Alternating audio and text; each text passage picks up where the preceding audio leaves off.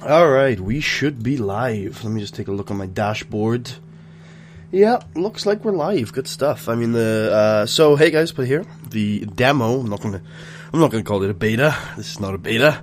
The demo for TEW 2016 is out. So I thought I would do a quick stream, taking a look around. If we get a couple of people in, we can possibly ask what people want to see, looking around the Seaverse and the like. I'm just trying to find my chat. There it is. Alright. Good to keep an eye on everything. And Tucker says, tell me when you see it. I assume that is some sort of Seaverse thing. So, I read through this before. This game opened up and I'm pretty sure there was a song playing, which is interesting.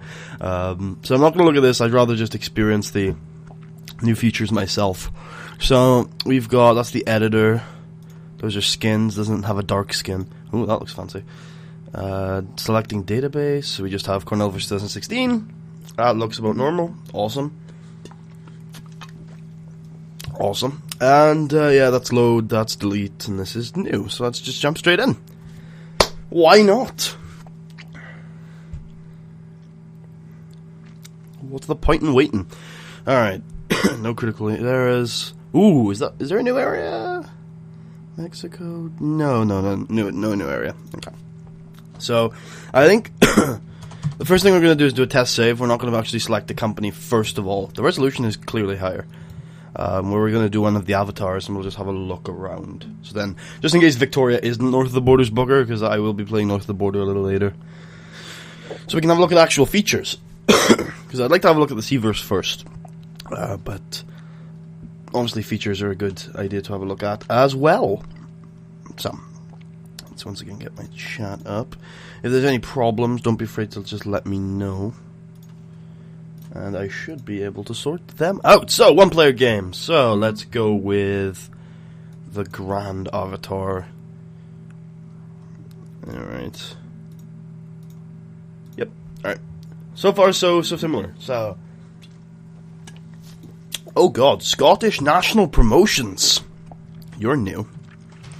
Any new companies here, or anything that wasn't open when the game started?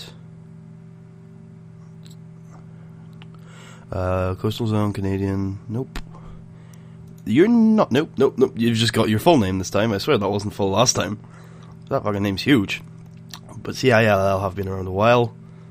Nope. Ooh, that's not new.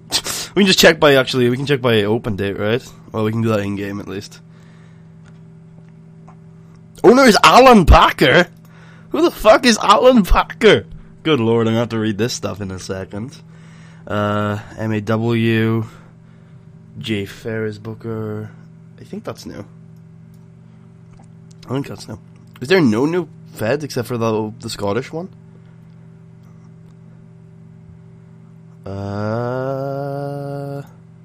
That's not new.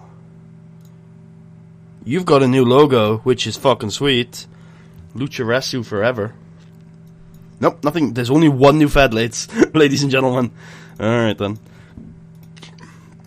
Alright, let's take a look at it. Well, Tommy's still on top, which is great. I wonder if Jack is still wrestling. Alright, so, this is an interesting way to look at it. So, there's a time now, which seems to be largely useless. Alright, so, first important thing is Company Wars, obviously. Oh my god! Holy shit! Okay, first of all, there are a lot more successful companies than there used to be. Second of all, my boys made it to the top, and they made it to the top without Sam. Holy shit. Alright, let's read this. Created in 2001 by Dan Zalewski, United States Pro Wrestling has built its subsequent success around offering its fans a family-friendly product that is heavily family-friendly product that is heavily on unabashed. Okay, there should be a based in there. Became owner in 2006 and leveraged his enormous name value to make the company into a genuine player, traditional to blah, blah, blah. In the biggest wrestling story of 2014, USPW were bought by billionaire Alan Packer to provide exclusive content for his new Riviera subscription-based network. With the network's financial muscle and enormous viewership behind them, USPW have quickly become the biggest wrestling company on the planet.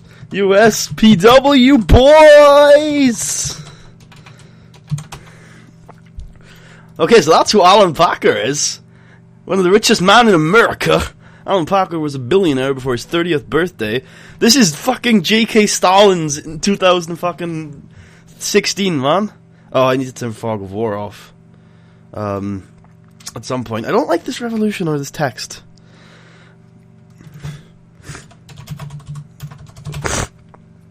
Look at how many national companies there are. Not feds there are. Okay.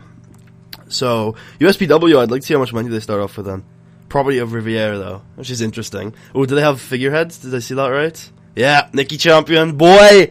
Ace, ace, ace, ace, ace, ace, ace, ace, ace, ace. It's, it's basically J.K. Stallings. Again, if you haven't read. Haha. Okay. So storylines, no storylines right now. So they, like, I was hoping for an actual storyline though. Okay, so they're as big as SWF were. Hey, Adatuna, welcome to the stream. They're they're about as big as SWF were last game. So how are SWF doing? Who's their figurehead? Oh, it's Jack, of course. Good to see that a lot of people are actually starting with storylines this time. SWF have fallen, but not too far. Not too far. Joey Morgan. Is that Joey Minnesota? Oh my god, it's Joey Minnesota! He's the defector! He's the defector! What's his name now? Joey Morgan. Joey Morgan! AJ Styles. No, let's have a look here. Employment. Wait, what's this? Interesting. Mentor of Casey Glenn, we knew that. Strong dislike of Whistler. Well, usually a very negative influence. Yeah, that's a new feature. AA double. Okay. Remo, of course.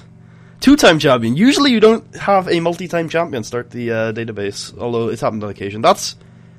Oh! That's... I think that is a re-render that I was using in 2013 that is now in the default database. Where's the Seth pick for Aaron Andrews? The awesome title re-renders are in the game now. Did you see Casey Glenn? He's got a new gimmick in Burning Hammer. I told you guys he'd be in Burning Hammer. Has he bulked though? Oh look, it's oh, what are they called? I called them like Starstruck Idols in my game, but they're called something else in canon. The Awesomeness. Yeah, I don't like that tag name. Also Hall of Fame. Let's take a look at this thing. Okay, so yeah, Mickey, Christian, Rip Sam, the other Sam. The Lords of War is a tag team. That's cool. I forgot about that. Alright, what about TC Dub? TC Dub. Okay, so their figurehead is Rocky, not Tommy. Where the fuck is Tommy? Is Tommy retired? Tommy's done. Tommy is not owner no more. Is he on the roster? Where's he gone? Where's he gone? Oh god, because he's still like the number 1, right? So where the fuck is he gone? 21 CW! 21 CW! Oh my god! Oh shit, I'm freaking out far too much right now. And he's still, like, this is Dark Angel all over again. He's clearly gone down a bit. Tommy is there! But he's still ridiculously good though.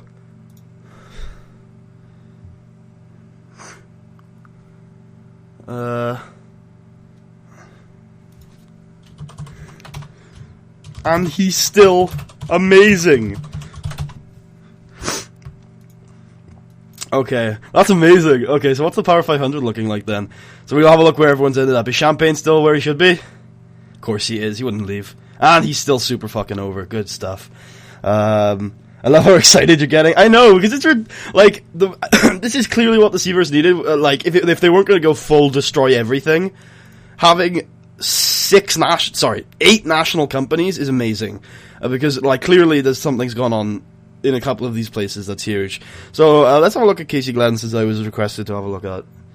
Don't know why, but imagine the pop. Oh yeah, when Tommy shows up in 21CW, the pop would be huge, and then the fucking feud with Eddie. Casey Glenn. He is in Burning Hammer. He's written Heli Kion.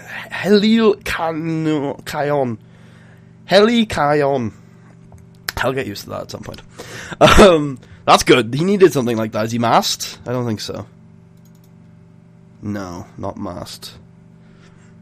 But, is he over?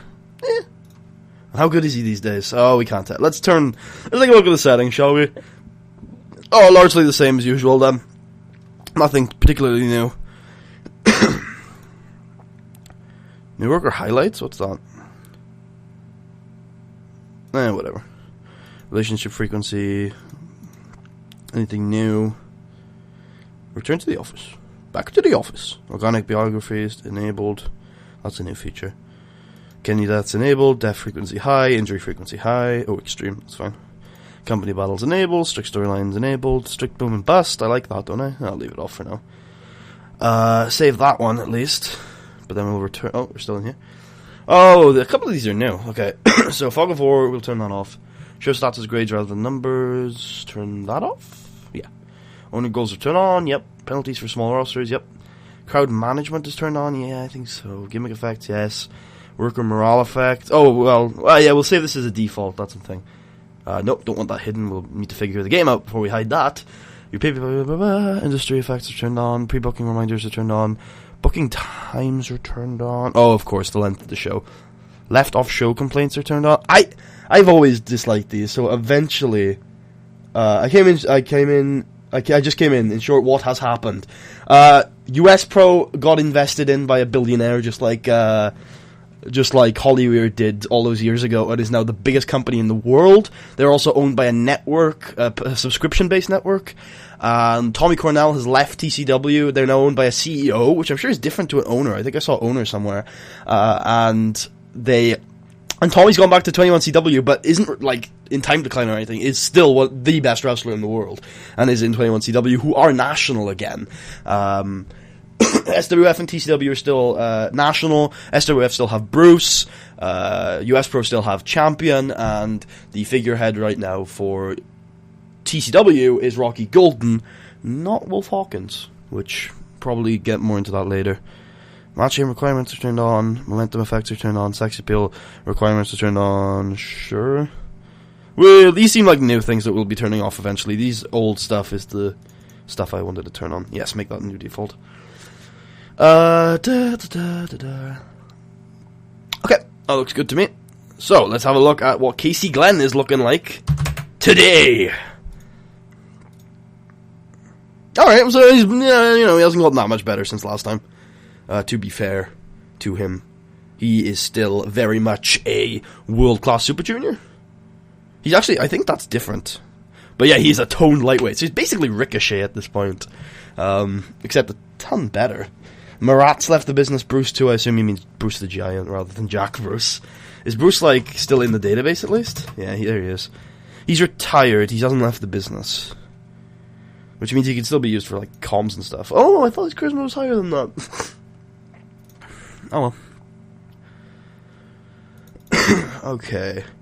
So, aside from that, I want to go back to Company Wars, mainly. And that's probably... Oh, yeah, Power 15 is the best thing to look at. So, these guys are probably still south of the border. Yeah, how's Aldion doing these days? Yep. Yoshi is up there. That's a new picture. Hello, Yoshimi Mushishibo. He's still doing okay. Still could do with that. I'm sure these stats have been switched around a little bit. Yeah, that's not nice. Are there any new stats? Oh yeah, color is instead of charisma now. Or is a new stat to go along with charisma. So, yeah. And Gilmore, who I presume still never won the title. Where's title history? Oh, there it is. 3-time North American champion. Oh, there he is! Angry Gilmore! Angry Gilmore did it! Angry Gilmore did it! The boyhood dream! The boyhood dream of Angry Gilmore, and it lasted a while too. That's pretty much exactly how I booked it. Well, except I booked it a year earlier, wins it in July-ish and loses it in December. Although I think I had him hold it a little longer than that.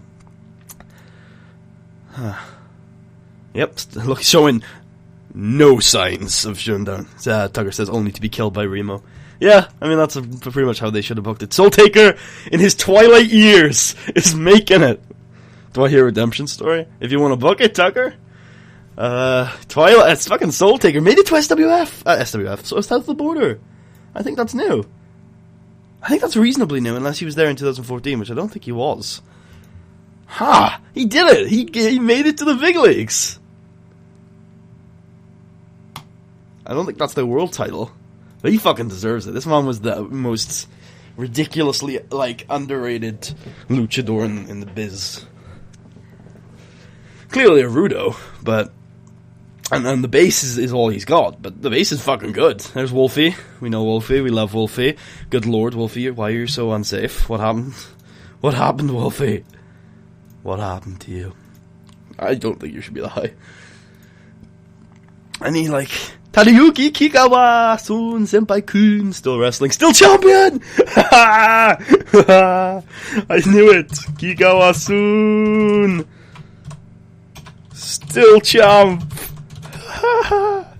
Love it. Dredd is in the Hall of Immortals. Good. I mean, he usually gets in there anyway, but... there he is. And he is... obese. Oh, Dredd. Oh, poor dude. I'm sorry. The old age getting to you. I have indeed. Tucker's asking if I saw the figurehead thing. Is Kikawa Senpai Sun? Yes! Ace! Eternal ace! Tadayuki Kikawa. Always the ace. Eternal ace. Was made ace in 1996, never giving it up. It's been 20 years, he's got another 10 in the tank. He doesn't give a shit. He's like, nah, I'm fine. Don't worry about me. I'll be ace for the rest of my life, quite frankly, and he deserves it. Because he's just fucking amazing. and quite frankly. We check out the Cali Dragons. Yeah. I'm sure Mikey is somewhere important. And I'm sure Frankie is still in Coastal Zone. That's my guess. SWF as Mikey Lau. He's the dragon. Is he gonna... if only Ripcord was still around. He's billed as Mikey Lau due to there always being a James on the roster. Ooh, I wonder how Brandon James is doing. Alright, let's take a look at Mikey then. Title history. Nothing in SWF yet, although that's probably to be expected. Skills-wise, he is a solidly rounded tag team / cruiserweight worker at the moment. He has not bulked up yet. Nope, but he's ripped. So that's good to know. How's Frankie doing? Did he go with him? Nope. He is in Coastal Zone, but he is touring world level wrestling. So that's interesting because Frankie's alright. We'll see what I don't think he's going to be. He's only toned. He's not ripped. And apparently he's puroresu now. Is he trying to bulk? Is that what Frankie's doing? He's like, look, I'm going to go to the flippy shit Japanese promotion so that I can become a heavyweight. Yeah. Yeah, I think Emerald Angel and Magnum Kobe will teach me all the skills I need for puroresu. That's all I need. Alright, let's check out Frosure as a request. So he's still in Grim Sokal. He's the main eventer over there. He is rounded, certainly. Still has that star quality to go far. Still is young enough to go far. He's in the top 500. Thought Jerry had taken over SWF. Okay, going back. I want to check out some more figureheads and stuff. Oh, wait. Oh, we got a blacklist. That's good. I liked your mall early days, guys. We can have a look at all of them, really. How's Matt Keith? Let's have predictions. I reckon Matt Keith is in the SWF. I mean, everyone knows. Or the dev company. Burning Hammer! He went to Japan! Greg's in America. He has to be. He's in Maw. And he's still in Golden Canvas. Ooh, we have a Black Wednesday betrayal point. I'll have to read up on that. I'll look up Dawn the Cheerleader. Matt's in Japan. Greg's in Maw. Oh my. He's the champ in Maw, yeah. Dawn the Cheerleader. Oh, she has a real name! Bullshit! Her name is Dawn from Accounting in US Pro. Didn't you watch my series? When her contract expired in November of 2014, she chose to jump ship to US Pro, as happened to be on the same day that Steve Fraley and Rich Money did the exact same thing. The incident became known as Black Wednesday Betrayal to wrestling fans. Alright, interesting. So, is Steve Fraley now in US Pro too? Yep, there he is. 32, the Dark Destroyer. The man, the myth, the legend. I think SWF are actually, like, surprisingly a lot better at this save than, like, they have been in the past, because, like, I don't like Fraley. Although I don't love Remo either. But Rich Money's a big loss, obviously. But Rich Money originally was a US Pro guy. Yep, Rich is slowing down, but he's still great. Still one of the biggest in the industry. He was frustrated because he never regained the title. Ah. Okay then. That's an interesting one. What about Alicia? How's Alicia doing? Because she's probably the biggest female wrestler in English-speaking worlds. She's injured. Okay. Nothing new really on Alicia's front. She's more over than she used to be, I think. Which is, to be expected when US Pro are also a bigger company than they used to be. She's 29 though. Where did you read the story about Greg Gage and Matt Keith? What story?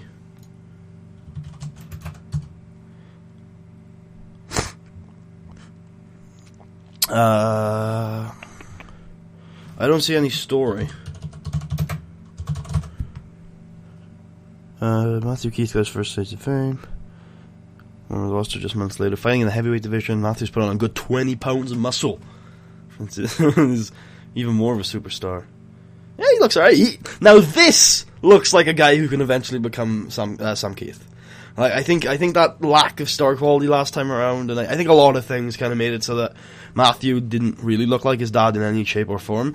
And he's actually got a chance this time around of actually coming close to what his dad used to do. Especially now he's gone to Japan, which is where Sam kind of did his thing and became the world-class wrestler we know and love today. Mean Gene, how are you doing, bro? Mean Gene left more. He's in SWF dev, I think.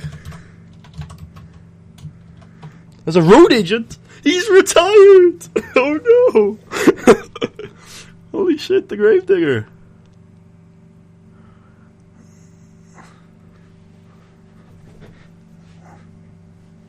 Still has the lowest draw of all three. That seems wrong. Yeah.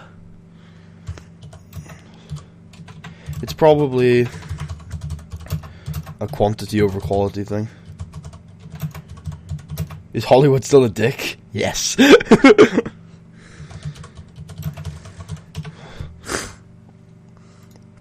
How is you? Fucking did Strong ever even fight in US Pro? I didn't think he did. Oh yeah, I think he did at the start, didn't he? Huh. Yeah, do you want to have a look at Hall of Fames, guys? Let's have a look at that. So here's Burning Hammers. Bruce. I don't even know that guy, that's unfortunate. The Elementals. Hooded Kudo. These two? Really? I didn't think these two were very good. I don't know. Kitozan. Optimus. Where's Kikawa? I don't care if he's not retired. He deserves to be in there. Alright. What about TC Dub? Oh, of course, yeah, this is clearly the Hall of Fame to be proud of. So, the Demons of Rage. This is the Hollywood fucking Hall of Fame. Huh. And they've got, Sam Sparrow deserves to be in there. Strong. Where's Cord? Why is Cord not in there? Huh. The Vessies, obviously, the Demons, probably. That one's a little debatable. Where's Tommy? Where's Tommy, man? US Pro have Giant Red and Sam Strong, as I've been told by Tucker. I won't really know any of the Pride guys. Oh, look, it's Dave. Because of course. It would be just like Dave to chuck everyone in the Hall of Fame. Yep, these are the guys. These are the guys. Golden Canvas. Burning Hammer? Oh yeah, we already looked at Burning Hammer. This was the first one we looked at. 5-star. The tree. Yeah, it's the big three and then someone else. You seem to be a behind-the-scenes girl. Yeah. No, you were a wrestler. Okay. Fucking Redwood. Yeah. What else is there to look... Oh, yeah, End of Year Awards is a good one. So, obviously, Champagne Lover, Koizoi. Yep, he's the, like, next big thing in Pride, I think. KC won Young Wrestler of the Year after Jay. We'll have a look at Jay in a second. Veteran, get the Christian. Company of the Year, US Pro, surprisingly. So they are living up to their new hype. They are actually pretty good. Alliances, we got Confederation of the Territories, which has not expanded nor contracted. It appears to be exactly the same size as it used to be, which is fine. What about Modern Japan? That looks bigger. I think Saisho joined. 5-star joined. Oh shit! So Burning Hammer's product is different because they switched over. Wow. Modern Japan taking over. Modern Japan taking over. So the only traditional Fed really left at the top is Pride. Maybe Black Canvas if it's still alive. Which it is. Which is good. Somehow it's still alive. I don't know what the fuck happened there. Okay. So what's Burning Hammer's new product?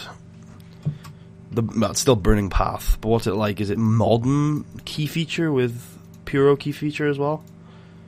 No, it's still realism. Modern's in there. I think it's changed a little bit. So wait a minute. Their latest setback came in 2015 when the success of Modern Japan movement was when seeing the success the Modern Japan movement was having, they adopted a more Western influenced schedule. Purists hated the move. Oh, they're full time. Seeing it as a blatant money grabbing exercise and an insult to the company's traditions. Yes, I agree. No, I am an ardent walker of the burning path, and that's it. I'm done. I'm done with this company now. No way am I running Burning Hammer as a fucking full-time company. Fuck that. Pride Glory, come and get me. Come and get me. Damn it. I'm gonna miss Burning Hammer. They're the big fucking cheeses. No way am I running that as a non-touring company. That's just bollocks. Alright. Let's have a look around. Let's take a look around the, who are the top guys aside from the obvious? So obviously Nakasawa, still. Yeah. Who's their, like, big seller guy in the main event now? Or do they have one?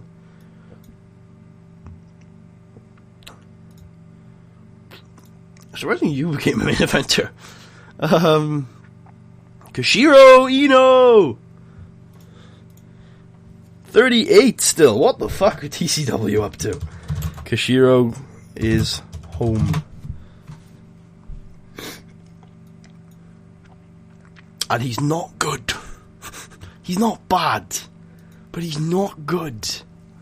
Exciting Neo stable. Oh, we have a new stable. No, stop it, buddy. You're never booking New Japan. You're never booking Burning Hammer again. Stop looking at their new exciting stuff. Go look at Pride. Go look at how amazing Pride have been, as long as nobody's dead. Because there's a likeliness that a lot of them are dead.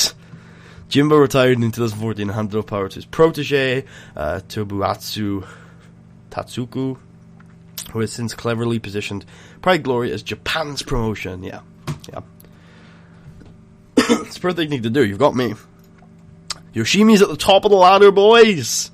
Oh my god. Yoshimi is the man. This is Yoshimi's time. He's 40 though. I don't know why you picked now of all times to push Yoshimi to this, like, iconic level. But sure, that's fine. He's not. There's no figure. There's no ace, really. Japan of all places would be the place that I would think you would see all of the aces. Whatever. It's up to you. Yoshimi's champ, as expected. Yeah, that's about what it is. It's a touring company. That's all that really matters to me anymore. Fucking Burning Hammer. Western schedule. What the fuck is that about? Alright. Let's have a look at SWS roster. I'm sure there are more surprises up their sleeve. than I'm giving them credit for. So, Skull's back. That wasn't a thing, right? Now back to a babyface. Unfortunately, his increasing injury worries. He's 44, he's still working. Fair play. Fair play to him. He still has his tag team with Ricky Dale Johnson, the Modern Cowboys, otherwise known as the Posse. Good to see. Still over, too. That's really insane. The Crippler! The Crippler! Oh. Wow. I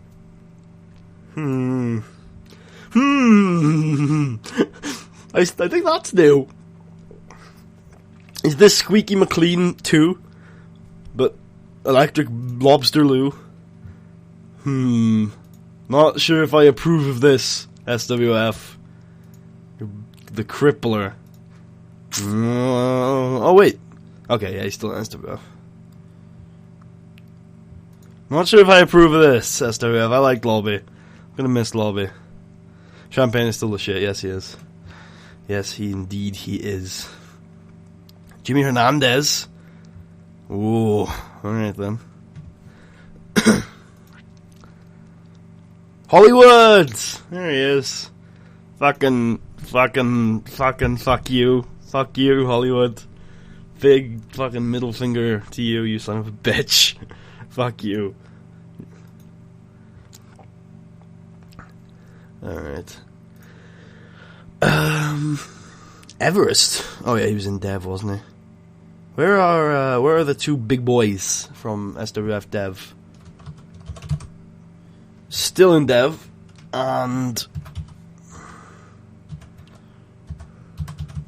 still in Dev. Wow. Well, that's that, I guess. That's a little sad.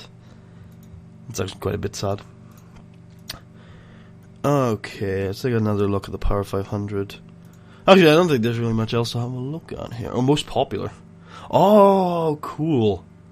Cool. This is interesting. Average popularity. That's worldwide. If you look at just US, Bruce, Champion, Money. Wait, so Champion is...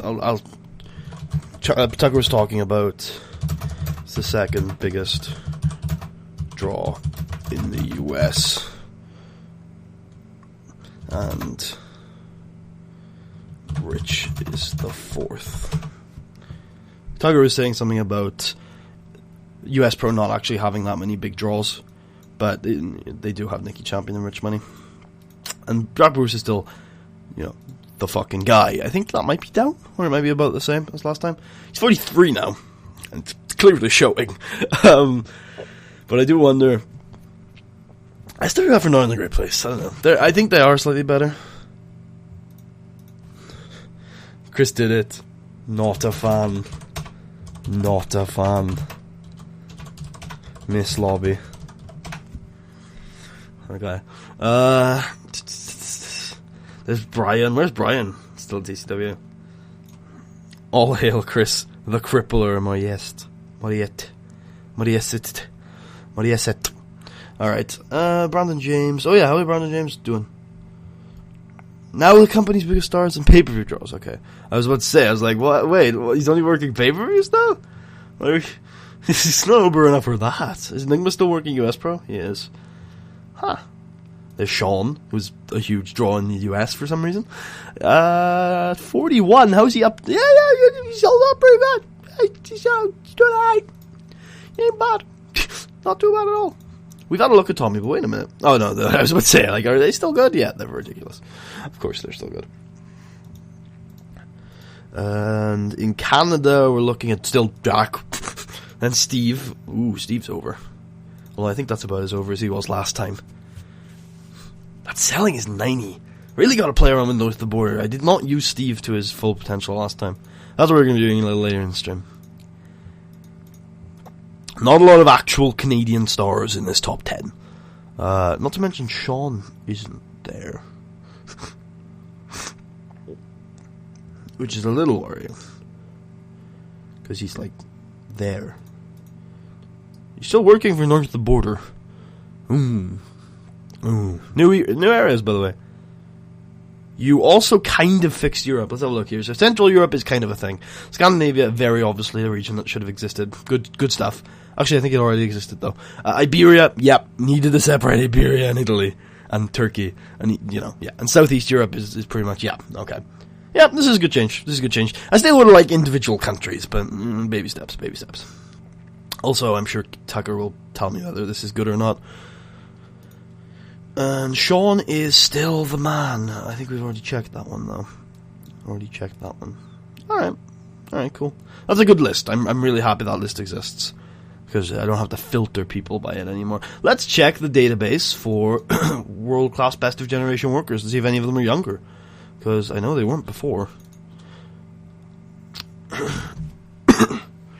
Oh, that's cool. You can filter by language. I think that was the thing. I swear you're supposed to be able to search, like, type stuff in.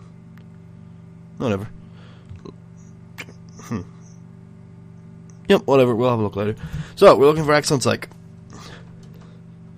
And we're looking for active wrestlers. Ooh, I think that's down. From what it used to be. So we got Angry, obviously. Brent.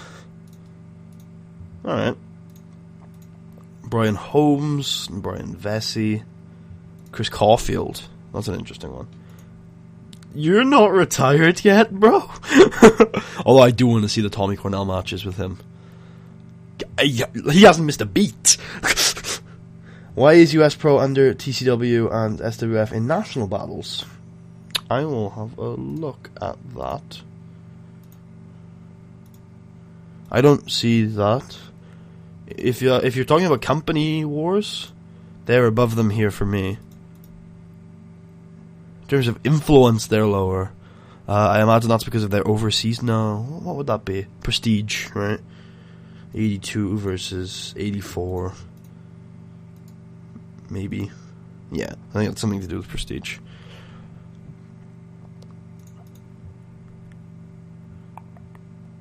Yeah. Alright. I don't know what you're talking about with the SWI, with the US Pro stuff. They're clearly top here, at least over here on my game. Don't know whether I filtered incorrectly or something. Ooh, the Cat's Lair. What an interesting name. Excellent psych again. Status active wrestler. There we go. So we got Dwayne, who is a little older. El Bandito, who's still going. John Maverick. Shimedzu. Forgot he was still wrestling. Marco, yep. You are really old. Raven. That's good to see. Rich, Sean, Soul Taker, Flash, Kikoa. Well, there are not a lot of... Go to the second screen. There's something called National Battle. Okay, I'll have a quick look on that one. Here? This is the... Do you mean...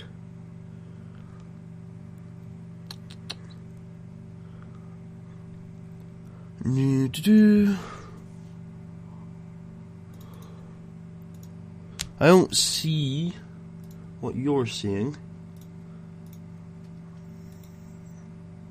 Unless I'm just missing something.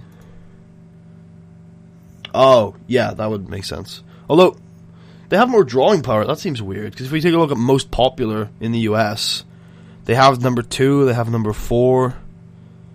That's about it. There you go. They also have number 10. Yeah, that makes sense then. Because that's TCW, SWF, SWF, not even in the country, TCW, and then SWF. Okay, that makes sense. You need to be one of the 3 to see it. That makes sense. Weird. That's going to be... US Pro once again going to be in a nasty situation because you got to build stars like mega fast. That would be interesting. So yeah, not a ton of high psych workers in this database, which worries me in a couple of ways. In a lot of ways, actually. That's Steve Flash retired, clearly, with no... Oh, no, he's still working. He got nerfed then, I guess. There are just a couple of people that have not got the psych. I just think it's a lower psych count than it used to be. and I was hoping some younger guys would step their game up a little bit. But that's okay. You've got time to build, but you're running out of it. We need some new stars next database. So we'll see what happens with that, I guess. Aside from that, I think I'm ready to jump into a game and actually play around with a couple of the new features. So unless anybody else has anything else they want me to check out, I'm going to jump into a North of the Border game. I should check who's actually the owner of North of the Border these days, shouldn't I? So Jeremy still owns and Victoria still books. Not much of a difference. Yeah, so there is now a difference between owner and CEO. That's cool. Good, because that's, yeah, they need to do that. No figurehead, apparently, which is quite interesting. I wonder, are there any heel figureheads? I imagine not, actually.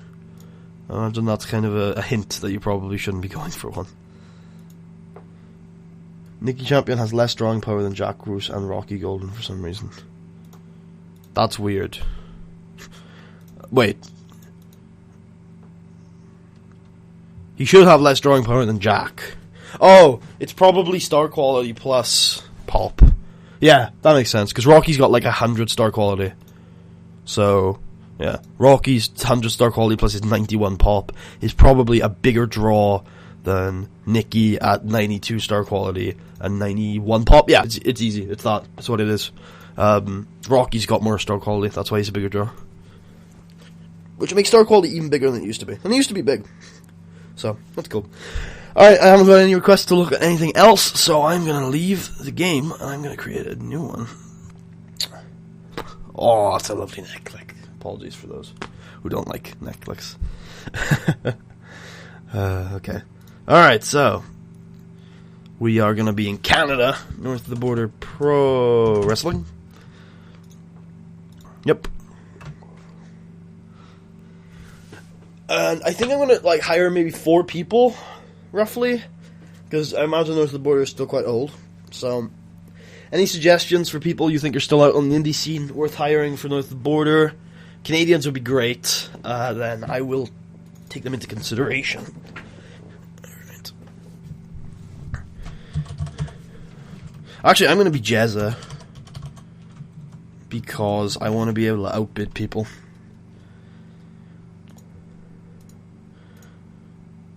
Remove all the unused user characters. There you go. Alright, cool. I'm just gonna... El Medico. Yeah, that's not a bad idea, bringing some luchador color to North of the Border. I'm gonna go grab something. One sec. I won't be long.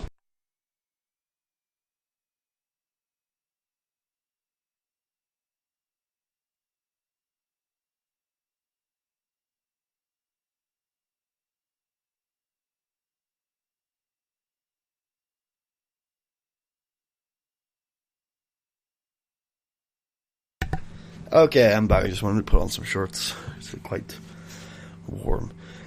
Alright, so let's have a look here. Wait, this is cool. So he would benefit from having his gimmick changed, because it's rated poor. Huh. I guess even if you have all this stuff turned off, the actual gimmick rating... Nigel Svensson, of course. Everyone. Is quite... the gimmick rating is still not in numbers, which is kind of cool. Alright, so let's take let's do our usual, like, checks. Let's read the bios of the company. North of the Border Pro Wrestling is the Stone family's company and has been the biggest promotion in Canada since the late 1980s. Their success has been down to a simple combination. Great workers being given time to have great matches. They are beloved in Canada, but often derided by US fans for being soulless. Soulless wrestling machines, man. We love them. And North of the Border's founder, Dan Stone, retired in 2011, handing over the reins of power to Jeremy Stone, with his daughter Victoria Stone continuing as head booker. Nepotism. A role. Have you booked anything yet? Just jumped into the North of the Border. Save. A role she has excelled in. With the promotion in good hands, North of the Border's future continues to look bright. Good stuff. I think that's the same bio we had last time. 78, that might be higher than last time. Rollins pick guy now tells me it runs bottom to top. Good, I like that. I think like that. Because I book main first and backwards. Greg Black or Brian Holmes? Okay. You've suggested enough names for me in that, so I'll have a quick look at them all. Oh, cool, notepad. There's spillover. They give you exact percentages now.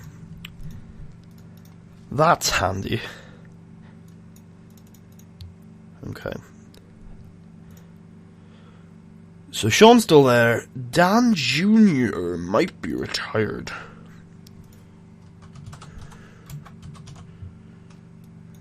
Yep.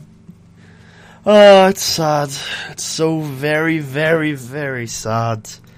At least he's one of the best road agents, in the world. And I'm going to sign him because he's a stone. So, yeah. Oh yeah, I should probably put my stats in before I start signing people. So, we will have a look at product before I set my stats, because that's usually a thing. Now that you're north of the border, you can see the national battle drawing power thing, at least in Canada. Sure. So, that's an interesting one. So US Pro are actually so I'm losing the Canadian national battle to a company that can't even win the American one. Fuck you. At least I'm not losing that badly. I don't know, actually, that's like a whole star. That's a whole, main eventer worth of loss. Oh well. It sucks that Tim is number 2. Good lord, I hope Tim's gotten better. Yeah, it's average pop multiplied by star quality. That's a big deal, multiplied. Of their top 5 main eventers. Winner gets momentum and prestige boosts. Loser gets increasingly stiff. I hope that's not as stiff as the old national battles. Because they certainly shouldn't be. Because national battles usually go on for years, not 2 months.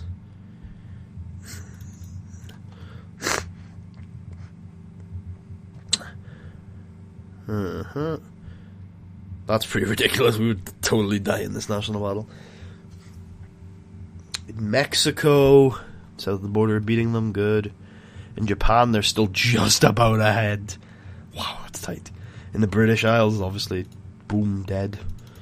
Nobody's going to beat Tommy over there in a while.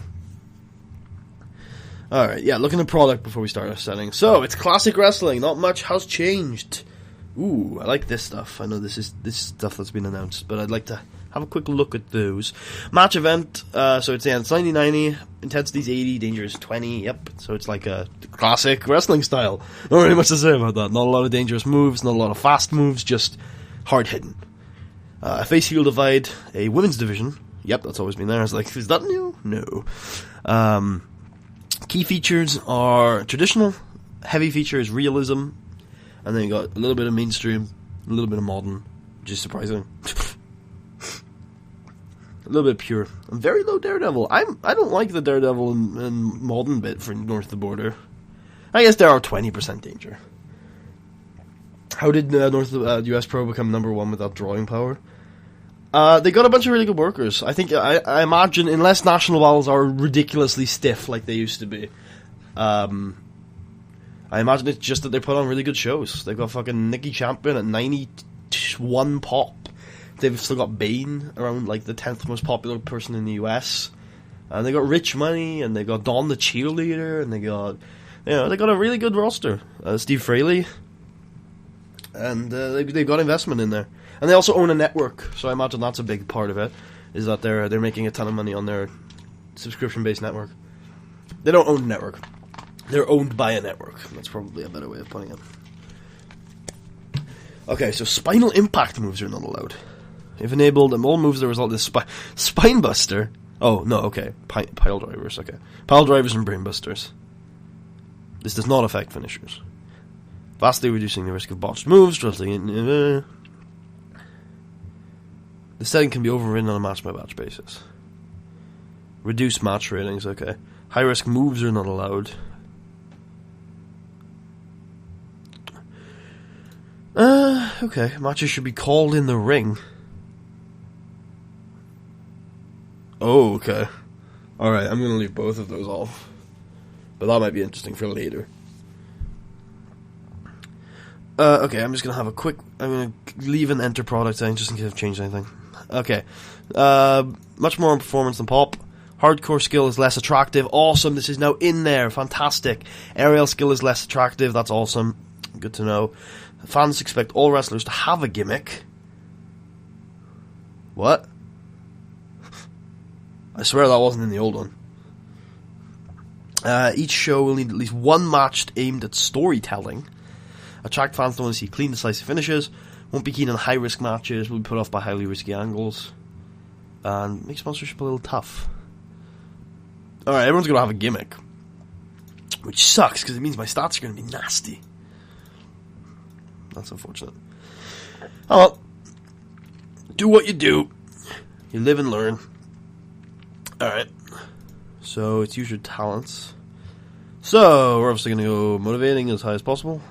And set everything at 4. God, that's not helpful. 1, 2, 3, 4. 1, 2, 3, 4. 1, 2, 3, 4. 1, 2, 3, 4. Okay. So now everything is not giving me a penalty, and I'm getting additions for motivation. I think I want some negotiating. I should have checked the backstage. I'm going to check the backstage. Backstage is amazing. Backstage is really good. I don't need to put anything into what is the stat? Rich Money jumped back to US Pro and is the biggest franchise player there. Is he the biggest franchise player? Really? I guess his star quality just outshines Champ then. Huh. Alright. So it's leadership that I don't need any of. I need at least 4 of that. At least 4 of that. I'll go with 1, 2, 3, 4, 8 for that. Okay. I like this. I like this. I think this is good. I like that. So we got some negotiating, we can get some contracts down, can steal some shit off of people. Well, steal some people off of people. Yeah, that's going to happen in like 2 years, so that's not going to happen in the demo. But we have the motivating creativity, hopefully, to set gimmicks up well and motivate for good matches, which is really what we're looking for. So, that's good. That's good indeed. So, storylines-wise, we do have a few. We have a Shot in the Dark. Shooter Sean Dealey made an electric start to his north of the border pro wrestling career, but the attention he was drawing... 1 second. Maybe you could find a figurehead, and yes, Rich Money's charisma is too much for... Oh, it's charisma. Okay, that makes sense. Yeah, that makes sense. Shooter Sean Dealey made an electric start. Oh yeah, Shooter Sean's amazing. Shooter Sean jumped ship. Oh, that's beautiful. That's beautiful. Shooter Sean is fucking amazing. One of the best young Canadians around, man. Just amazing. I'm really glad that he signed for North of the Border. I predicted it. I thought he was going to eventually. It's great. It's fantastic. Cool. Awesome. That's all I need to know. That's all I need to know. Oh yeah, storylines. That was what he was drawing soon made the Canon Blondes jealous. Since the summer they've been making him pay his dues, using their numerical advantage to continually make himself miserable. Has the shooter been disarmed? No, he's gonna find a partner, clearly. I hate this bottom to top booking. How can you support this, buddy? I don't necessarily support it. I need to go in and have a, feel around with it before. But what I would often do is book everything and then, move it backwards anyway. Because I always book main first. Because what I'll do is, I don't know what I'm going to put in my mid-card till I know which of the mid-carders need to be in the main. So, we'll see. We'll see what happens. I haven't booked anything yet, so. Hey, Tucker. I'm going to call you Sean. I'm like, Shooter Sean Tucker. Shooter Sean Davidson. Alright. So, raising the stakes. Oh, it's Johnny Bloodstone and Sean McFly. What an exciting young feud. 2016 is so fresh and so amazing. Shooter Sean and Johnny Bloodstone are undoubtedly two of the best workers in North of the Border history, but their paths have rarely crossed. Really? Really? You clearly have never booked North of the Border. A battle of one-upmanship has developed, becoming increasingly bitter as it unfolds. Who will be willing to go the furthest to prove themselves the best? The Iron Challenge. Tim Westybrook finally won the Canadian title for the first time in December, unseating Dwayne Stone. Good lad. His long-awaited reign may be a short one, however, as not only does Stone want a rematch, but Steve DeColt is also on the hunt. Whatever you book becomes the main segment, you have to move it down.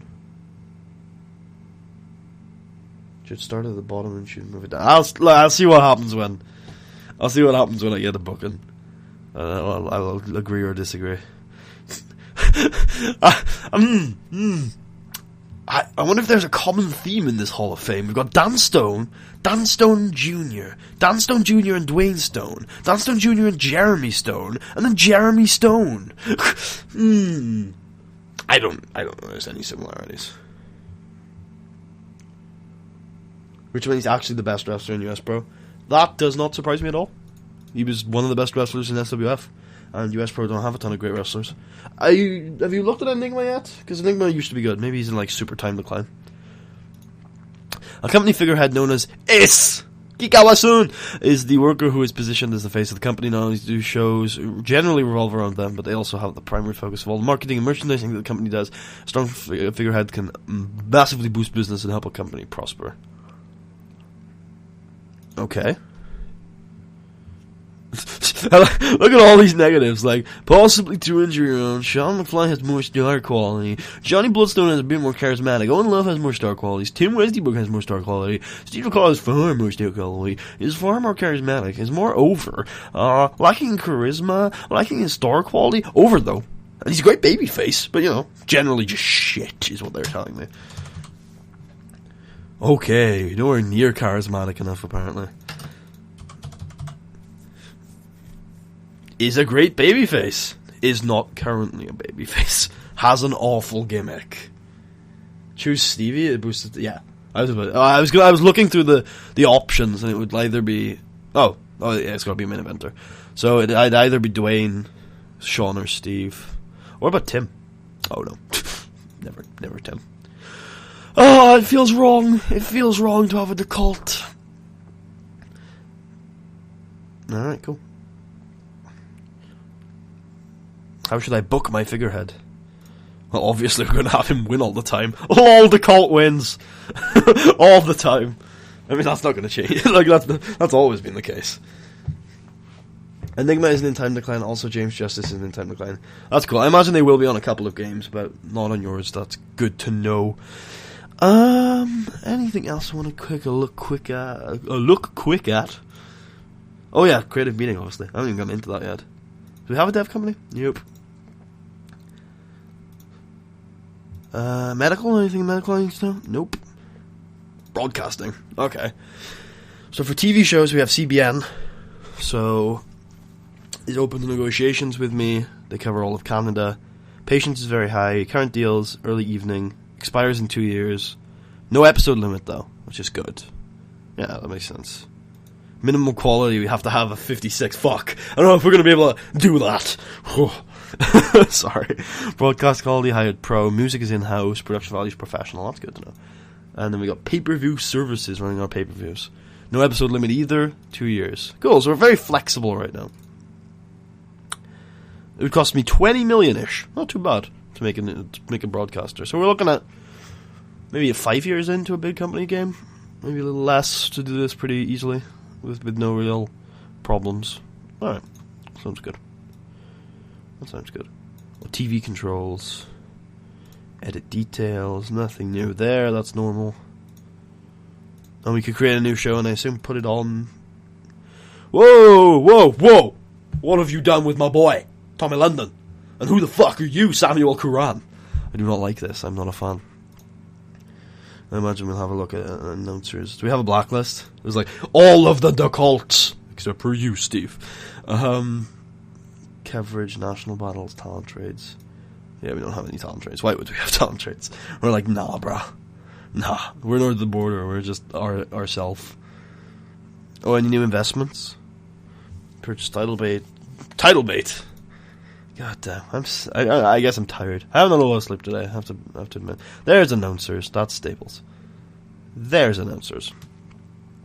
Yeah, he's just the new full-time lead. From Tennessee. A solid professional, apparently. Well, that's great. I'm glad you're a professional. It's good to know. But quite frankly, Ada says bye-bye, so I guess he's going. I'll speak to you later, Ada. Samuel Quran. What was I saying? Oh yeah, Samuel Quran. I'm glad he's a model professional, but he's got 65 announcing, and this is North Dakota Pro Wrestling. Is that like... I should check... No, I'm going to check creative meaning. Alright, so... franchise players are... Steve the Colt, Sean McFly, Dwayne Stone, Johnny Bloodstone, Tim Westy, Brock. They have not at all embedded the youth. Not that I was really expecting them to, but still. So Steve is hugely over, hugely good on the mic, and a pretty solid hand in the ring too, with that good brawling. Not a lot of technical skills though, which sucks in this fed. Sean is still only 41 and is still one of the best workers in the world. And he's kind of over. He's going to probably struggle. Hopefully he's not in time decline though.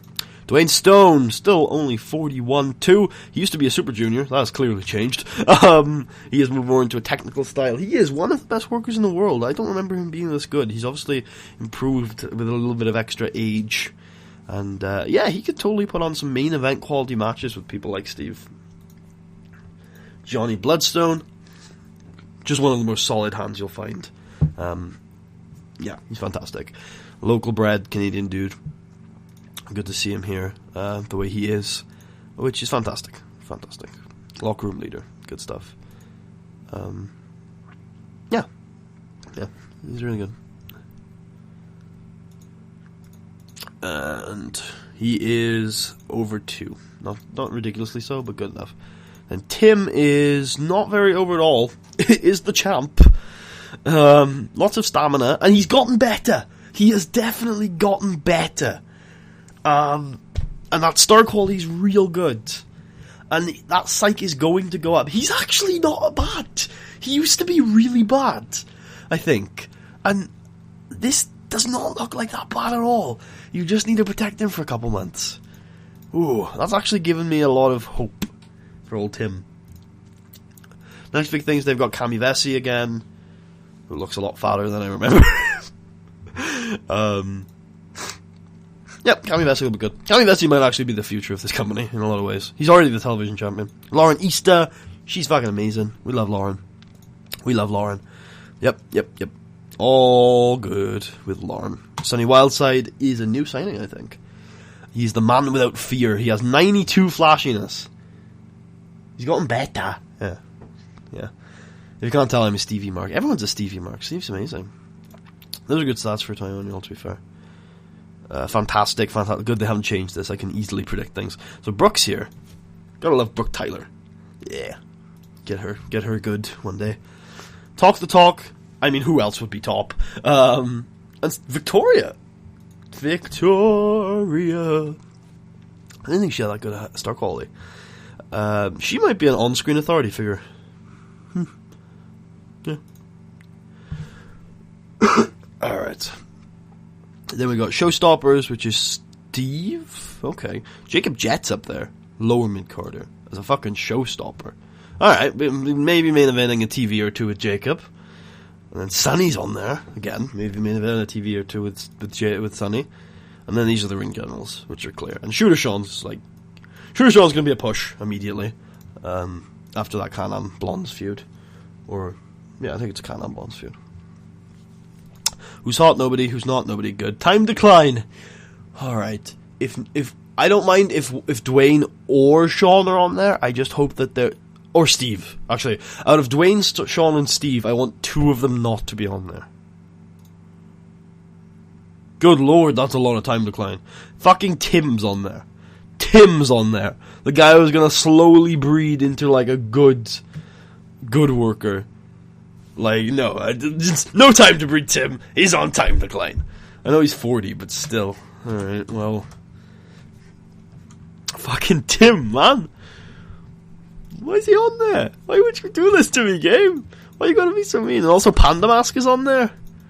I love Panda Mask. Why you gotta make me, like, cut Panda Mask out of the equation, huh? Oh, it's beautiful, though, because we neither Sean, Steve, or Dwayne is in there. Isn't he 37? No, Tim Westybrook is 40 now in this game, I think. He is young. He's younger than Sean, Steve, and Dwayne. He might not be younger than Steve. No, he's younger than Sean, Steve, and Dwayne. But he was 37 in 2013. He's 40 now. That's the big step. What about titles? So we have a new title? Yes, I think this is new. No, it's not new. I guess no new titles then. Are these new? Nope. Whatevs. Okay. So, we have the Canadian title, which is the big belt. Tag team titles, which are tag team belts. Mid-card title, which is a television title.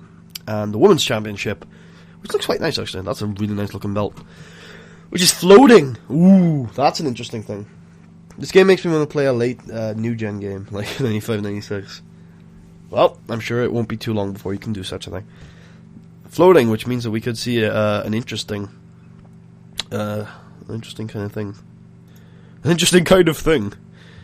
God, I like that this game is pretty iterative of the last one, to be fair. There's a lot to be said for that. Okay, this is... Oh, yeah, we got units. We got the unit, individuals, and inactive unit. Oh, so individuals is the new occasional. Huh. Yeah. That's part of our watching of Austin/Hart. Yeah. I really like that era in the WWF for a lot of reasons. I just think it was presented as a sport, which was quite interesting. But anyway, it doesn't really matter. Aside from that, Hot Prospects... Or Hidden Gems, sorry, is what I'm looking at. That's not Hidden Gems, I feel. There you go. Got Greg, who I feel could definitely use a Canadian excursion. Davis, who's Canadian, so almost certainly be signing him. Kirk is Canadian? No, he's American. Nelson's Canadian? No, he's American. Alright, we had some suggestions earlier, so let's have a look through. First of all, Alminico Jr., where are you at these days? Nowhere, you're still fucking unemployed! My God! How has nobody employed this man? That's kind of ridiculous, actually. I'm very offended. Oh, he's not active in Canada. I'm very offended. Who are the other people were asking me to sign? Was it Brian Holmes? Yeah, Brian Holmes. He is working touring. He would be in time decline.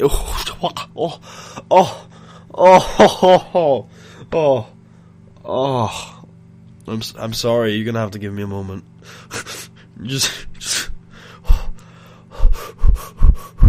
okay, sorry. You had to give me a moment there. My apologies. Okay.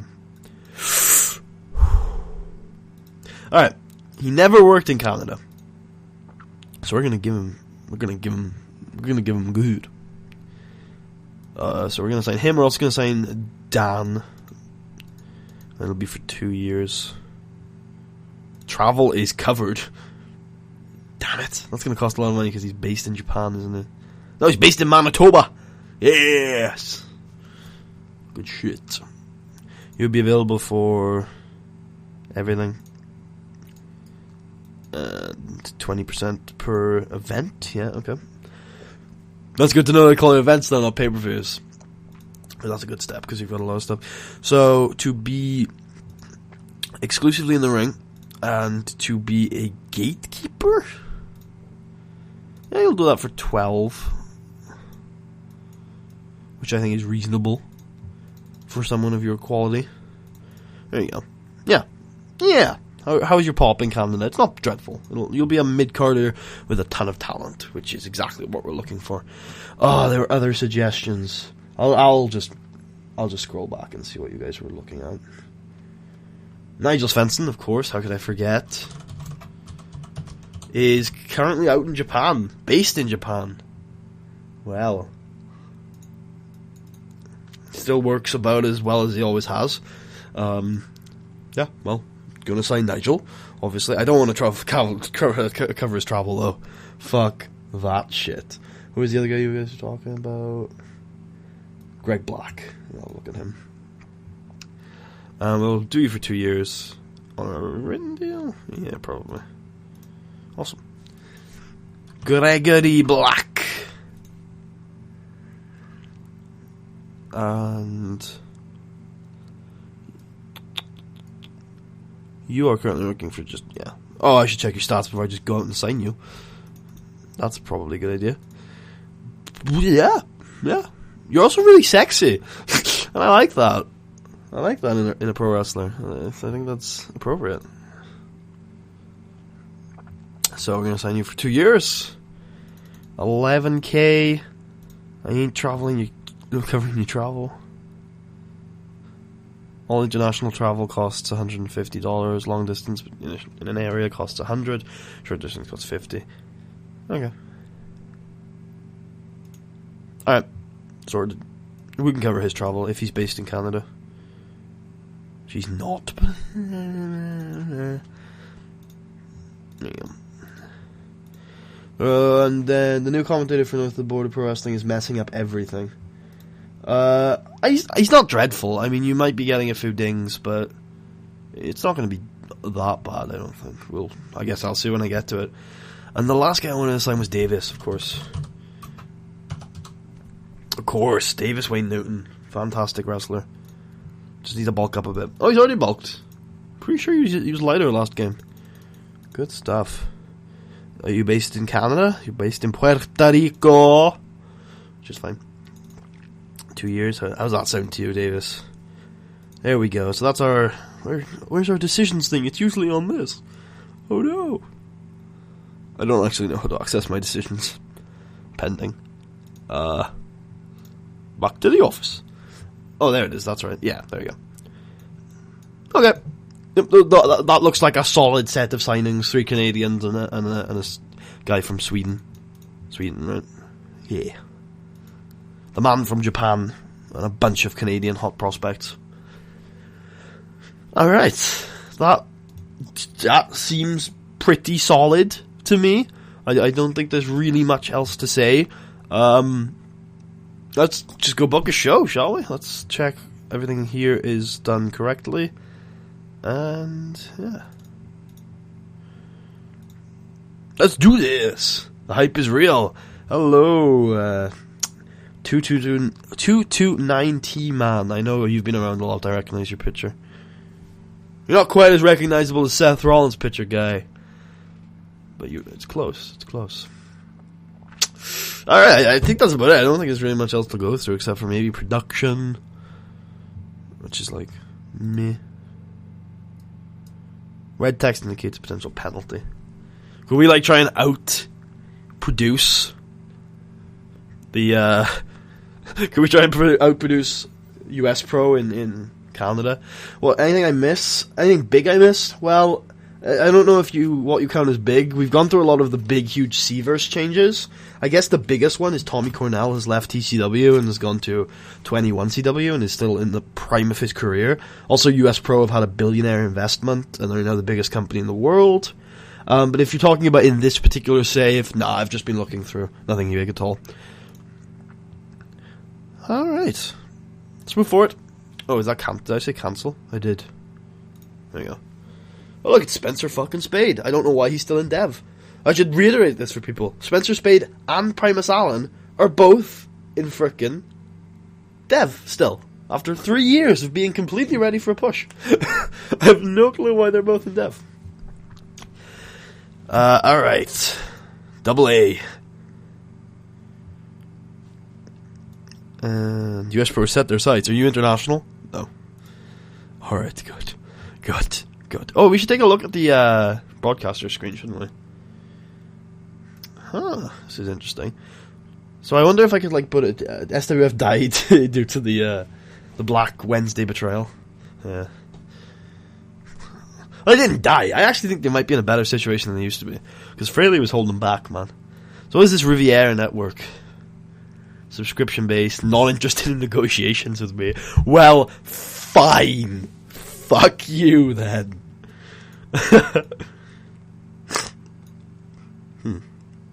an interesting one. Alright, I want to book a show. I'm going to stop fucking around with everything. We have got 3 years to figure all this shit out. There are still things that I figured out about TEW 2013 last week. So we got years to figure this shit out. Let's just book a show. That's the most important thing. We're going to learn about the angle length, requirements, match length requirements, all the little bonuses and penalties. Gonna just fuck around. Here we go. So, locker room incidents. No. So we got North of the Border Championship Wrestling, 2 hours, importance normal, shown on CBN. Can't do speed chat. But locker room is great because North of the Border is just a lovely place to live. And Owen Love takes Hugh. And I can already feel this is going to be good. Alright, so in terms of location, we could use generic venue. That's cool. Yeah, let's use a generic venue in sure. Nah, we'll use a generic venue in somewhere big like Ontario. A generic venue in Ontario is scheduled to well, this looks familiar, doesn't it, guys? Hire local? Oh, look at that. Anybody I know here? You? Oh, I'm sure you used to work for us. Didn't you? Aren't you amazing?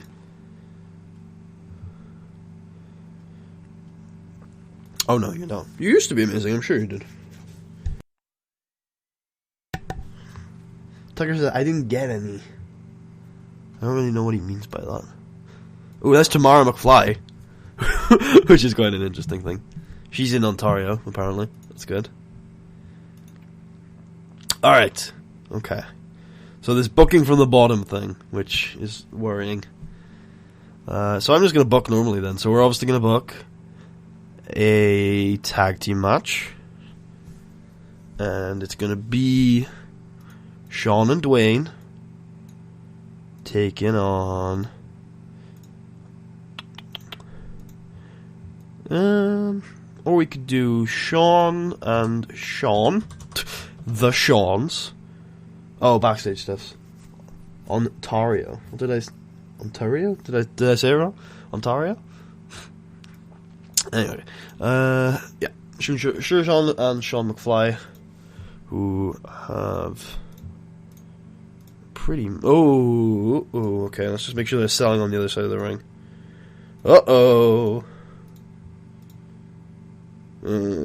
Worried about that lack of selling. Bro, we need a swerve. I don't really know how to provide one on this kind of show. Okay, god, here we go. Generally speaking, lower level matches would be expected to go 10 minutes or less. Mid-card match. However, there's a lot of leeway and you'll already get punished unless you go severely below. There's no need to have shown matches for TV. This might be standardized then throughout all products now. You say Ontario. Yeah. Oh, it's Ontario. Oh, I see. Yeah. Okay, that makes sense. I'm still going to say Ontario. I don't give a shit. Okay. So yeah, so apparently that's standard across all products now. So you're looking at about 20-minute main events. Although if you go like 18 or 16, I imagine would still be fine. This is North of the Border, so we're going 35. Clearly, there's no reason not to. And I imagine all of these guys can call it too. Yeah. Alright, cool. With Shooter Sean and Sean McFly in the ring, I don't think. US Pro, it is by the US. Oh, yeah. Standardized across all products, which is good. It's probably fine. Alright, so we're going to have Shawnee McFly. The aim of this match is regular. Okay. Shawnee McFly defeating the Natural. So, aim of the match is to work a regular match. Is to get the fans involved. It concentrates more on the audience interaction than match quality. This is a good way to get fans primed for more exciting matches. We're going to slow things down. This is useful to stop the audience burning itself out on back-to-back exciting matches. Okay. This specifies the aim of the match is to get the fans excited. The workers will try to engage the crowd without going overboard and overshadowing later matches. This is a good way to rescue a deflated or hostile crowd or to set up a more exciting bout. Wild Brawl. It specifies that the aim of the match is to get a wild brawl going. This can be exciting content, but generally needs a crowd who have been warmed up properly. These matches struggle to go more than 50 minutes without losing the crowd and more demanding on the workers' stamina. High spots. This specifies that the aim of the match is to have a bout full of flashy aerial spots. So this is basically all out. These matches struggle to go more than 50 minutes. That's fine. This specifies the aim of the match is to have a highly technical bout. This can be a good way of keeping the crowd engaged but not overly rowdy, but requires at least 15 minutes of ring time to allow the story to be built up properly. A badly executed bout of this type can really kill a crowd's enthusiasm. We're clearly going to have a comedy main event here. It specifies that the aim of the match is to entertain the crowd with comedy. This is a good way to give the fans a breather before hitting them with more exciting or emotional content. These sort of matches require charismatic workers and generally cannot go more than 10 minutes without losing the crowd. Aim of the match is to set up or advance an issue or to tell part of a story. For example, if you had a worker on a losing streak, you could use this aim for his matches to indicate that this is an ongoing issue. The workers keep the match fairly simple and safe as to not overshadow the story being told. This is a good way to give the fans something different and to entertain them without taxing the workers. This is an interesting one, because I feel like this is an out-of-match story, not an in-match story. So this isn't like telling a story in the match. I assume that's just every match. This is more like a simple advance the story only match, which is interesting. Once in a lifetime. Okay then, we'll get to that. Aim of this match is full of gimmicky spots, weapons. This can get the crowd rowdy and ready for substantial bouts later. Format allows workers' weaknesses to be hidden, but also limits how good the bout can possibly be. A bad match of this type can often look really amateurish and turn the crowd hostile. These bouts can't really last over 20 minutes without outstaying their welcome. Car crash. Alright. Can amaze the crowd and get them buzzing. Due to the nature of the bout, injuries are far more common. It's easy for the match to fall apart if it goes on for too long or there's nobody with psychology to keep it cohesive. Steal the show.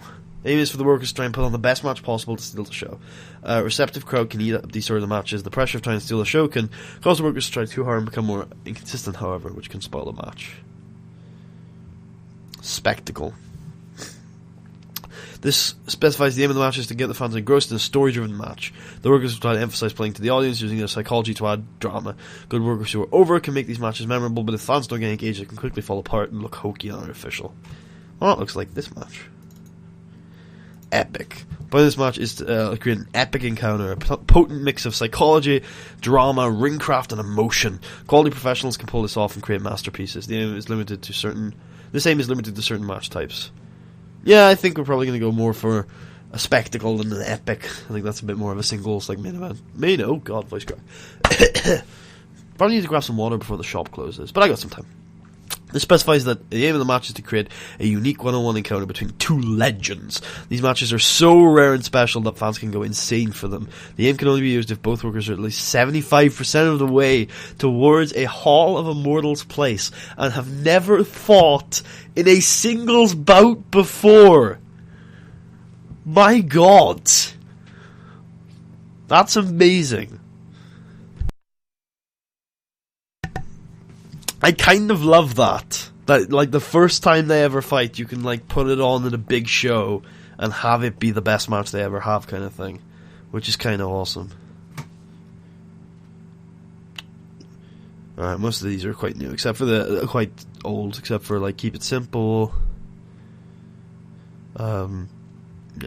Limited Involvement is old, but the Midway Edition and Late Edition is new, but not really worth explaining. Unanimous decision. We have got, ladies and gentlemen, we have got worked MMA in this game. Finally, we can do. Oh, fuck, I've forgotten the name of it. Inspire. We can do Inspire. We have got the full decisions we need for worked MMA. Fantastic. I like that. I'm gonna fucking do that shit. Allow Spinal Impact moves. End storyline. That's awesome. Turn, crazy bump, stunt bump. No, I'm sorry, I didn't mean to do that. Unmask, screw job.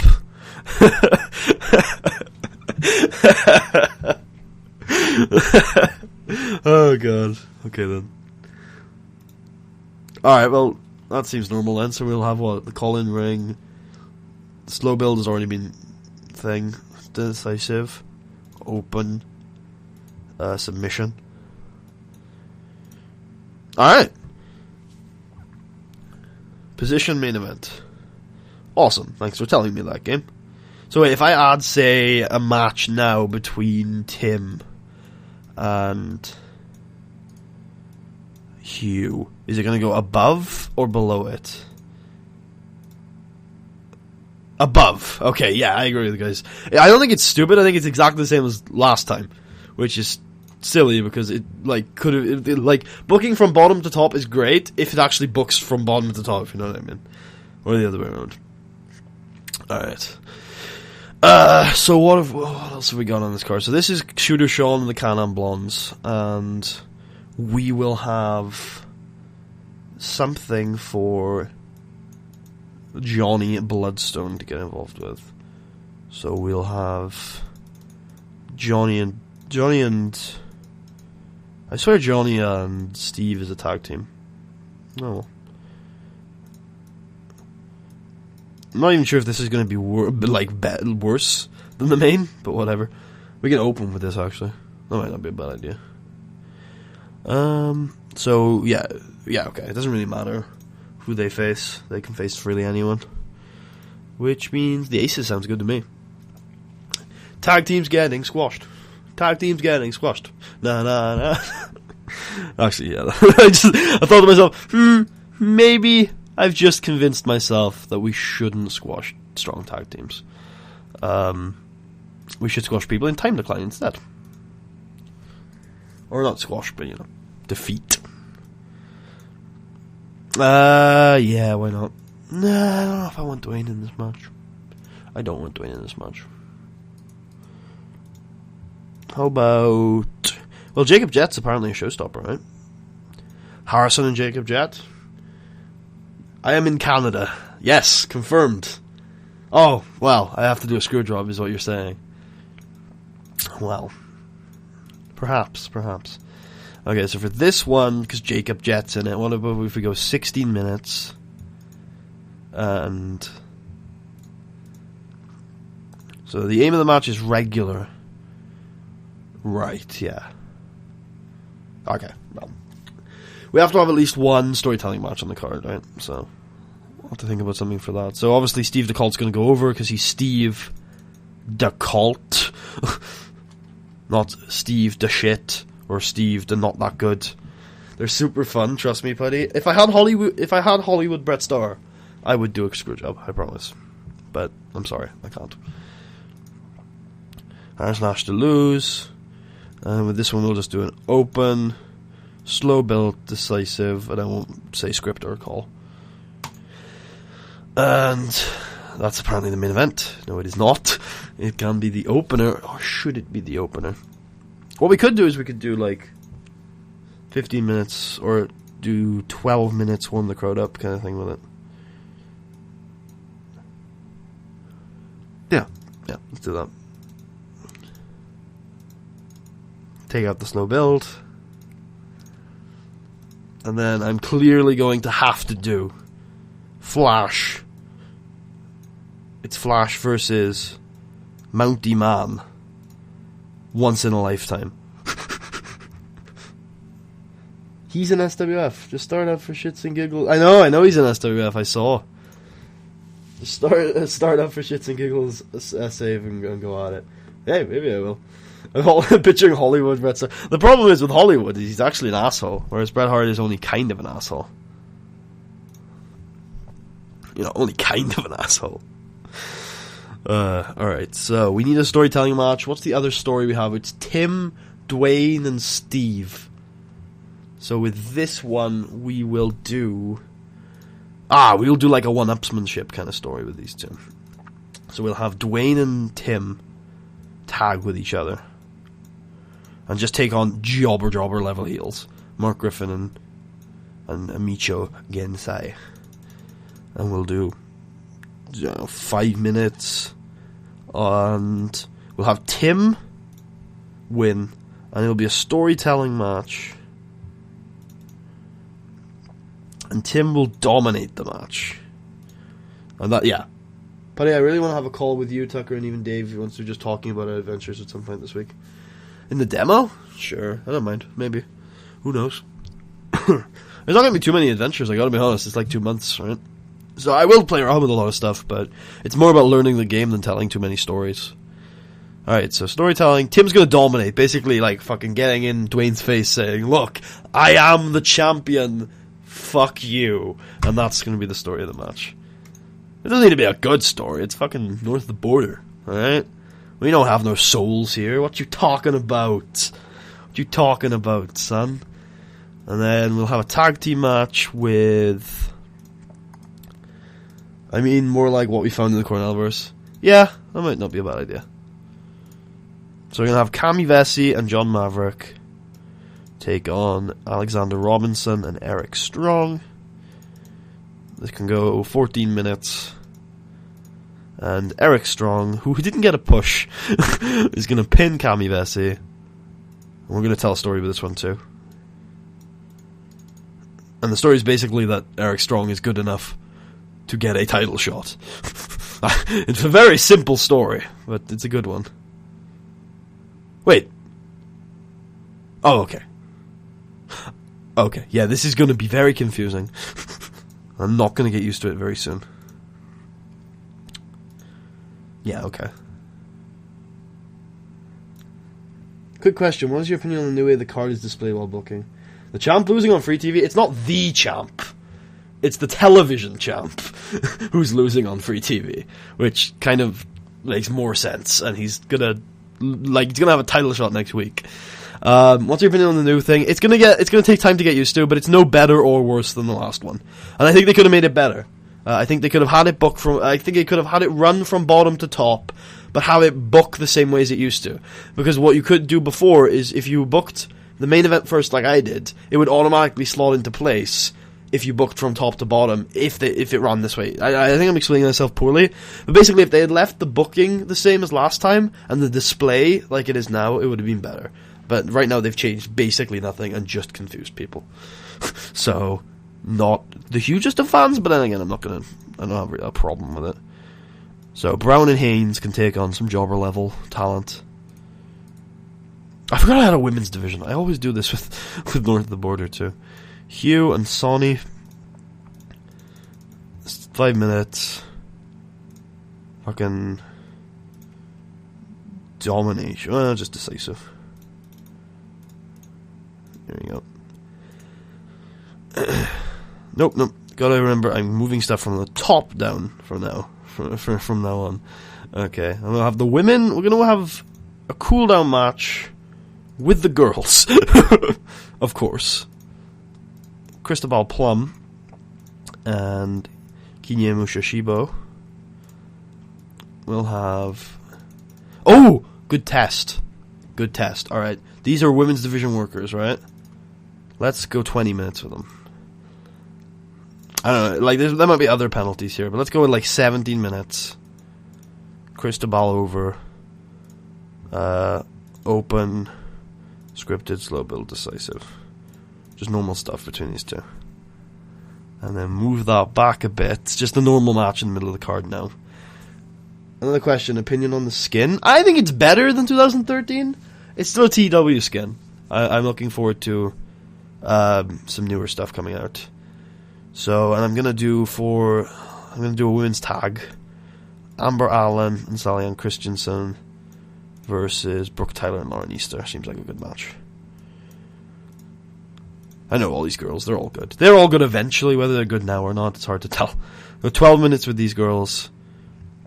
The victor is going to be Lauren Easter, who I think is champ. No, who's champ? He's champ. Brooke. She's on the same team. That works to me. And we'll do open, and we'll warm up the crowd. Or work the crowd, so that's...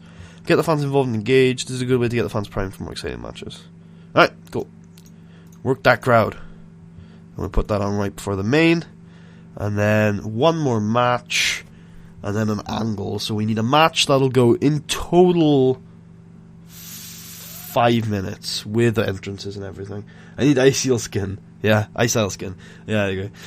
Alright, so we're going to hire up... I'm looking for great selling. Bob Casey, how about that? Oh god, that's a lot of money for an appearance. Yeah, sure.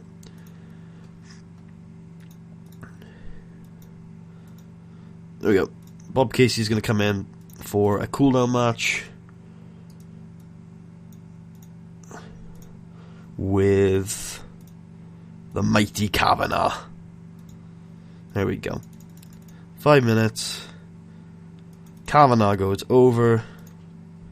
Decisively calm the crowd. Actually, no, not 5 minutes. 3 minutes. Yep, and then we have time for Steve to talk. And everyone loves it when Steve talks. That's the point of Steve. To talk. It's what he does. It's what he do. It's how he do. Okay. Has Steve got a feud? Of course he does. Now I remember. Stevie Boy, gonna talk on Timmy Boy. And there we go. That's the main event. I worry about that one. I hope that's not like presented as a main event. Let's put it earlier in the show. Just in case. There we go. Let's see how it goes. Converted in 2004 while choosing a figurehead. Nobody is like this is the absolute figurehead. Yeah.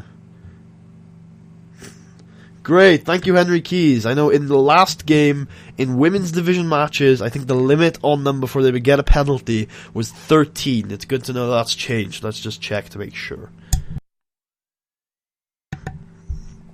Alright, let's go.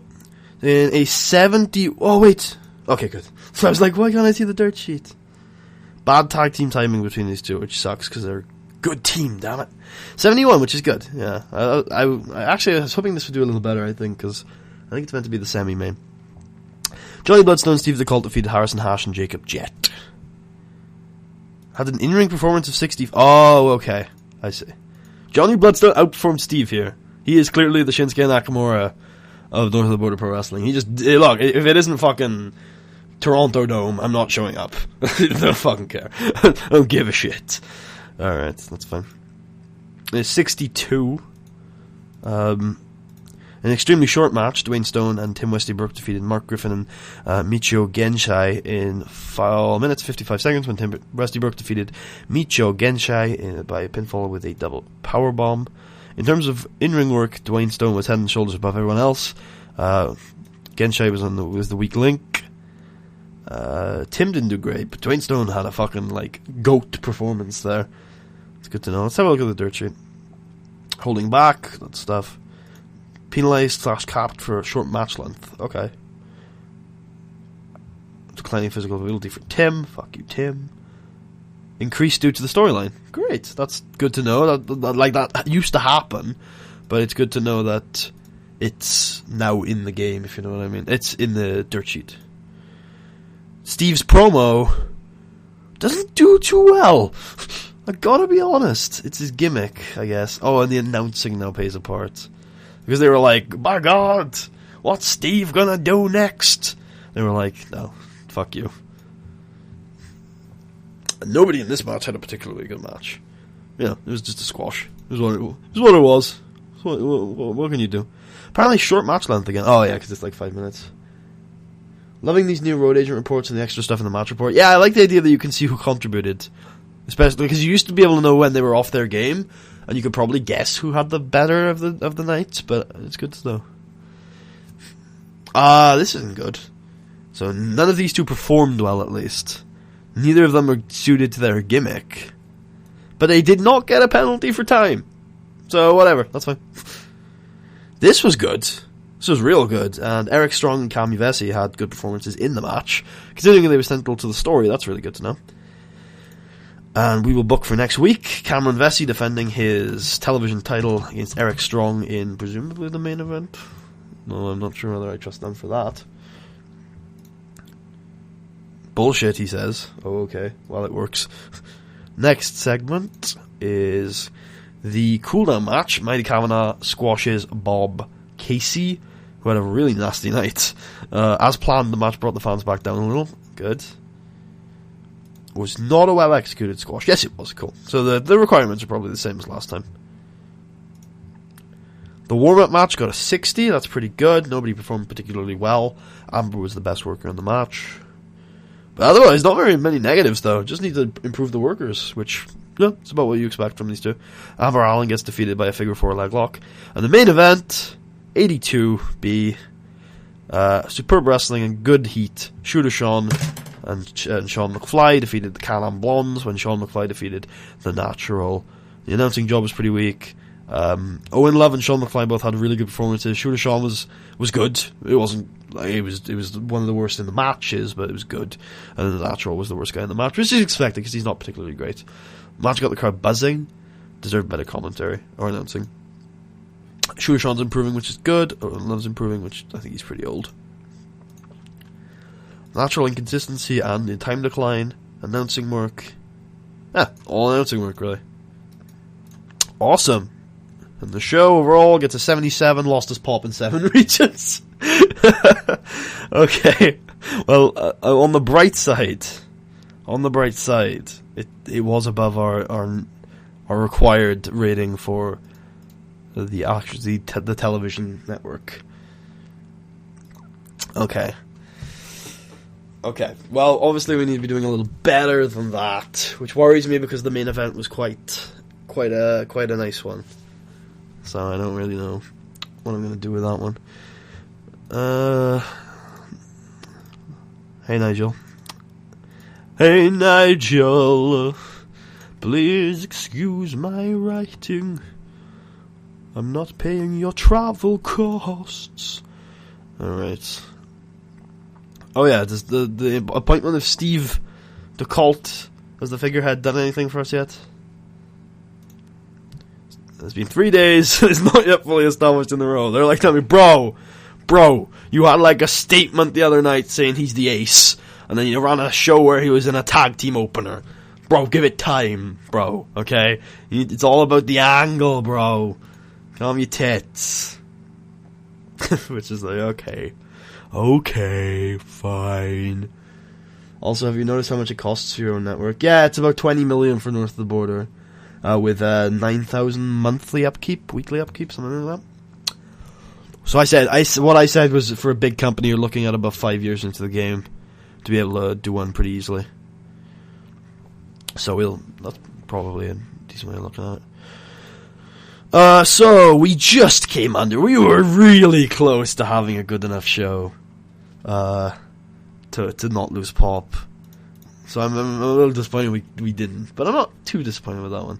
I'm gonna win fucking.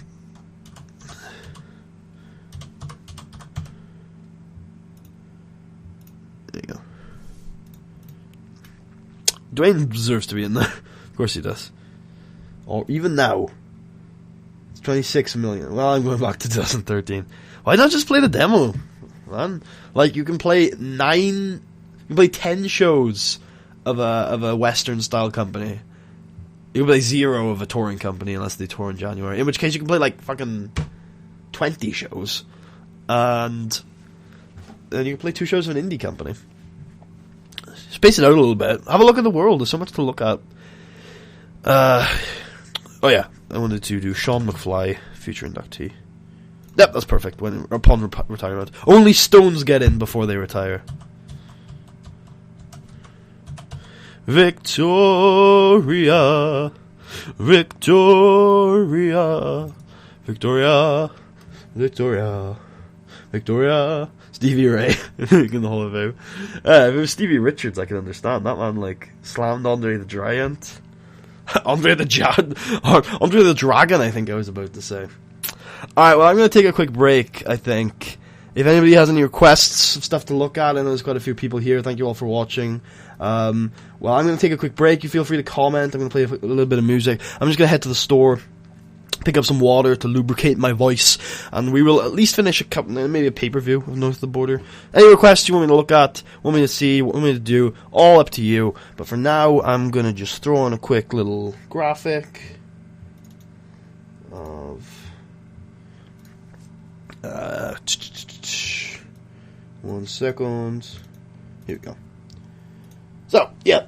If there's anything you want me to do, let me know. But for now, I'm going to head to the store, and I will see you in a little bit. Peace out, guys.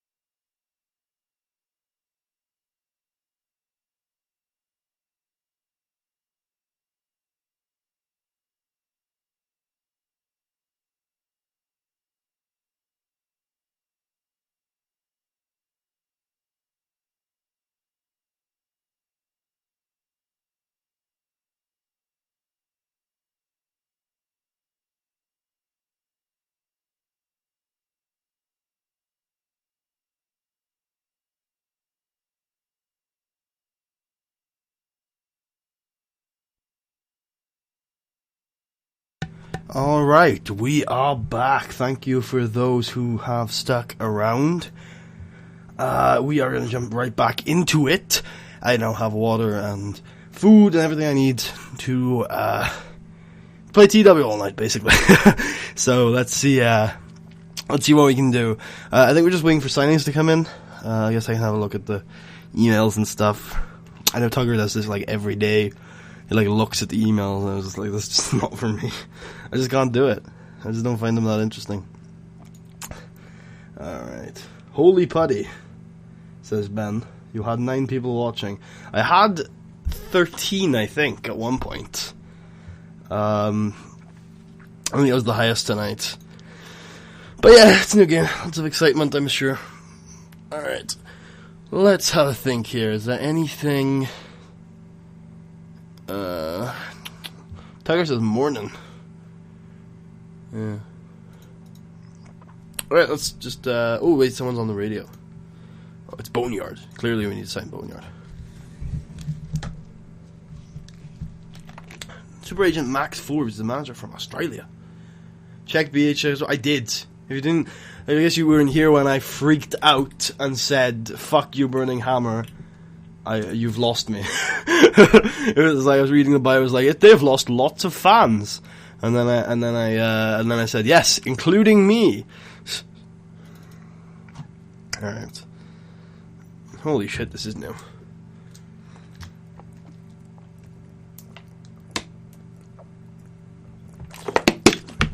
Instead of having heel or face ratings, no. They just have whether it's a heel or a face gimmick, or both, I guess. This gimmick has yet to be tweaked at all. It cannot be tweaked. Okay, this seems interesting. So we're looking for probably a cocky gimmick for Owen. Yes, I'm very disappointed in Burning Hammer. Yeah, they didn't join the Modern Japan movement. The Modern Japan, they got 5-star, man. That's a big deal. Okay, so Owen is defo cocky. Could also be comedy, but we don't really want him to do that yet. Possibly ever. Okay, so we've got heel cocky gimmick. Arrogant heel. Yeah.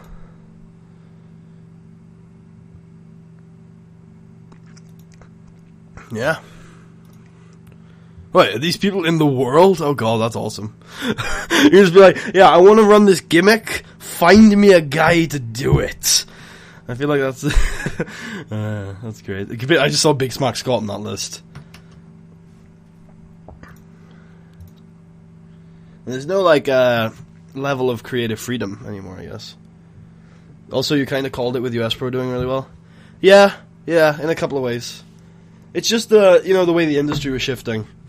I didn't expect them to do it this well though, or in this way. No, but I wasn't. I was expecting them to be doing. I expected them to be the ones to beat SWF out of them and TCW. I thought the thing with TCW is they couldn't go Sports Ent, which is what the only way they could beat SWF right now was to go Sports Ent bullshit, and TCW couldn't do that without pissing off all their fans, which they probably have, and that's what's put them out of action. And now we've lost Tommy, so TCW or the next Dave, maybe, which is fine. I thought they were dead to rights because they always felt a cult. I'm being told they're losing national battles, but I'm not sure how stiff national battles are these days, so who knows. Because of the drawing power of Rocky Golden, because of his star quality, and Bruce. But they're not losing national battles, I guess I should say. They're probably coming second. Okay, cool. That looks good to me. Oh, it's not too soon, is it? Is there a too soon thing anymore? Whatever. And then we got Derek Frost. They're still traditional updated. I hate to see them go. I love Sammy finally got a push. I would like to see them go back. I'm hoping maybe that in a couple years the industry starts to twist a little pure. Maybe North of the Border starts getting popular in the US or something. I don't know. I doubt that's going to happen. North of the Border are too soulless. But maybe one of the indie companies that are pure. I can't really think of one that isn't Maw right now. But maybe one of those guys, because obviously CZCW is pretty flippy and New York is pretty sportsy. But something that's a bit more pure gets... Maybe a modern movement or something. Gets big, and then TCW decide to switch back to more pure stuff. I would like to see that, but I don't know. Alex apparently fucked over Canadian Golden Combat. Alright, so exclusive don't suit this worker, and we're looking for a brute gimmick. Alright. For a heel, I presume. We can do a bodyguard, or we can do bully. Comrade. Krusha. Demon. Grizzled tough. That sounds good. Yeah, right.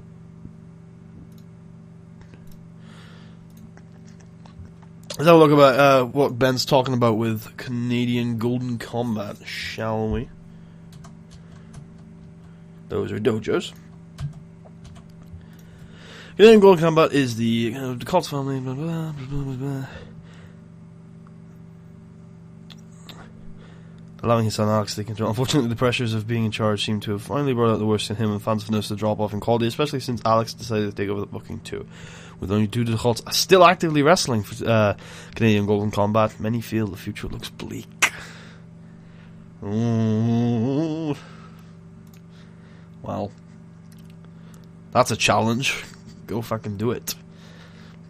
Fucking taught me, man. I can't wait to book 21 TW. That's a new thing that I can't believe I just said. But Dark Angel, Matt Travers, Eddie, all those people getting feuds with Cornell in fucking London or in Norwich or in any of the big wrestling towns in England. Oh, it's gonna be beautiful. Alright. Anything else to have a look at? The growth of EMLL. They're in a regional. Yay! Byron, what the fuck's Byron doing with himself these days? What you up to, Byron? What you up to? What you doing? Oh, you've probably noticed this, Ben, but this most popular list is kind of cool. Dark Angel is apparently the second most popular person in the world. What? I guess because of his just mixed pop across everywhere. That's amazing. Good lad. I love this most popular list though. Screw North of the Border and Oli, we won't put you to 21 CW. I don't know. I haven't had a look at Oli yet. I know Marco Flores I think is really over right now.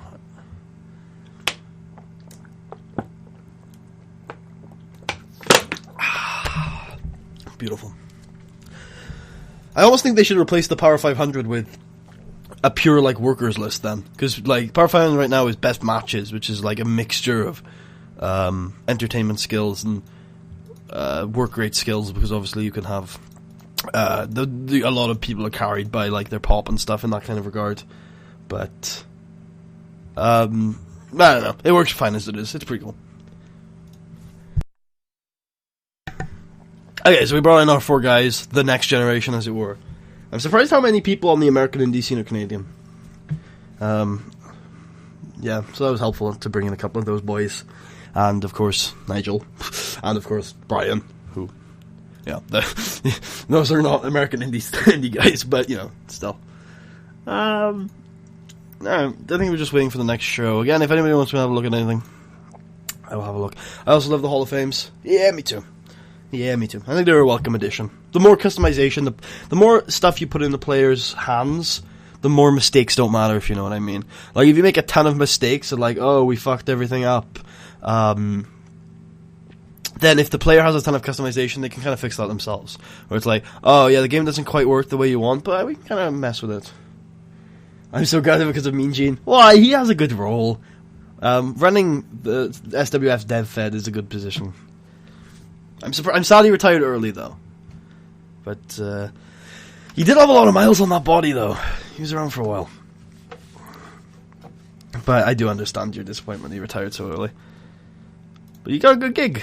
That's what I would have done. If I, as Mean Gene, would have been offered that role, I would have taken it. Clearly, he should have become the Gravedigger, though, and spearheaded more to an international revolution.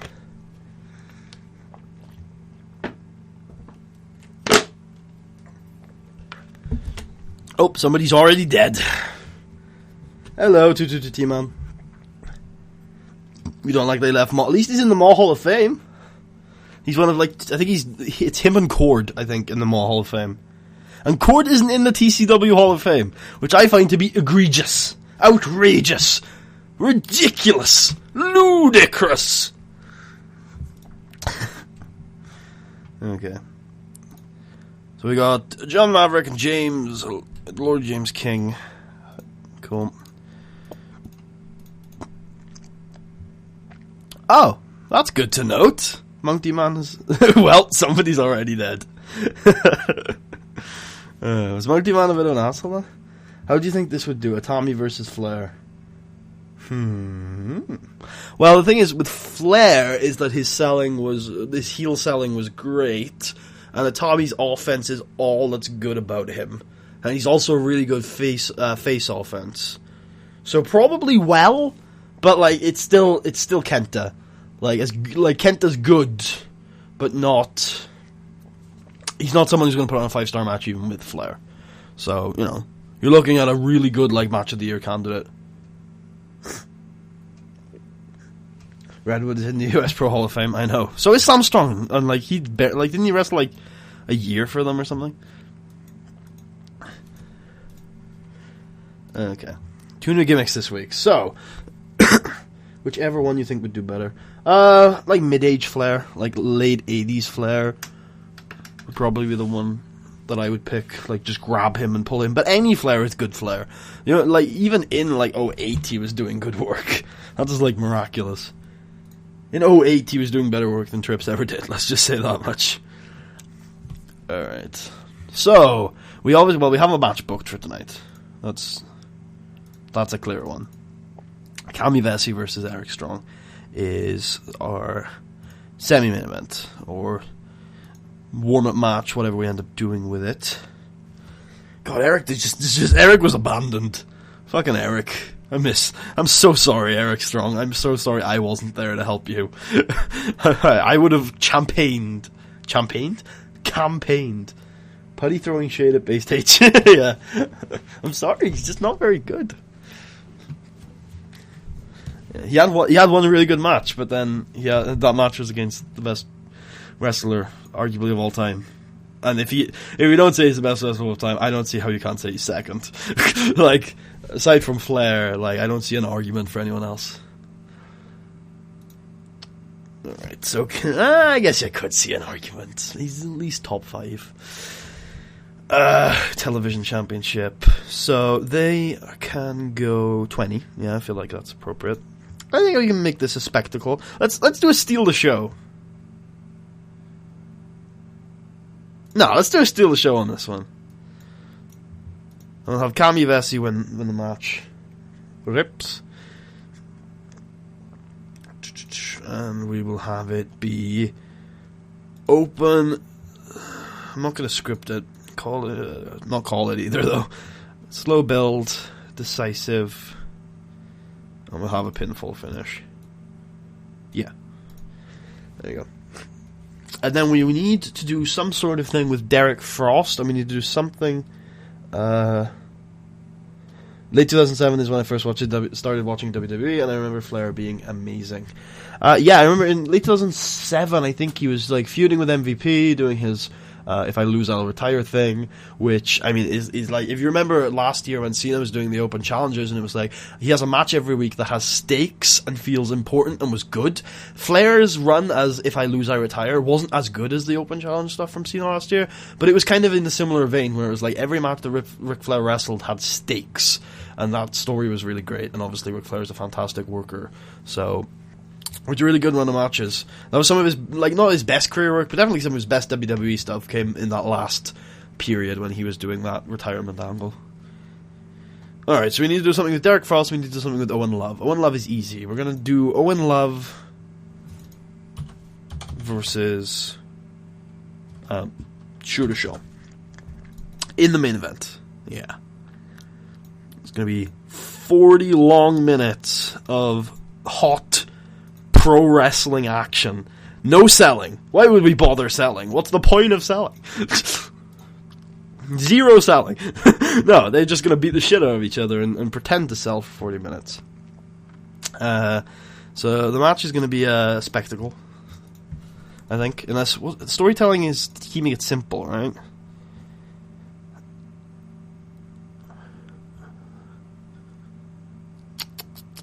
Nah, I'm going to do a spectacle out of it, even though we are going to be telling a bit of a story out in it.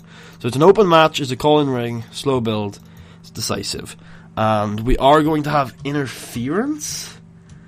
If I remember correctly, that's not...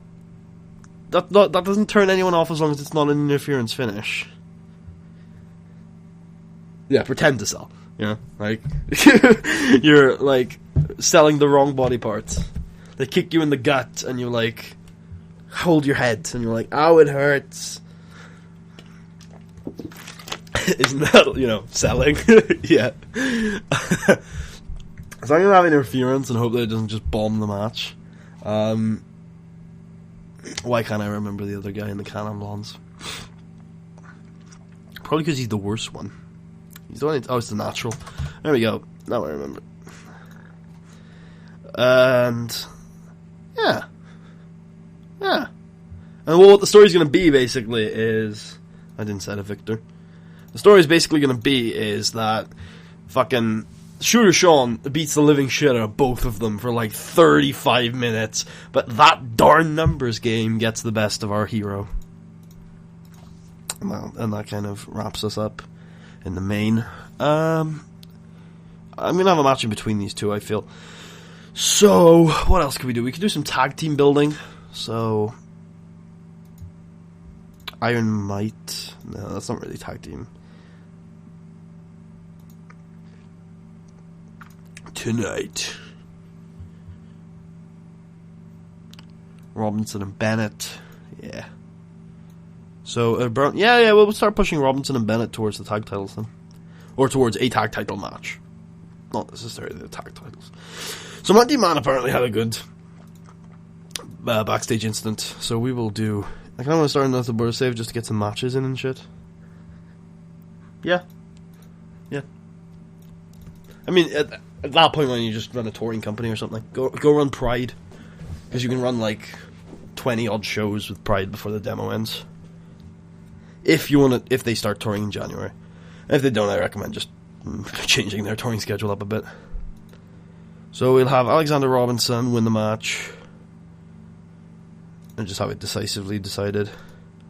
And that will basically set up Robinson and Bennett versus Haynes and the tag champs. Haynes and Brown for the titles at the pay-per-view, which is on Friday? Saturday? Something? Saturday. There you go. Easy. Saturday. Simples. Alicia does have a broken ankle. This is true. I checked on this. I wanted to see how my girl was doing. Alright, who are the absolute, like, goats of this division right now? I need to know.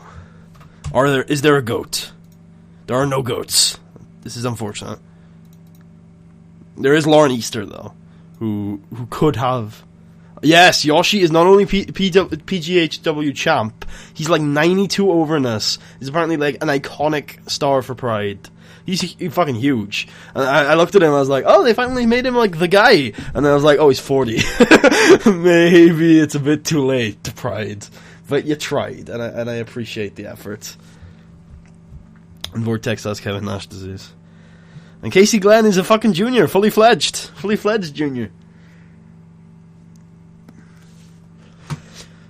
Alright, what about good performance skills? Alright, so what is Lauren Easter missing? I assume selling? Yeah, of course it is. Every good performer fucking can't sell for shit. Nobody can sell. Like, fuck, there is no selling in this division. Yeah, I can't pronounce it yet either. It'll take some time. Sally Ann's great, isn't she? No, she can't sell either. Well, looks like we're gonna have to bring in Tamara McFly. No. Did you see? Tadayuki Kikawa is officially the ace of Burning Hammer still. Fucking 20 years, basically, to the year that he took that title. I do love it.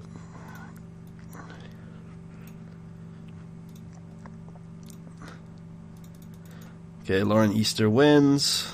Probably setting up a title match for her.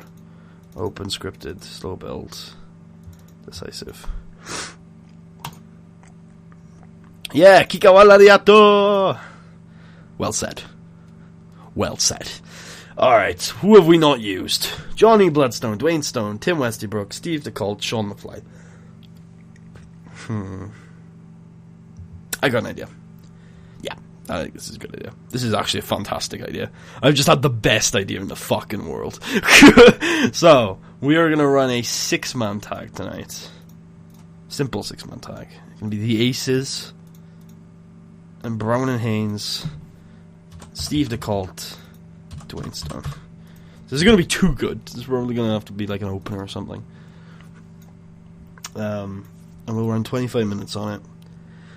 We will have Steve win the match by pinning Jared. Open and decisive. That's going to be the opener. And we're also going to set something... Oh, I must cut at least 5 minutes. That's not good. We can go like 10 minutes on this instead. That gives us some time. I need another... There's a storyline in SWF called Jack is Back. Good. Glad. That young Jack Bruce needs a push. Angry was SWF full champ. Yep. He was. I saw that. I was like, yes. Have you seen Lobster Warrior? Has a new gimmick. The Crippler. Oh, damn it. Lobby, I missed you. Hey, Jordan Mason. Welcome to the stream. Thank you for joining us tonight. Okay, we have 12 minutes left. We can book. I want to book some, like, crowd management, so I'm going to have to, like, tone down a couple of these matches. Which sucks. I do like the new flexible minimum match time stuff, though, and the fact that it's pretty, like, regularized across feds. That's quite interesting. We'll go 16 on this, then. For the TV title. I'm not happy with Lobby not having his gimmick anymore. I'm very unhappy about that. Alright, so I want to do something with Steve and Dwayne. How long is this stream going for? I don't know, really. At least another, like, hour and a half. Probably a little longer.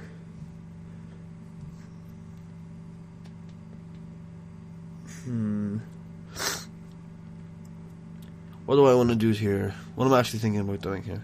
Oh yeah, that's what I want to do. I want to do a Derek Frost match. And this can kind of be the build match. It'll be Derek Frost versus Sunny Wildside. And we're going to do this as basically the debut of Derek's new gimmick. And it's going to be a lift the crowd match, or a... No, I don't want to lift the crowd, actually. I want to work the crowd. So Derek's going to win. It's going to be a... No, it's going to be a storytelling match, that's right. We'll do a storytelling match with Derek Frost. Open. Make it decisive. Yeah, Greg Gage and Matt went to Japan. Greg went to Maw and Matt went to Japan. Yeah, most companies have starting storylines, even MA fucking W. Yeah, that's good. That's good to know.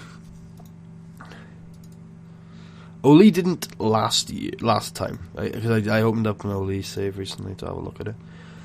But maybe it does this time around. So I have 13 minutes. Again, that's not a long time.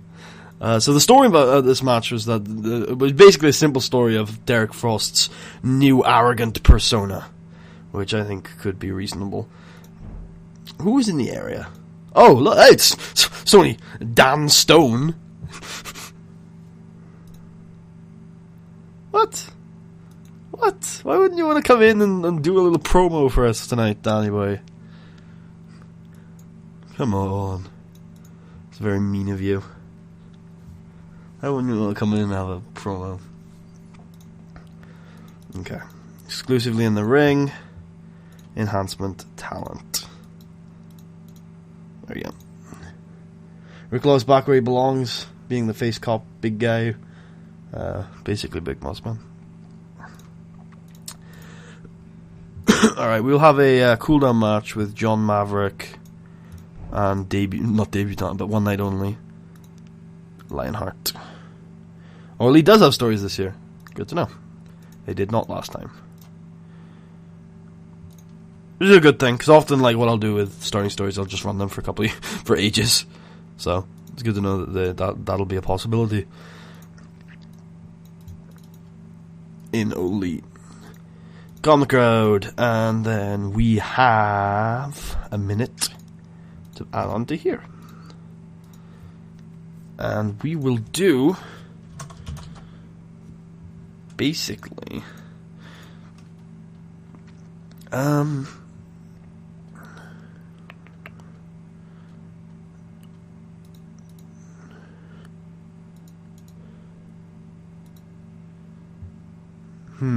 how about this? We will do Victoria having some words with Stevie regarding Tim. And what's going to happen in this little segment? I guess it's got to be shorter. I wonder if I will check if it gets dinged. That's a good idea. In this segment, it won't be the main event segment. It'll be like there. What's basically going to happen is Steve's like, I want a title shot. And Vic's like, no. And then Steve's like, I want a title shot. And Vic's like, fine. On Saturday, you're going to fight Dwayne. And if you beat Dwayne, you're going to get a title shot. How does that sound? He's like, I want a title shot. It's like, I just gave you a title shot. And that's how that segment's going to go. See, clearly the most oratorially professional of the group. So yeah, this was good. In a good action, good wrestling, and a decent reaction from the crowd to Colton, Brown, and Hayes defeated Dwayne and the Aces when Steve defeated Jarrett. Match got the show off to a strong start. Got the crowd hotter. Dwayne Stone had a fucking greatest of all time level performance on this one. He was like, look, there are 6 people in this ring. I've got to carry 5 of them. I don't know why I'm bigging like this. But that was Dwayne. Alright. Penalized for match length? Oh yeah, of course. And this was alright. None of them were particularly good, but they worked alright. That's not too bad. None of them worked up to the match grade, but sure. Well. Lauren Easter performed really well in that match. And she sets up a title match at Big City Brawl, which I'm really looking forward to now. Because she's apparently... Well, we knew Lauren Easter was good. And we also knew that... was that Amber Allen we were having her face? Whatever. If it was Amber Allen, we knew she was good too. Oh, I just realized. Well, we got a first heel versus heel mistake in the game. No, it was Sally Ann. Yeah, we also know she's good. And they also have good chemistry, which is good. Jimmy's bio is like, turn him. Do it now. Like, for real. Fuck Randy. And then this was good. This was good. And we obviously book in for Big City Brawl, the main event. Dwayne Stone and Stevie D. Colt. The match. The mythical, legendary match. Boo, buddy, you must make no mistakes. Well, it's not necessarily a mistake. Well, these two impressed me. Look at that. They were both visibly tiring towards the end of a 16-minute match, which we slow built. Which is like, guys. Oh, but it's also Steal the Show, so it had All Out. Which is interesting, right? It had All Out, right? Yeah, so they went 16 minutes All Out. Nice. They were both penalized for stamina, though. This is a good fucking feud. We might even continue this, who knows. But Cammy defeats Eric for to retain the title. Cool us down with a John Maverick Lionheart match. Lionheart did not perform well in that match at all. Back up with a storytelling match from Derek and Sunny.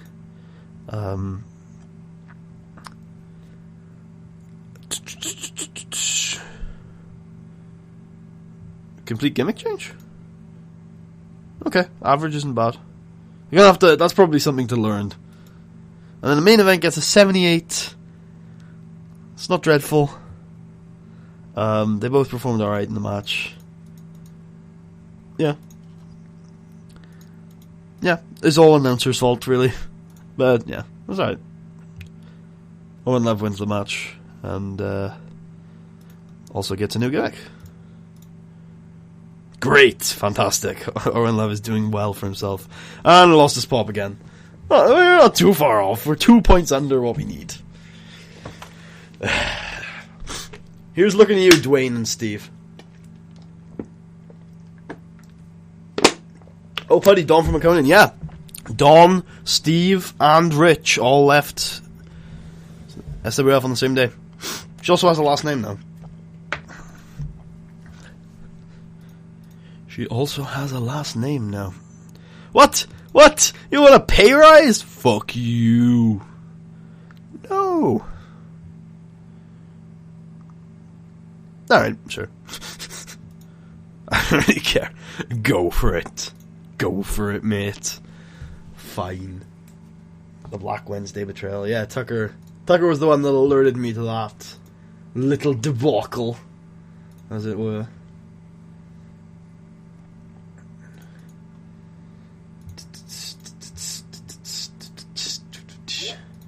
Oh, Tucker's message about ruining 2013 has come in on my other screen. Oh god, Eric Tyler has been fired. Oh god, that's the forums. There we go. That's better. I can now see the chat. Yeah, do you mean Don Jamel? Or what? Or Gamal? Jero? Yep, nothing important. It's the turning point in American wrestling. Well, yeah, it's about as big as Jack Bruce Man Under Pressure. Oh no, I saw the message, Tucker. It had just come through on another platform.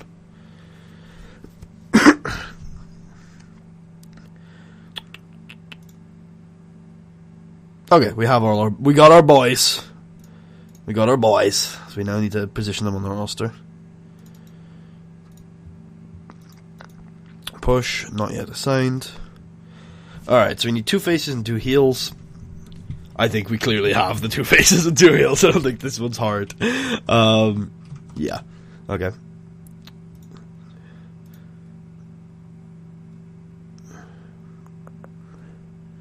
Yeah, okay. Greg Black is fine. Davis Wayne, do we have like a... Why won't you decrease your size for me? You gotta bulk up, Nige. He refuses to bulk up or down. He will drop, though, and I don't want him to drop. Okay, so what did I want to do? Oh yeah, I wanted to check and see if Davis Wayne Newton had any alter egos. Nope, not yet. Not yet. Neither does the man from Japan, who I need some alts for stat. Damn it. I need some alts for Nigel Svensson stat. Then we got Brian Holmes. The man, the myth, the Brian Holmes. Okay. Alright, let's take a look at... So, first of all, let's take a look at their assigned pushes. Again, enhancement talent for Nigel, mid-carder for Greg, opener for you, and then lower mid-carder for you, which is a little sad. But that's fine. Let's take a look at gimmicks.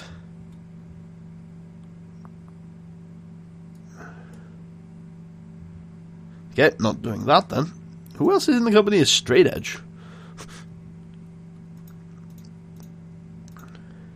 Wholesome is what we need for you. Some sort of fucking Ripcord-esque gimmick that is heel. None. Just none. No wholesome heel gimmicks appropriate. What about realistic or something? Or realistic, I guess? Badass. Oh yeah. Okay. Davis Wade, we've got... it's a little subtle. I don't think it's necessarily that bad, but we'll leave it. And I got no gimmick needed. Okay. And then Nigel, who is anti-establishment. Sure. Sure. Let's see if it works, shall we? Send away. Oh, okay. Okay. Auto push everyone. Good stuff. Good stuff. Do any of those guys end up on Next Big Things? Hello, Davis Wayne Newton. Of course you do. Of course you do. Because you're the best in the world. I don't hate you, Steve. I just hate this idea that you're the best. Hey, I don't like you calling him Morgan, alright? He's Minnesota. Alright? Stop using his SWF name. Fuck Eric Eisen, you know? Alright, here we go. Awaiting broadcaster selection, what? Yeah, I want them to be them. Yeah, of course. Who else would I be using? God. Oh God, okay.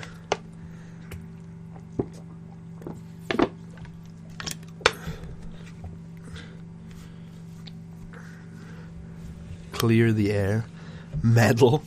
Public firing. Rib.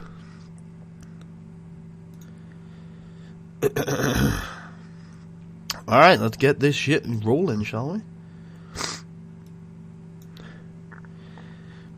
Ad from pre-booking. Main event, Dwayne versus Steve.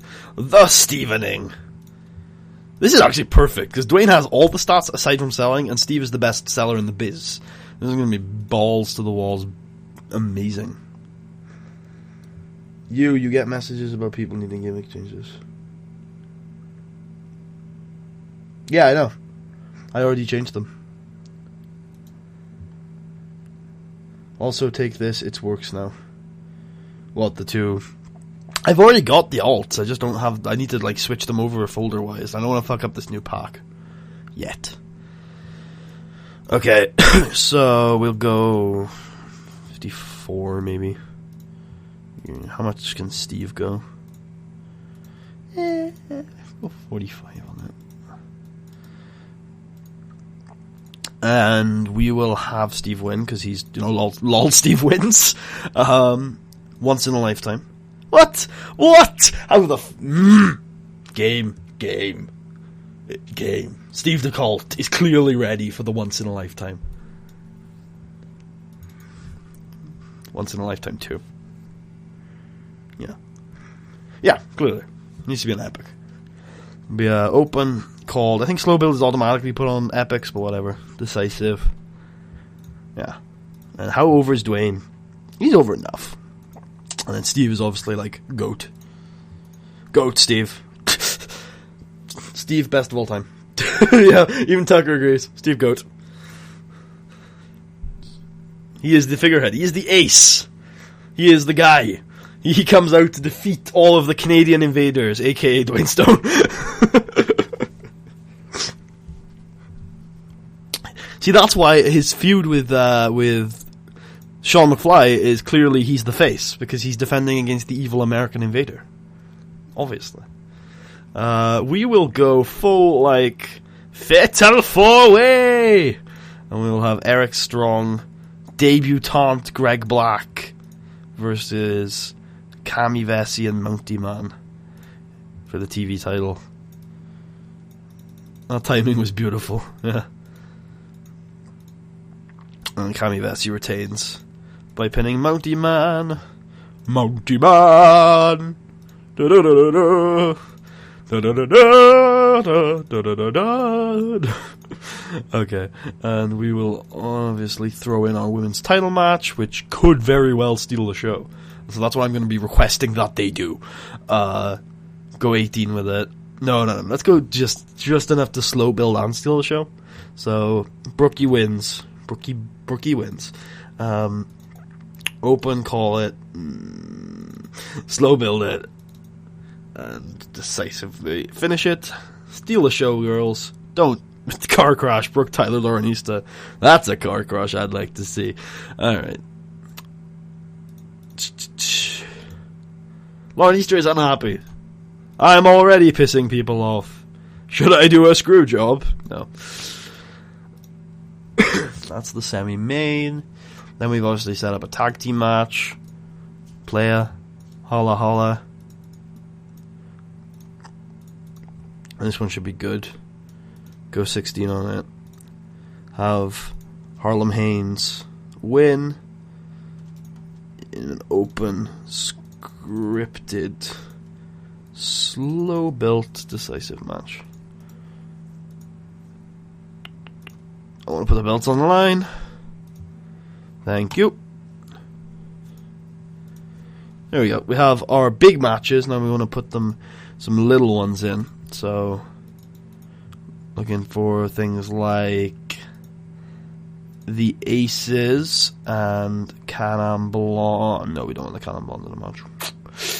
Okay, so guess that's not a thing. Davis Wayne Newton can make his debut with Misho Genshai, teaming with Brian Holmes, yeah, sure, to take on the Aces alongside my boy Harrison Hash. Who else? Hey Jack, what's up, my brother? So we'll have Harrison Hash. Oh yeah, for those who haven't seen it yet, I was looking at the interview with Adam Ryland on, I think it's 411 Wrestling or something.com, and the picture that they had found for TEW was my mall wallpaper. So that was quite funny. I saw that and I was like, ah.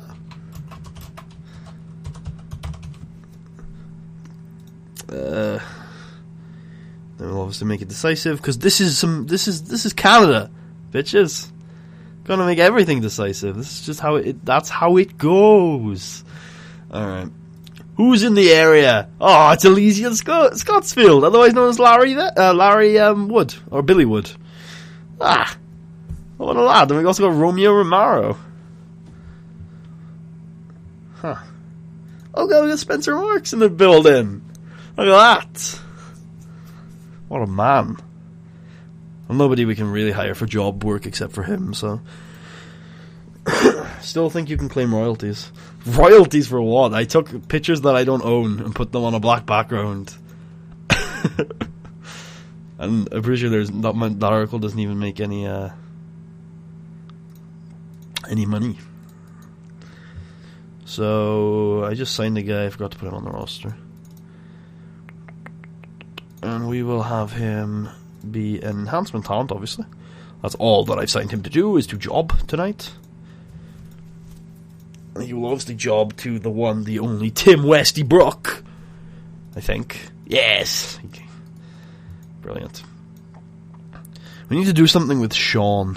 Next big things now have upper mid-carders. Cool. I think that makes sense, in a way. So Tim is going to get a squash match here.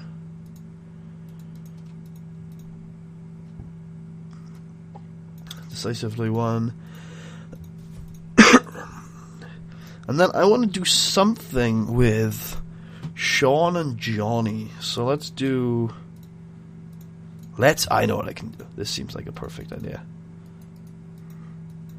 We're going to have Sean and Johnny team up to take on a team that is remaining, if there are any. Oh, not the blondes, though. I need to save the blondes. So we'll have just it be James King and John Maverick. And we will have it be a 16-minute or an 18-minute... It'll be a storytelling match. And the story will be the one-upsmanship. Between Johnny and Sean. Because that's kind of the main focus of the story in canon, is the fact that they're trying to one-up each other. And so I think it's appropriate that that's the general gist of that match, is to be a storytelling match. And we will go for... Here we go. Or, actually, better idea. We'll go with Canon Blondes versus Shooter Sean Dealey. and Nigel Svensson. Okay, so we'll do this one for 10 minutes, or 11, I guess that's fine. And I'll also do a storytelling with this one. So the victor will be Natural, loser will be Nigel, and it will be a storytelling match. Open, decisive, with Nigel as a midway addition. There you go. Poop. Nigel.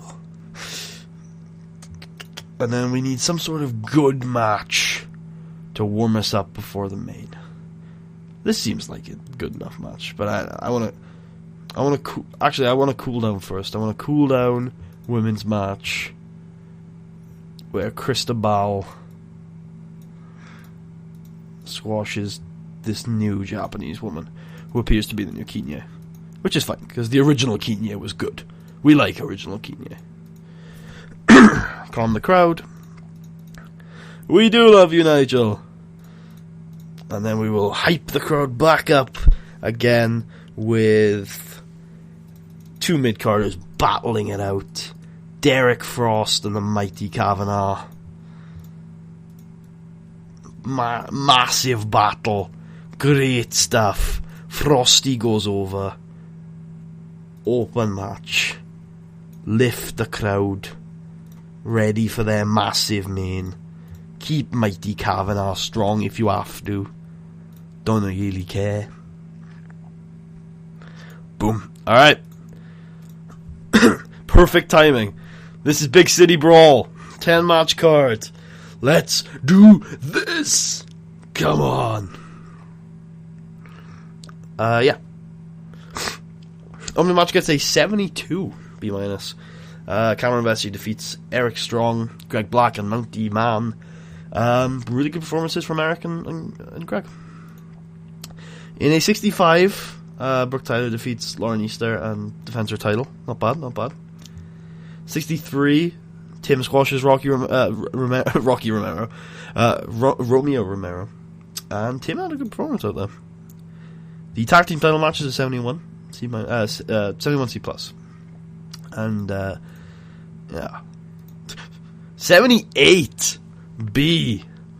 Well, I guess I underestimated John Maverick and Lord James King. Either that or I underestimated the fact that those fans love Johnny and Sean trying to one-up each other for 18 minutes. Like, Sean's like, no, I'll snap his leg. And then Johnny's like, no, I'll snap his leg.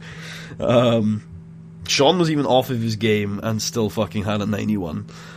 Johnny had an 88. Apparently it was well booked. Good road agenting. Lots of negatives. Odd face heel combination because you're a heel and you're a face. Well, just very happy. This was pretty good for what it was too. Yep, pretty happy with that. This was a really good match for a debuting Nigel Svensson. Yeah, he was the weak link, which is, what do you expect? He's meant to be the weak link. The story is that he's shit. Really good performance from Owen Love, though. With his new gimmick, he's clearly doing really well. A cooldown between Cristobal and Kaede Sugiyami. Good stuff. Warm back up with a mid-card match that wasn't much better. Oh, god damn it. And then the main event, 81. Damn. They have pretty good chemistry, too. Deserved better stuff. They had really good performances. What held it back? Inconsistency, a poor gimmick, low experience, color commentary, low storyline heat for the Iron Challenge. Huh. Lost its pop in one region. Apparently only one region. Do we not have pay-per-view coverage everywhere?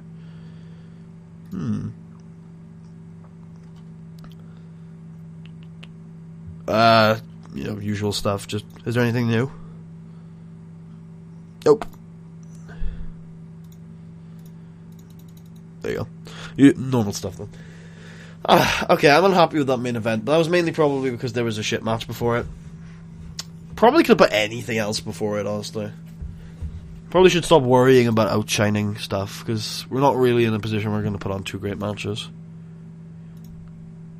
Brian Holmes is very unhappy that he's been asked to wrestle so much. We still haven't dropped Pop, though. That's all that really matters. Interesting enough, though, the Iron Challenge is low on Pop. Really? Really? I guess that was not recently. Alright. That's the point being. No new post-show speeches. Yeah, at least I had one.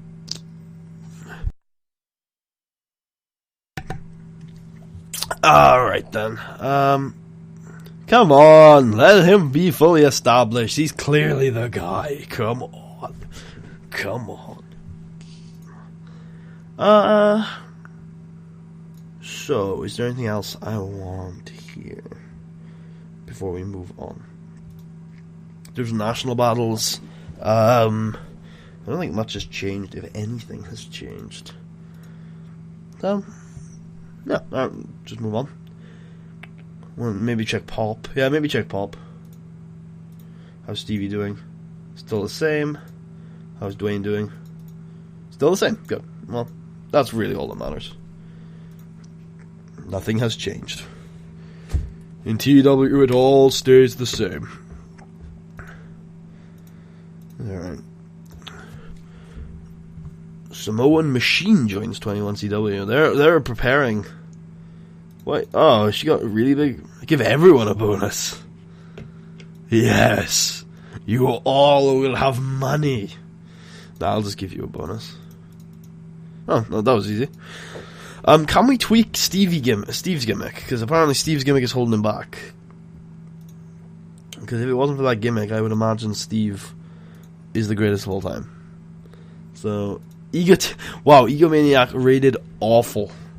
Just like, awful.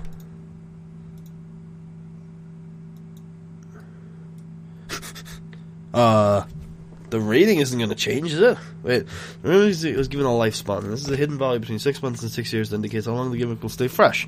It's also given an initial rating and a hidden upper and lower limit. These are also randomly created. While the gimmick is fresh, the rating will improve until it hits the upper limit. It will then stay there until the lifespan ends, after which it will slowly fall until it hits the lower limit. The player cannot see exactly when the gimmick is rising or falling, but can see clues such as road agent notes or by seeing the rating change over time. Each gimmick has a random number of tweaks available between 1 and 10. The user can tweak a gimmick whenever they want. Tweaking a gimmick changes it slightly. It has 2 major effects. First, the lifespan of the gimmick is refreshed randomly to anywhere between 3 months and 3 years. Secondly, the upper and lower limits are randomly modified. They can go up or down by a small amount. Tweaking, therefore, can be a useful way of prolonging and freshening up a gimmick that is either stale or not working well as it could. That's good. So a gimmick can theoretically have 36 years of being fresh, which is good, but not always. So that's good, because before it would be that it would either be like it would go far too quickly for everyone. Whereas if you compare, like, I don't know, yeah, tweaking is a good addition basically. Awful and poor rating gimmicks, lower progress performance. Very good, great, and legendary improve it. The 3 average levels of gimmick have no impact at all. They are also the most common ones to get. With this system, the user has to make judgment calls throughout the course of a gimmick's life.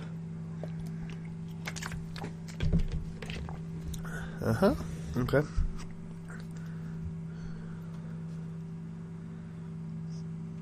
Alright. That's cool. So maybe Owen Love's gimmick might get better with time then. And same with Derek Frost's. Okay. That's a good... I like that. I mean, I don't like that there's no numbers anymore, because numbers are always better than words. But whatever. It's it's a judgment call on Adam's part in that regard, which is fine. Oh yeah, that's something I wanted to do. Hollywood, Brett Starr, Blacklist. There we go. No! Fuck you! Reject! You're fucking Mounty Man. No! Fuck you, Mounty Man. There's your 6 months off. In fact, fuck you. Where are you? I'm gonna fucking get... Fuck you, Mounty Man. No. Bye-bye. I should have done a screw job. Hey, Lewis Baker, welcome to the stream. Thanks for joining us today. How you doing, bro? How is your day treating you?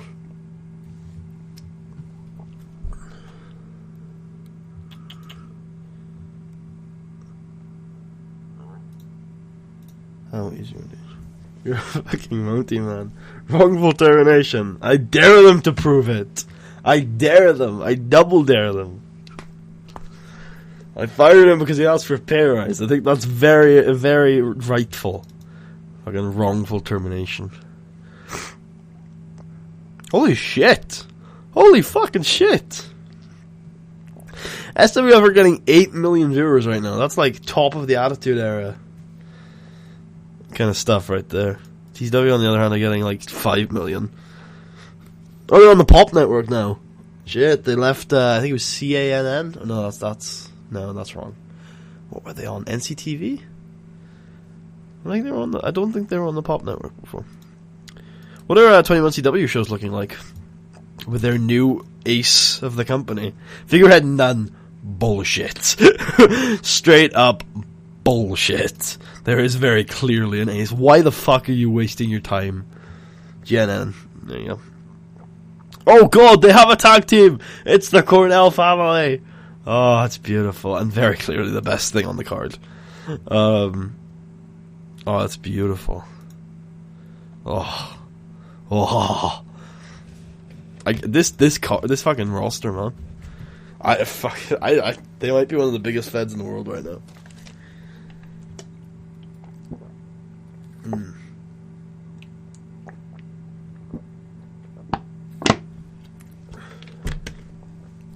I like how this mentions nothing about Tommy Cornell.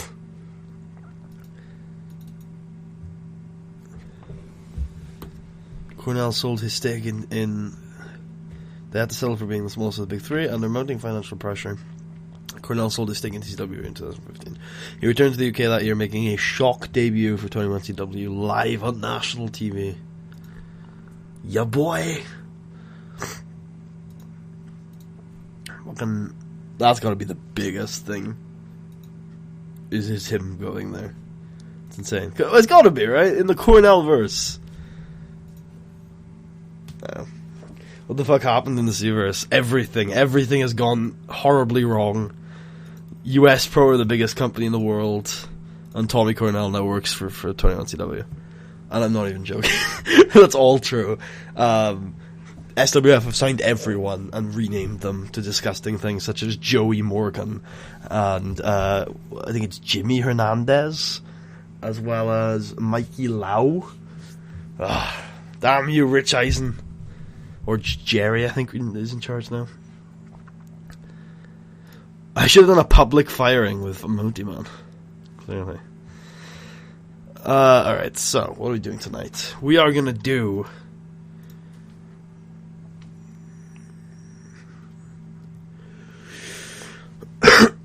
we are going to do... How about a 6-man tag? Apparently I've forgotten how to do 6-mans. There you go. Which includes the Can-Am Blondes, Stevie's Occult, Shooter Sean, Sean McFly, and Dwayne Stone. How does that look? Oh, Ben says the autobooker is shit, which makes me feel like I'm going to book the rest of the show using it. What is Japan like? Kikawa is still ace of Burning Hammer. They've got Glenn in the juniors and Matty Keith in the heavies as their Gaijin new boys. Pride have Yoshi at the peak of his powers. Burning Hammer are now running a Western schedule. 5-Star have joined Modern Japan. That's probably about it, really. Burning Hammer is still top, but they're still dying. So that's what it is. Putty says, Silly Tuck says, Putty! Skull, I know he is. He's babyface again. Vengeance is dead for now, at least for now, yeah. And we're gonna have... Steve go over, of course. Why am I even thinking about that? It's fucking Steve. He's the guy. Yeah, he's the man. Don't book any title matches. Ooh.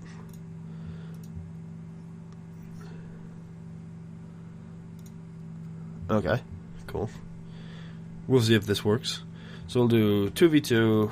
No, not 2v3. Well, this is the old one, but it might be better.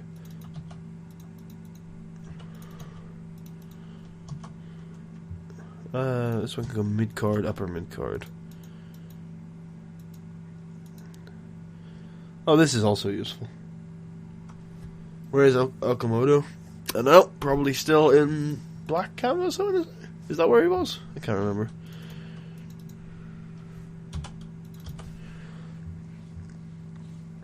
And there we go. Apparently he couldn't pick Killer Match 1.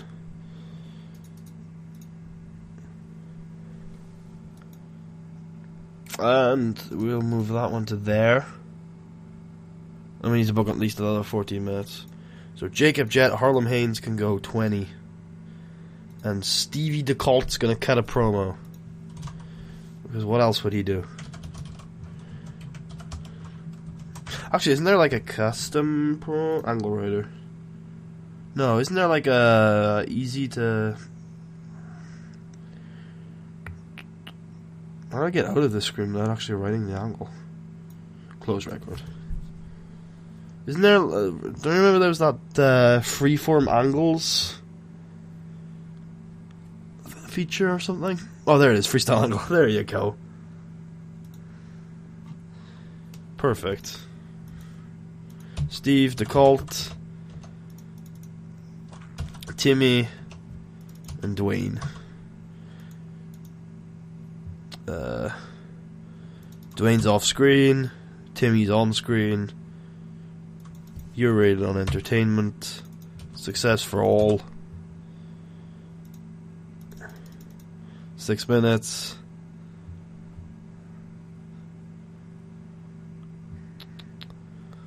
Yeah, that's good. I don't think there's anything wrong with that. Boom. Angle. Boom! Angle. Kurt. Angle Kurt. Go maybe 8 minutes. Stevie just being like, bro, I wrecked you. I wrecked you, Dwayne, and I'm gonna wreck Timmy when I get to fight him for the title. 52-minute main. It's huge. It's fucking these guys, for fuck's sake. Open, called, slow built, with a spectacle.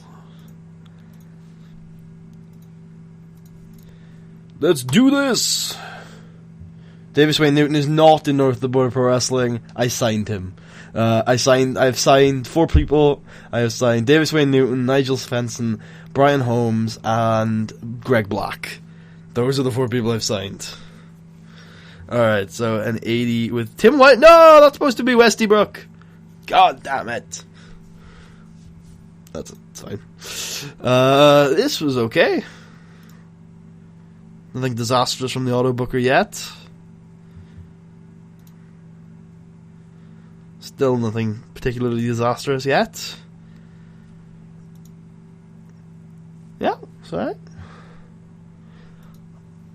This wasn't dreadful. Yeah, it wasn't bad. There's no negatives in here, and I'm expecting better from matches with so few negatives, especially with all these performances.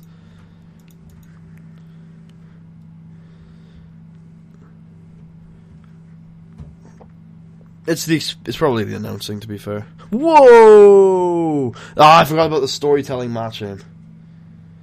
Okay, I'll try the actual auto booker next time. Does it book things poorly? What that probably means is the AI is still shit then. Which, all we have to do is take a look at this, and, well, at least there's DQ finishes. Oh, there's like 2 on a show. Yeah, as you can see, the AI is still shit, yes. Oh, wait, no, this is in opposite order. Okay. They're not getting as many viewers as I said we have. Yeah, at least the AI aren't booking aren't booking semi-mains that are better than their mains.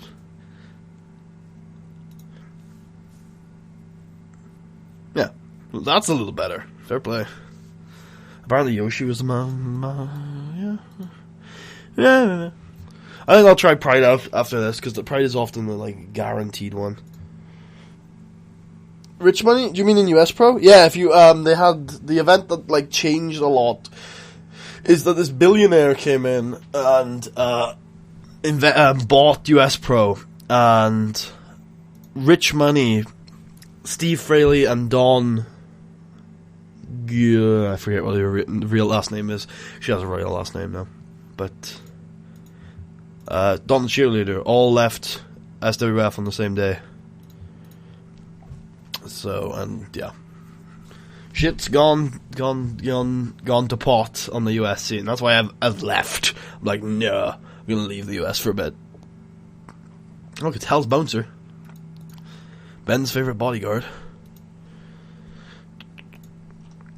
Oh, look, he has lots of generic. Also, at the end of 2014, I think I came to US PW youth. I think. Oh. Also, end of 2014, I think came to US Pro in the Wednesday. Okay, I don't know what the fuck you're saying. I'm gonna check Oli's roster. Has the original Phoenix retired yet? Yes. Yes, he has. Good. I'm glad. Eno has gone home. He has. So has Tommy. Eno's gone home and he is shit these days.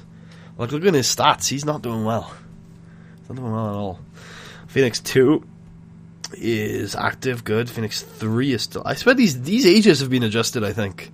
I swear Phoenix 1 was like 50 last game. Maybe not, though. Then Phoenix 4 is new. He's the youngest son of the original Phoenix and the true heir to the mask. Oh, I have a feeling he's really good. I have a feeling he's real good.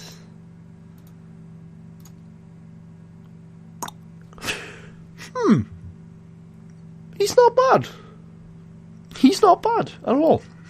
That star quality is going to go a long way for him. Alright, well.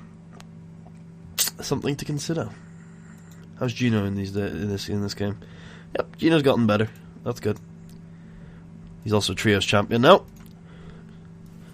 Which is good. Did Alex DeColt retire? I don't think so. Yes, he did. He did retire. Now he's just booking the thing.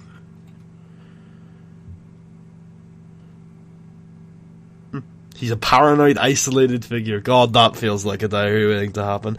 El Miraco is still employed, and I was very, I was like, what the fuck? Has nobody given this clearly fantastic wrestler a chance yet? Burning Path 1. What the hell's the Burning Path 1? Almost 1 million buys. I think Mania at its peak did 1.2. Yeah, there are a few new logos. World Level is one of my favorite new ones. I think that one's really cool. The Golden Canvas's new one's pretty cool. I think that's new for them. That's a little bit like updated resolution, I think, for them.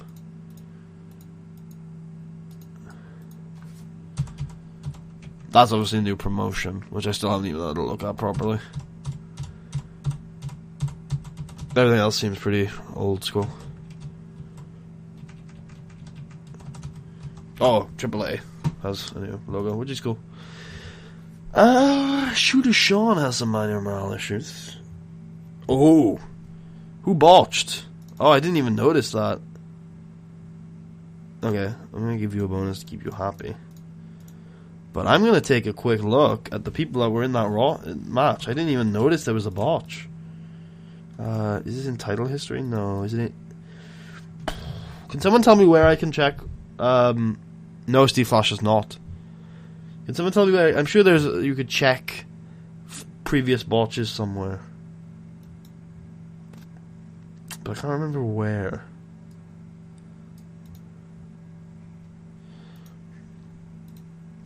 I'm sure you could check botches somewhere. It would be that. It would be natural, if anyone, right?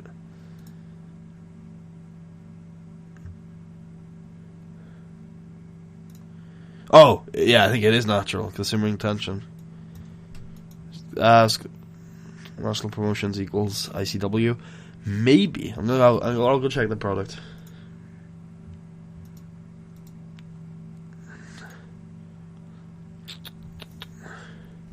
That would make sense. Could also be a reference to the Scottish National Party, which it probably is in some ways a reference to the SNP. Blackie's way into getting the Scottish National Arts Council give him $5 million.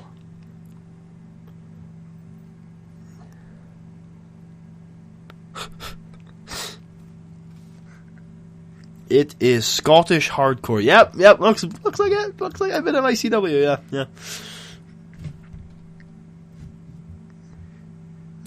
All right. Who's their boy? It is this fucker. Yeah, that looks about right. Okay. Yeah, next show I'm gonna completely autobook it for Ben.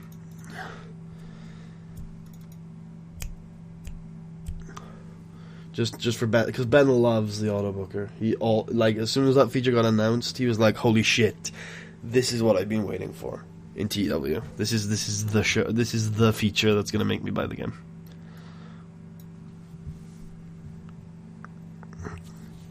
I remember specifically in the dev diary, he was like, "I can't believe they actually added exactly what I wanted them to." It was. Honestly, I think he started crying a little bit. He was so happy that it was announced. It's beautiful, really.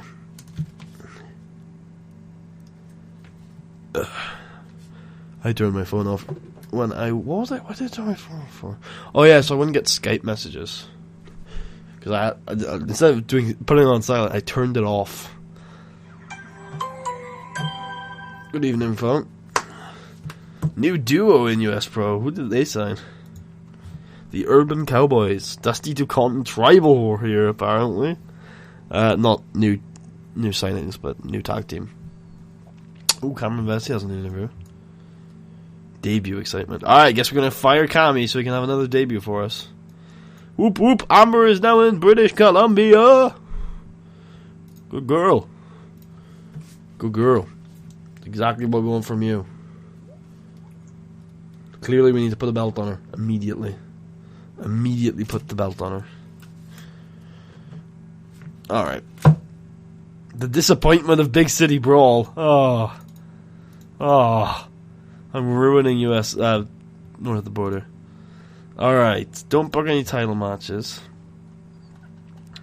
Use whoever you want.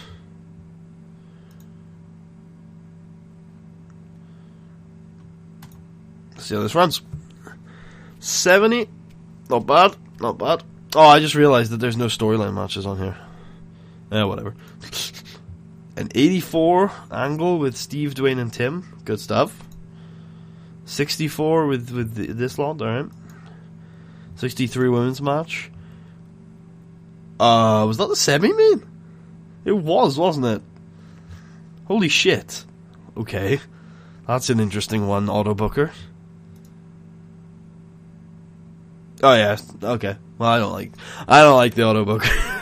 But maybe it'll be useful for tour shows or something. I'm not too sure.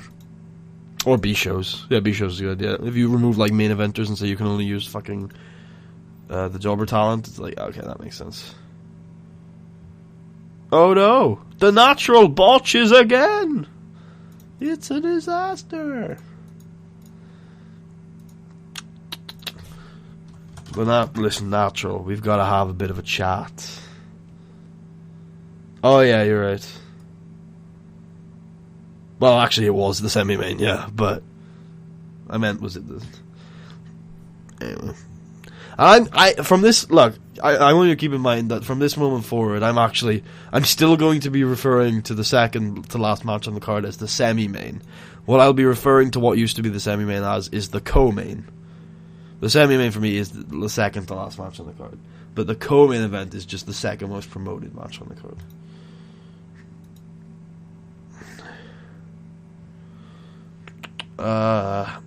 Oh yeah, I wanted to check where I could see your botch history.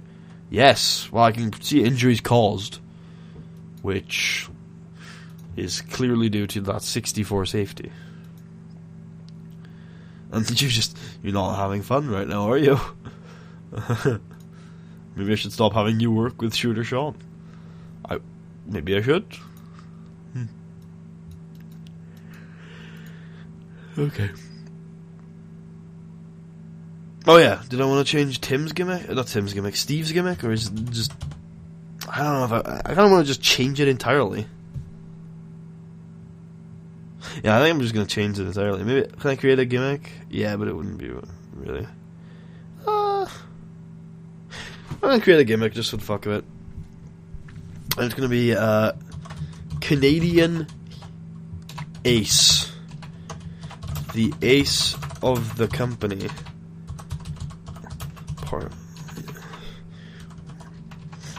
With a cocky edge. Clearly disliked by many of the true blue baby faces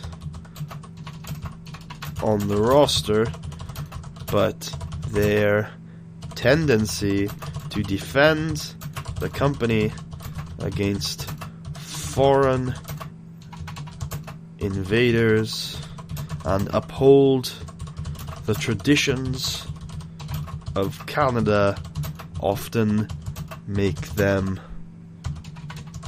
beloved in the eyes of many fans of... Really? That's a really short description. You can't go any longer than that? There's a big box! Whatever. Oh. That's weird. I guess there's a character limit. Gimmick, cocky. Generic gimmick, yes. No. Disposition, both. Risk, like 20.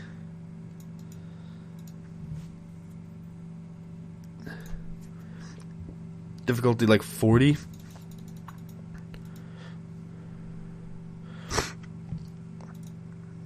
And subtlety, it's quite high. It's like 35. Robbie Wright got signed by SWF. That's good for him. Except young. Gender, no limit. Minimum weight, like middleweight, we'll go on this one. Racial types, well, this is specifically for like a Canadian, so we'll just leave white and black. And technical skill, no. Psychology has to be medium. Styling ability has to be good. Charisma has to be good. Microphone skill has to be good. Acting ability has to be medium. How about that? That sound good? Perfect. Canadian Ace. Steve DeColt. The man, the myth, the legend, the ace of the company. It truly is. Just he's a wonderful servant of the company, you know. He's just got that's something special. Makes him just the best. Are you saying there are no Asian Canadians? Yes. That is exactly what I'm saying. And I dare you to prove me wrong. Dare you. Just try it. Sid Collier wins the Invitational. Ripcord Invitational. No! See, this is what I was afraid of with the pay rises. Is I feel like you don't get this many pay raises in real life. You don't just get everyone showing up and saying pay rise. And if you say no, they're not just going to go fucking fume. They realize that their contract is a contract. So if there is a preference to turn that pay rise thing off...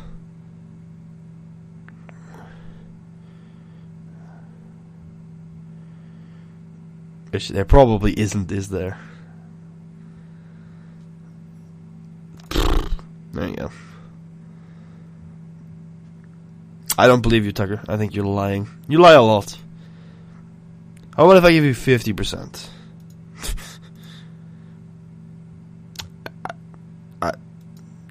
Why does Natural have morale issues? Oh, he's annoyed at causing the injury. Alright, everyone gets some money. Tim still has morale issues, and I don't blame him. So, here's some more money for you, Tim. All for you. Does any company have a network? Well, US Pro are owned by a network. So I'm not sure how that really works. But I don't think so. Not in any of the, not in a traditional sense. Like, let's have a look here.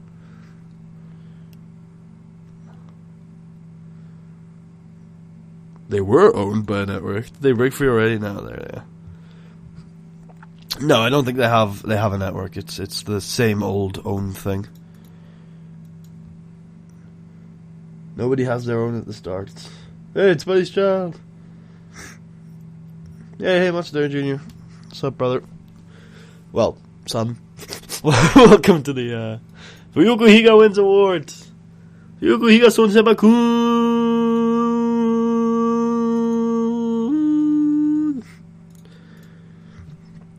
Kun. Higa-kun. Alright. I think I'm gonna book. Well, we're halfway through the demo, so. Well, at least we're north of the border. So I think I'm gonna book another pay-per-view. I finished last in Canada. How much? Here we go. Here's the question: Have they ruined this? Are national battles crippling? Have I lost more than 2 points a pop? Yeah. I don't know. Wait, is that more? What was that? Yeah, actually, that's not too bad. Actually, never mind. That's not bad at all.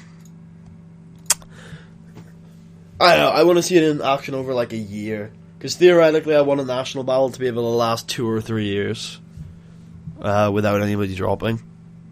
So, if that can happen, then cool. Look, it's Ricochet Ramon.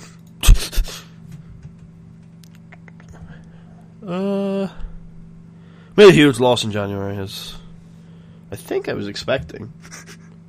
Yeah, I think I was expecting that. I don't know why I made the loss, though. So how could I have been expecting it? Questions for another day, I guess. Alright. So we got TCW, who are doing count up victories. Which I guess I can do, can I? No, they want clean finishes. How are TCW allowed to do that? Oh yeah, because they're not real Puro. Alright. What are we going to do tonight? We are going to do... Well, if a 6-man tag didn't do well, let's make it bigger. The Blondes... Actually, I feel like letting the Blondes work with those people again is probably about it, yeah. So tonight, we'll have the final encounter between Steven and Dwayne. Like, this is like, if this was a proper save, I don't think I would have done this match as many times as I have. But yeah, it's going to be an epic match, and Steve is going to put Dwayne away once and for all. It's going to be open, cold, slow built, decisive. And then before that, I'm going to put Sean McFly carrying a Cami Vessi, for example. It's a good idea. To a solid, exciting 20-minute match. So, lift the crowd. Open. Decisive.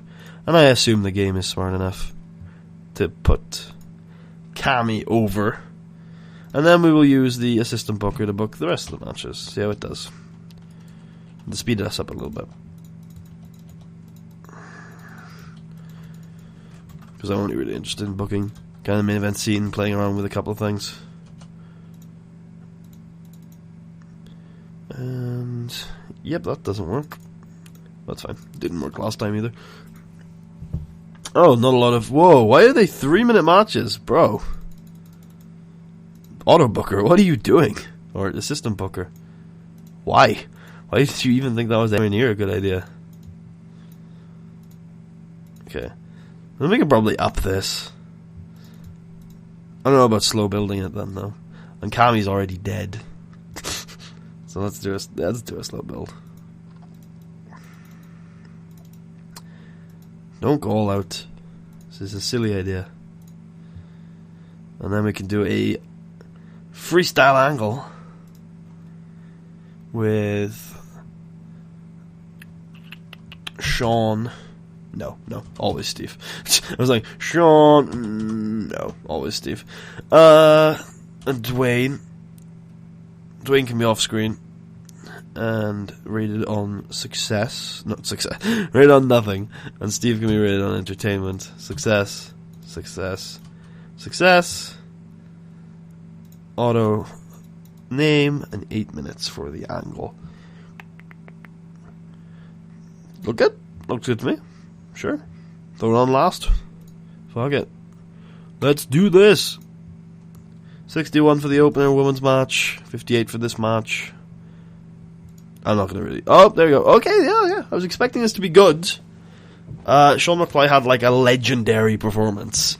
Lifting Crowd really didn't achieve much because they were already pretty hot. They're probably going to get burned out for the main then. But yeah, Sean McFly had like this was the best Sean McFly performance like ever seen. And then this just like I guess this underimpressed compared to the rest of the show. How the hell did this get a 76 then? Because like they both performed really well. Like compared to the last match, theoretically this should have been better.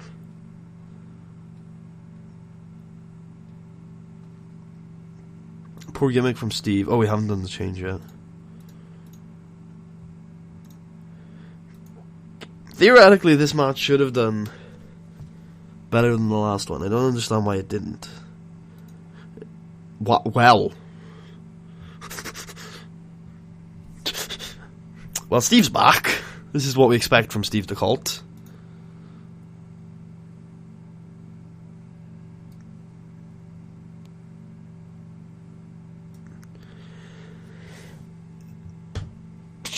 Apparently the SWF backstage is trash.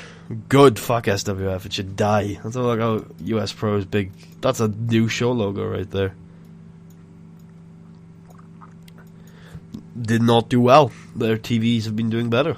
Well, not arguably. True. Well, how did their TV do that day? Not better.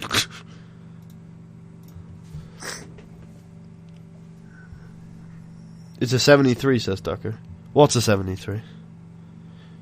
The show that I had? Yeah, the show was bad.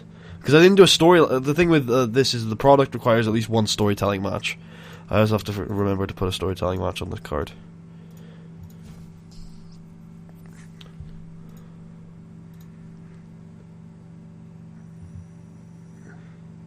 Oh, he's talking about the backstage of SWF as a 73. Most others I've seen has been 100. I'm pretty sure... I don't know. Like a 73 is good enough though, because it's enough to not have penalties. So as long as it is over a 70, then I'm fine with it. Unless the penalties have changed. Clearly, we need to sign Tribal Warrior. How good is he these days? He's still who he is.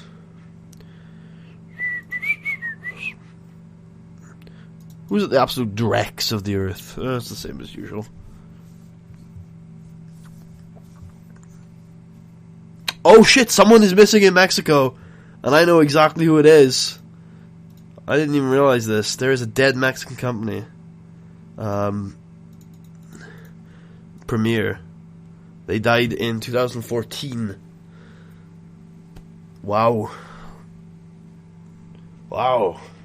They had a couple good workers there. Like, that's why Soul Taker went to south of the border. Well, Premier are dead. No new dead feds in Canada. Are they? No. No new dead fights in the US. No new dead fights in the British Isles. You know it went under. You know what they went under, man. That's pretty insane.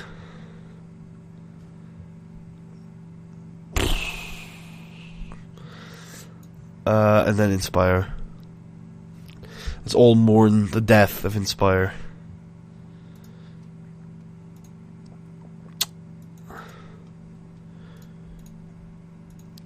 Nobody's ever died in Australia because nobody's ever existed in Australia.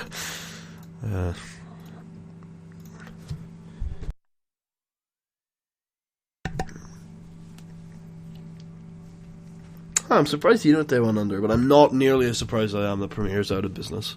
Not the Premier with this huge fed or anything, but they were like a traditional Mexican fed that I expected to last a little longer than that. Nothing majorly lost though. Not hugely upset about it. Alright. There you go. He's happy with 75%. Again, I don't like that. I don't like that at all. I think that's I like the idea of it. I just it shouldn't be nowhere near as frequent. Not even close. The contracts are contracts, man. Like, they should be upheld. People shouldn't be fucking complaining that they have to, like, stick to a contract they signed. Admittedly, if it was, like, a very long time, sure. But then that should be it. It should be, like, oh, it's a 8-year contract. I need a pay rise. Rather than, like, yeah, I signed up for it. There should be much bigger difference in value, too. I don't know. Maybe it's just my opinion. Okay. So, let's book. Tag team matches are often the best way of kind of getting the best out of workers, because you can often just have a lot of bunch. So let's do Sean. Let's do Sean, Dwayne, Steve, and Cammy. Right? That, in theory, should do well. And we'll go 20. Let's go 28 with it. And we'll have Sean pinning Cammy again. Nope. Sean pinning Cammy again. And we'll do a spectacle. Open. I didn't think you could close these. Open. Call-in ring. Actually, I wonder if these will stay closed even after I've closed and reopened the match screen. That would be kind of cool. Alright, and then I will use the assistant booker to book matches. Do it a little differently this week. So do upper mid card, women, mid card. And then move this thing to the main event. Move this thing to the semi-main event. And have it be a storytelling match. SWF apparently feels weird to Tucker. Not comedy. Storytelling. Alright. See how this show runs. I need to book at least 23 more minutes apparently. Okay. Well, we'll make this into a 26-minute storytelling match. With this one getting some extra time since it's a lot of workers involved. And then we'll end off the show with the usual Stevie, Timmy, Dwayne angle, who Dwayne is probably going to get removed from at some point soon. Right on entertainment, success. Okay, I have to admit, this freestyle angle thing is kind of awesome. It would be cool if you could create a freestyle angle and then maybe save it somehow. I guess that's just. What should my first save be? One of the territories in the Confederation, probably. Or maybe try out 5-star because it's now in modern Japan. To try out some of the new stuff with alliances, and also it's a small company and it's fun to learn the world. In the demo, though, a big company. I'd go with a touring company even. I'd go with Pride, either Pride, SWF, or US Pro probably. In the demo because you get to play more shows.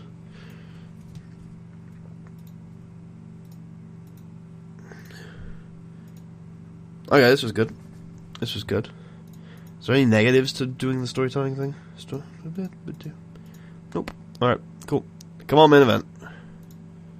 Fuck, man. Oh, God. Wow. Wow. Okay. Steve Colt had like a world-class performance. Who botched then? Wait a minute.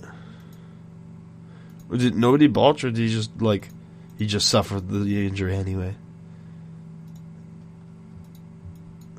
It wasn't that many. I'm surprised this is so low. I really am. Huh.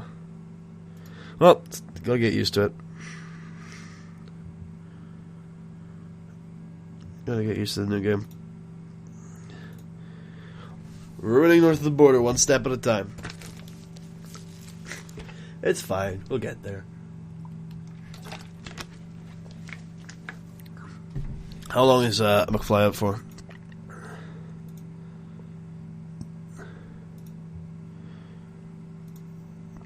$16 days. Okay, so he's gonna miss the pay-per-view. I was planning on main eventing with him.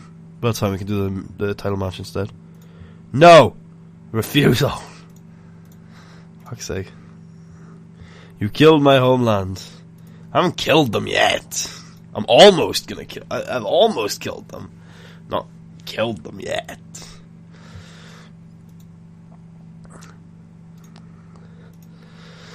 Ugh.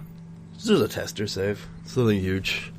I'm actually gonna wrap the save after this pay-per-view and then go do something else. Something a little less lower key. I think would be a good idea. For fuck's sake! Like, seriously, no, I don't like this feature at all. If this is an actual beta, I wonder if I can go give some feedback. I'll be like, no, this is way too frequent. It doesn't add, it's not a challenge either, it's not a decision you have to make. It's like, I don't feel like it's a decision you have to make to either have them pissed off at you and then pay them money, or just give it to them, and then for it to happen, like, as frequently as it does, it's just like, it's not a choice, it's just a penalty. A penalty for what? For building people? We never found managing G-Money to be the real challenge in TEW anyway. Okay, we've got Clash Classic. Set broadcaster. Yep.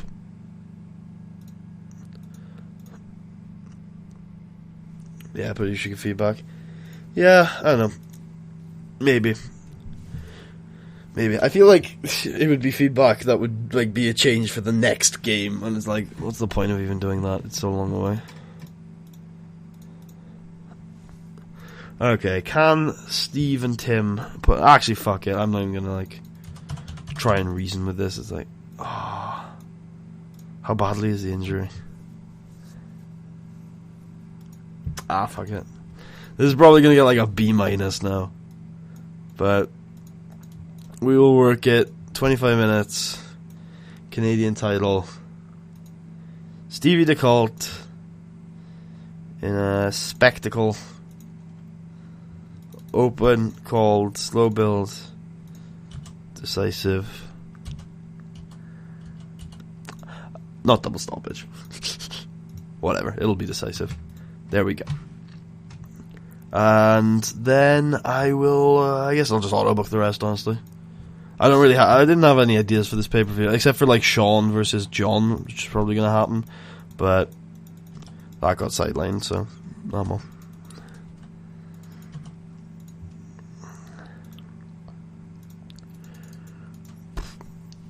There we go. That looks good to me. And I'll throw in a little bit of time on these matches.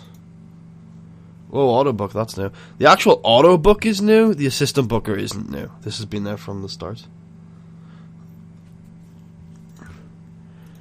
Well, not from the start. This has been there. This was here last game. Some extra stuff on this, and I'll make this a storytelling match. The usual story that Derek Frost is an arrogant motherfucker.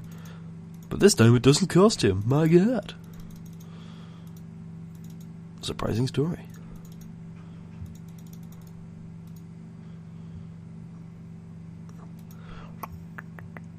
And then we can do a Angle, freelance Angle again.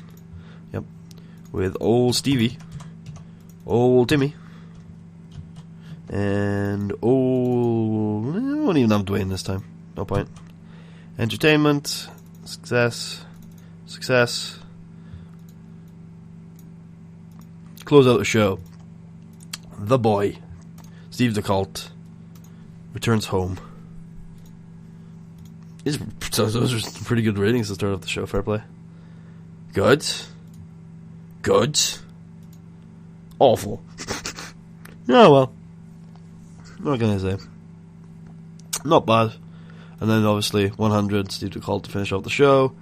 No, we did not lose Pop. You know, that is honestly all that matters to me in life, is that we didn't lose Pop. I've actually like had a change of heart on everything. Anyway, Tiger says, "Wait, what?"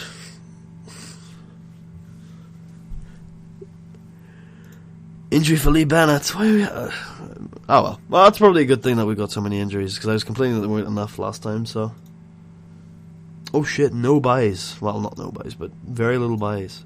Okay, fuck this pay rise thing. Very unhappy about the pay rise thing. Yes, it's $35.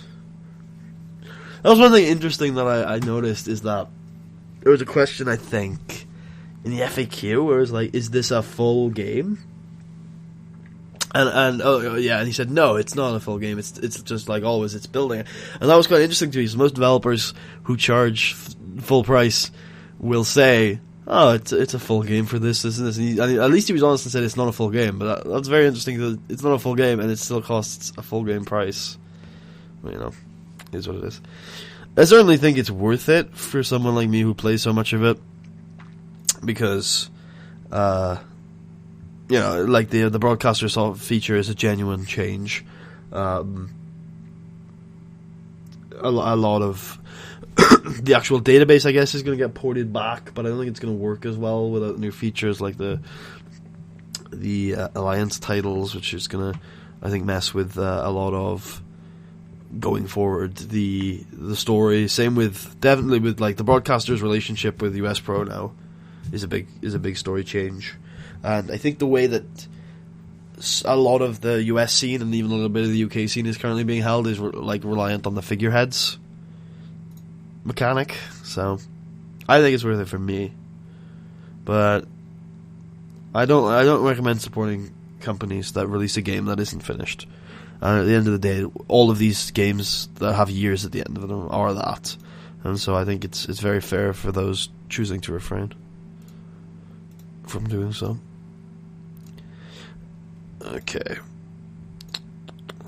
Whoa, what do we want to have a look at here? Oh yeah, I wanted to look at everyone's momentum, because we're going to end all the storylines.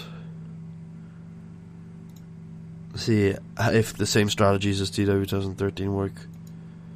The same here.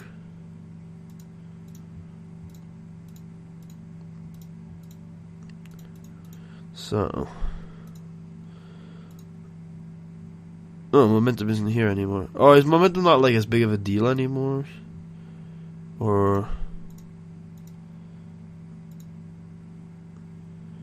is that why like they're not really showing it anymore? Yeah, I think so.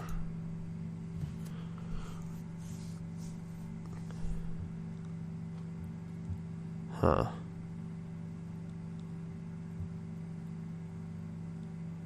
Oh, that's good. So enhancement talents won't get momentum shifts because they're expected to lose. Momentum is a bit different. Momentum can be reset if the enemy goes to the push. Okay. Reset, you say? Okay, so I'm looking for a major positive momentum right now. Steve. No, it is above average. It has gone up. Yay, the Canadian ace. The muscular light heavyweight. Now he is a... wait, what? Oh, he's in the... oh, of course. It now takes a while, which is fine. Things have changed. Things have changed. Not sure I'm happy about it. I thought that was like poor chemistry, like fighting Dwayne Stone, and I was like, what? That explains it. Oh my god. Alright. well, I'm gonna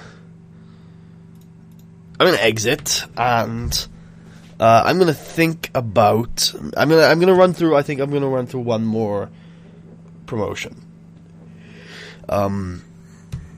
Before we wrap up the stream tonight, and not like a full, like I just did with North of the Border, but maybe just a company. Sorry, just a show. I think I'll do it with US Pro, because obviously they've had a lot of the changes. The homepage is quite sexy. A lot of the skin is reasonably sexy. I have to admit, the sex level is not quite orgasmic, but it's certainly horny. I think is the is the description of a lot of the AUI elements in this game so far that I've seen. I'll say this: it's certainly if you like the Seaverse, I think it's I think it is a decent improvement on the previous game. And I think I feel like it's worth the money if you want to put the amount of time that I put into it, which is roughly like 600 hours, something like that, probably more. Certainly worth the money. It's like just for the database alone, which I know is probably going to get reverted back to TEW 2013. But the way that the gameplay functions work with the new database, and it's just, I think it's a better world so far. I think it's much more fresh than 13 and 14 were. It's more fresh than probably than 10 was, and 10 was really fresh. But you know, it's iterative. I said that from the beginning. Like, it's always going to be iterative, and the reason why I like that is I forgot. Is it still? Anyway, the reason why I like that it's iterative is that I like TEW 2013. So I don't see any reason why I'm not going to like this. And it's just better. It's just flat out better. Of course it is.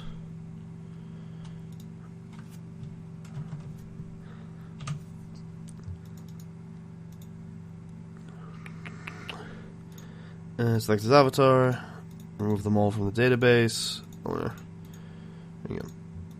What happened to the Hinata dojo? They decided just to... Well, the dojo is still alive, but the company isn't. They decided that having a dojo run touring... New Japan... I keep... Fuck's sake. Burning Hammer basically have turned into a Western company in a lot of ways. And so they themselves have stopped running tour shows.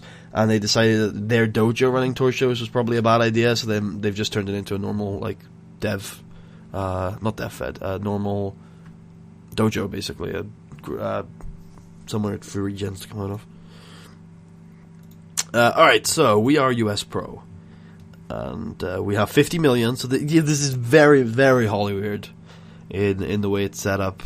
Except they're obviously in a much better position than Hollywood were. Okay, we have potential penalties. And in terms of national battles, we are bottom. Not by much, but bottom. We clearly need to increase some popularity of some star quality guys. The backstage is really good. I'm really surprised about that, actually. So obviously the product is the same, family friendly nostalgia. Yep. Apparently spinal impact moves are not allowed. Good lord.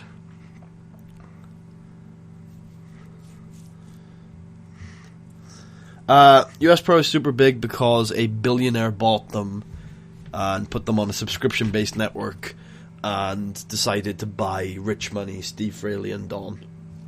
And Nikki Champion's really good, basically.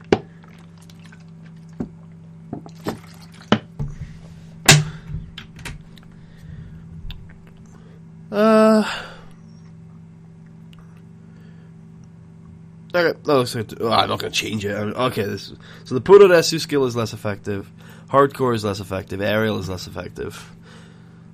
One match aimed at storytelling on every show. Favorable towards getting sponsorship. And more popularity than performance. Alright. And I will then position myself with creativity, A little bit of motivating. I don't like the this is harder to tell how many points exactly you have in each thing.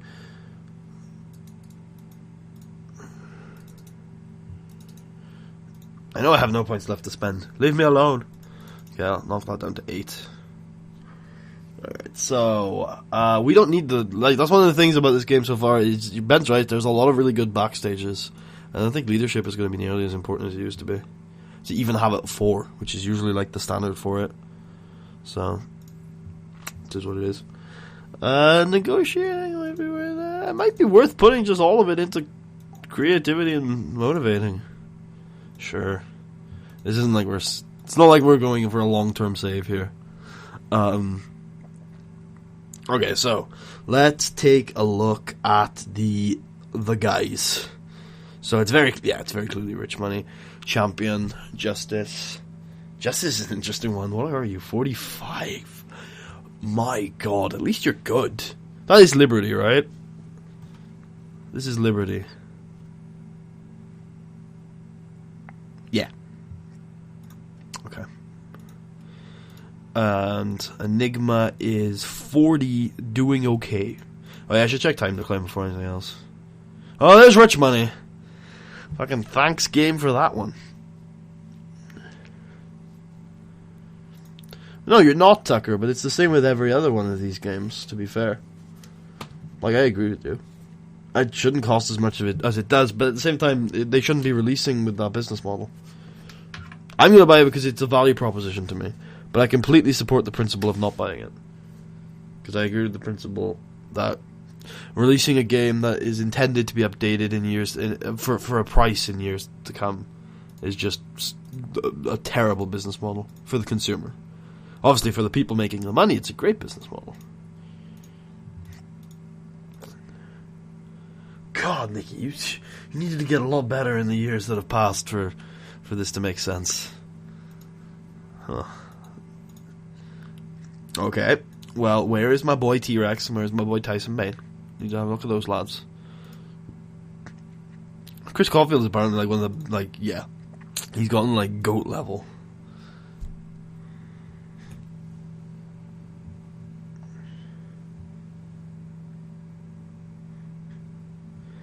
You say you have people to make content for, but you like, barely made content before. Like, just like in terms of like the amount. Just make it on the old one. I don't think people are going to care that much. T-Rex is mid-card. Yeah, he's always been a mid-card.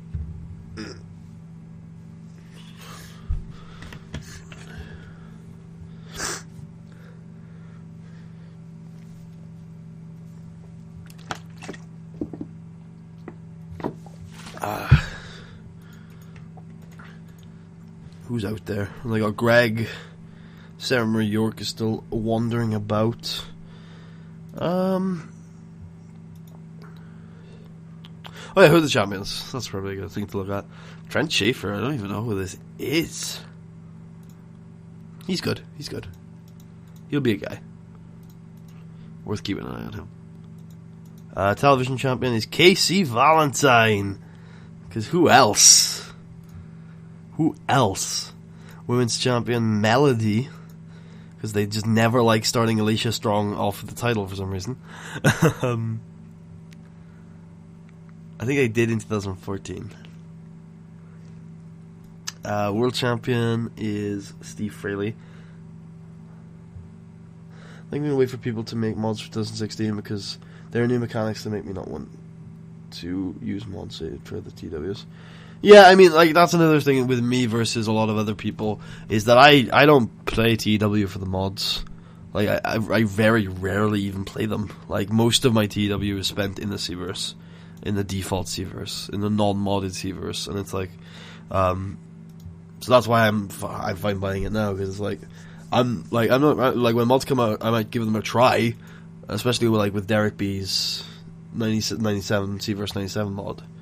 I'll certainly play that one, but I won't be playing stuff on launch. I won't be playing, I won't be playing real world mods unless they're really good, which if last game was anything to go off, there won't be, so it is what it is. I like the Seaverse, that's the only thing I really play TW for. And it looks real good. I don't think the Seaverse feels the same at all. Like, I could have done with a few more deaths in terms of companies, but, like, the amount of national companies at the start of this game is ridiculous. All of them kind of primed to go international, too. Primed to, like, go forward. The US scene is, I think, fresher than it's ever been. I still don't like all of those TCW guys that came up around 2010 and were like young mid-carders around 2010, like or indie scene guys around there, so like Minnesota, Golden, Court, even Hawkins I don't love. Like all those boys I'm not the biggest of fans of, but I like Money, I like Champion, I like Bruce actually. I like Hawkins sometimes. I don't know, but I like the new Seaverse. I think it's a fantastic shake-up. I think Cornell going over to, like, if he had gone there to retire like Angel did, it would be different. He's actually gone over there in his prime, and I genuinely believe that like there is a potential there to like for 21CW to be in canon the biggest company in the world by the time the next game hits. Because it's got a ton of like raw talent over there now, and I haven't even checked the indie scene yet. Oh, Bell Brighton's on the. No, Bell, you retired far too young, darling. What have you done? What have you done, darling? How dare you do such a thing to me? Oh, alas. Okay, so we have. Apparently there is a minimum quality, even though they own us. Like, the fuck. Huge fucking coverage everywhere except for Mexico, where there's big, and that's North America. Highly pro wrestling, broadcast quality HD TV. Music licensed. Alright, let's take a look at production. Here we go. Major licensed is SWF. Yeah, that seems alright to me. Can we upgrade to Ultra HD TV? I can't sit there and just do the same universe all the time, so having the Seaverse wouldn't be enough for me personally. That's fair, I just feel like it's big enough for me. Like, I even in 2013, I had played it for like 400 hours, probably more. I still didn't touch Lucha. I still didn't touch Australia. I still didn't touch. I did touch Canada, but I didn't touch Europe in a big way. So there's so much for me to do that I'm like, yeah, it's not the same world. Can I upgrade to 4K? Well, come on, game. You got to be future proofing for shit like this. There's clearly got to be like that's one thing I don't like. They should clearly future proof this stuff with like 4K and like 12K and like 1400K. I don't think it feels like 2013. I think it feels completely different. It has a completely new feel to it to me. Majestic. Fuck. Yeah, let's use our money. We have fucking tons of money. Industry leader. Let's use all of our money to try and squeeze SWF and TCW because I have I'm gonna get bored in like 4 hours. Well, if that's the case, then that's the case. Don't play the game. It doesn't bother me whether you buy it or not. Alright. Just try and squeeze TCW money-wise, because I know we can't beat them in drawing power right now. So if we just put on just the better wrestling product, then it's probably a good thing. It's probably the way we're going to win. I say we're going to win, like, I'm going to do more than one show. I'm not. I'm doing one show. So... Excellent Menace. Oh. Okay, so we have Charlie Thatcher still. The man, the myth, the legend, the bodyguard. Dusty DuCont. Julius Moore. Nah, he's nothing really. Maybe though. I just caught that star quality on the way back out. Peter Novak is still kind of nothing. What's my next series going to be? I think I'm still planning on doing Oli.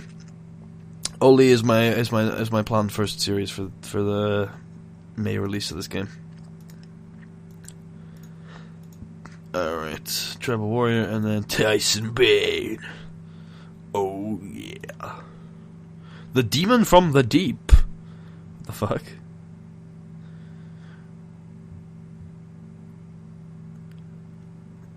Okay, that's interesting. And then the Angel of Death. I don't remember. I remember Angel of Death. Yeah, nice and lucha. Yeah, I agree. Be nice to do something different than I've done before. And he's over, right? He's over, right? Oh, he's over. Oh, thank God. I was very worried that he wouldn't be over. Wait, I just thought of something. Wait, what was the product ratings? Oh my God, what are you doing? No. 40. Good. I was going to say, if that pisses off the fans, I don't care. Alright, 40-40 then. Fine. 40-40. I think that's about all I need to have a look at. Oh, figurehead-wise, it's obviously Nikki. Right? For over 5 years now, okay.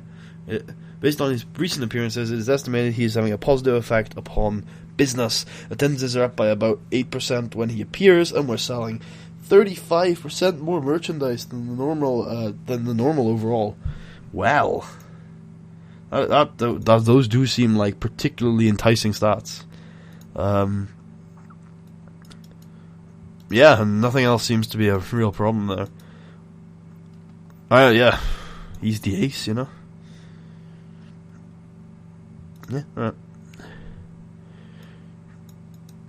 Cool.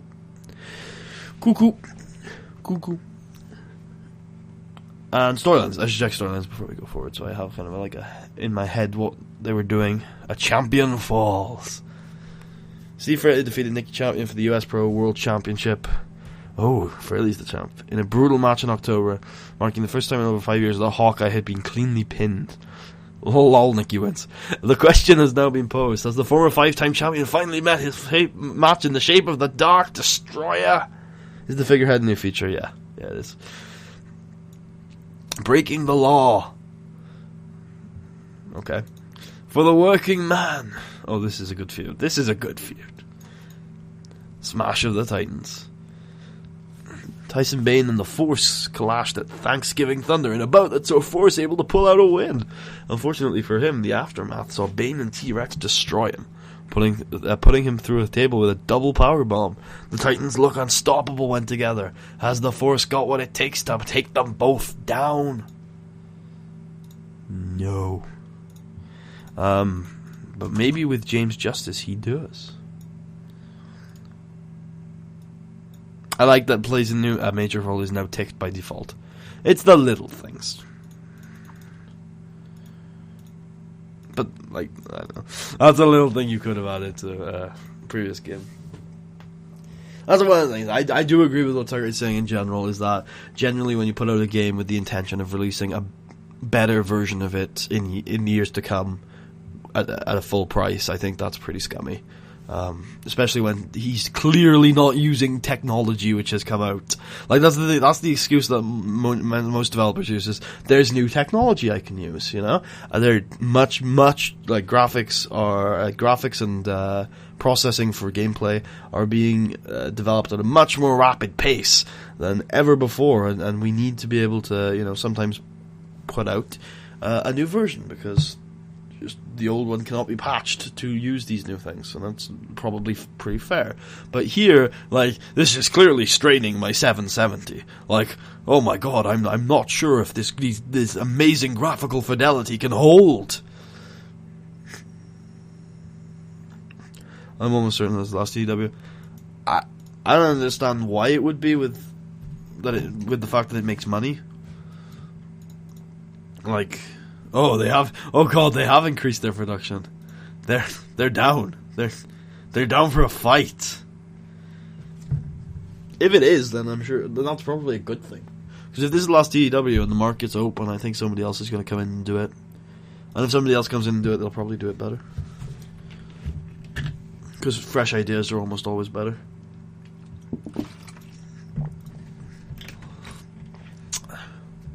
So what do we have? We have Major licensed.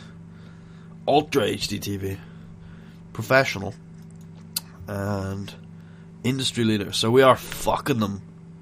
Which is good. And yeah, I'll just book one show of this. See if I can book my sports entertainment magic.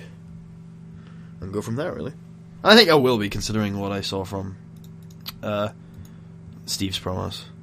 What are you doing? What are you doing?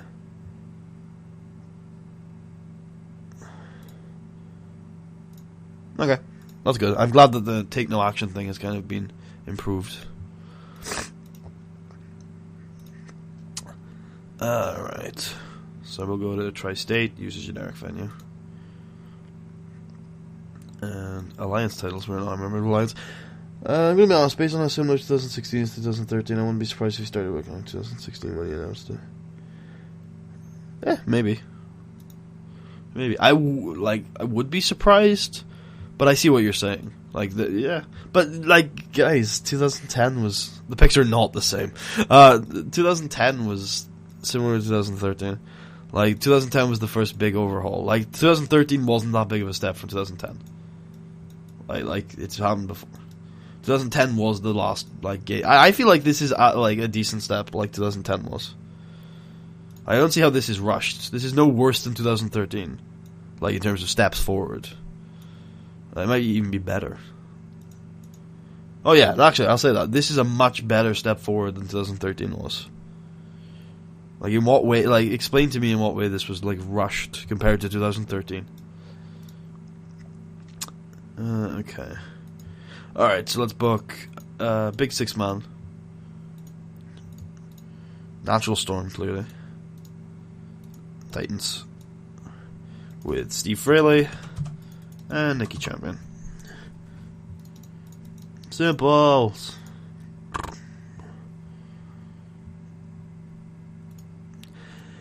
And we'll go I don't know, I feel like this should probably only go 12 on TV, but no, not sure.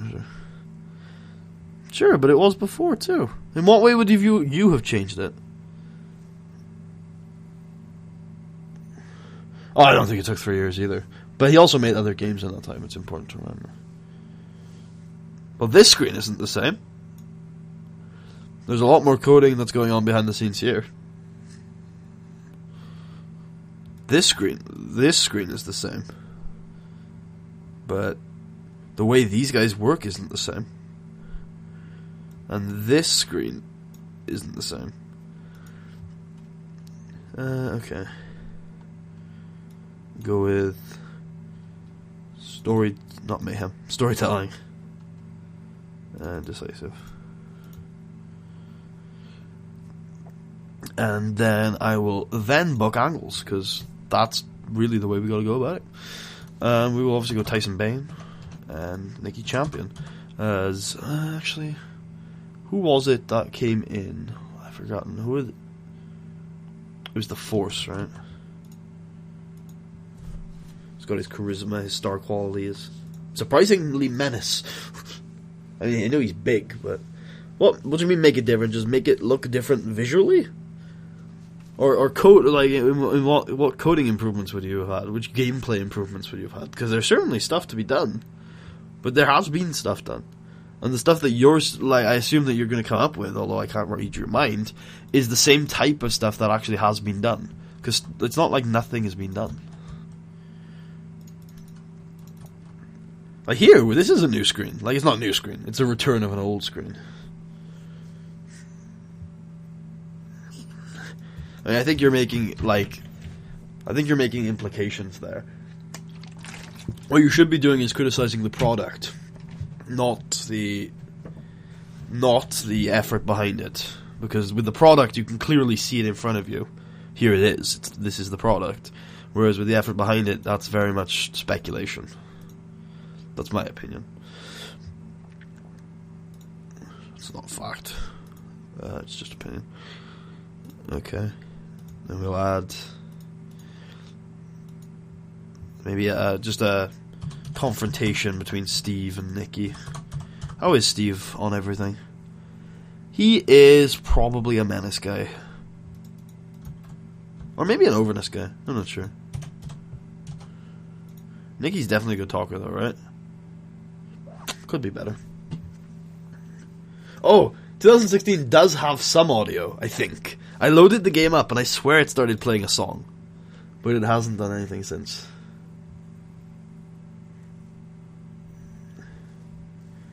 Yeah, oh, like what Gauthier, what PP is saying is that is what I believe is it's iterative changes. It's very similar to the previous game, but I think it has small things that just make the world better for me to experience. Like, and that's a mixture of writing and a mixture of coding, and I think it's fine. Like, it's just a slight improvement. Is it worth the money? Probably not for me, but that depends on how much money you have, I think, and how much value you see in it. I certainly think, compared to 13, and the steps forward it made, it's better. But at the same time, everything that I could possibly say can be shot down by the argument, well, this should have been in the game in 2005. Which I have to agree with you. I think this game makes steps forward. It might be worth the money. But if you said to me,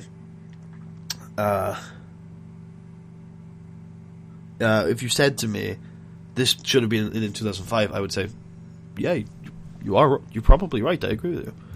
So, you know, take that for what it is.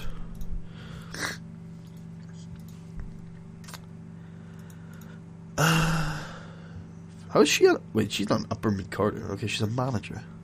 I said specifically upper mid Carters. I feel like these are not upper mid Carters.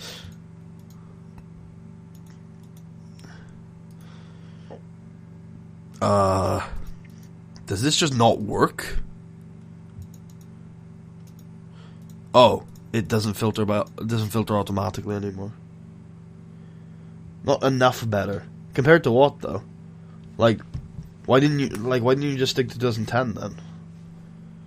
Like, that's the thing, is like, you're saying this now, but I've never heard you talk about 2013 in the same way. And it's worse, or arguably, I would say. It's a worse step forward. Okay, so we got Rick Law. Yeah, he can do entertainment stuff. And that Schaefer guy?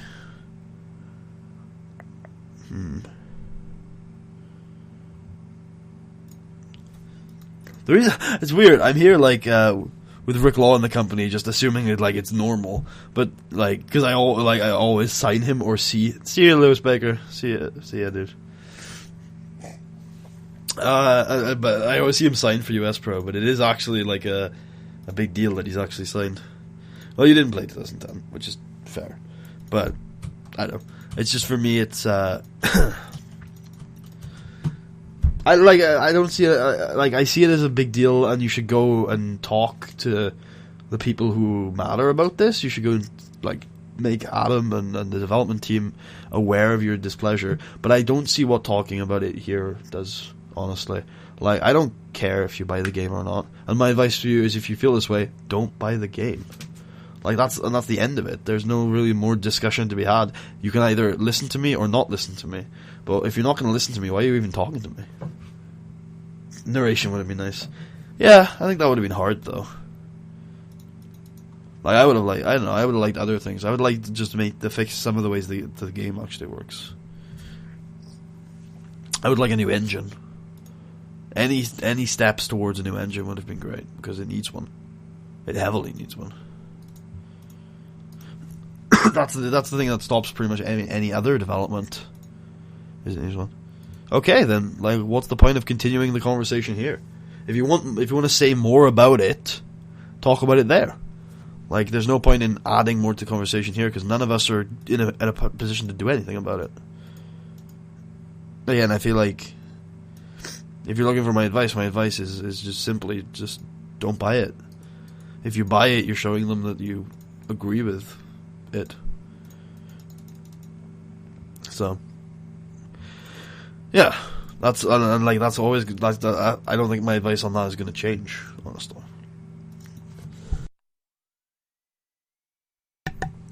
What's the point of me talking about it here? There isn't one. I'm talking about it because I respond to my comments.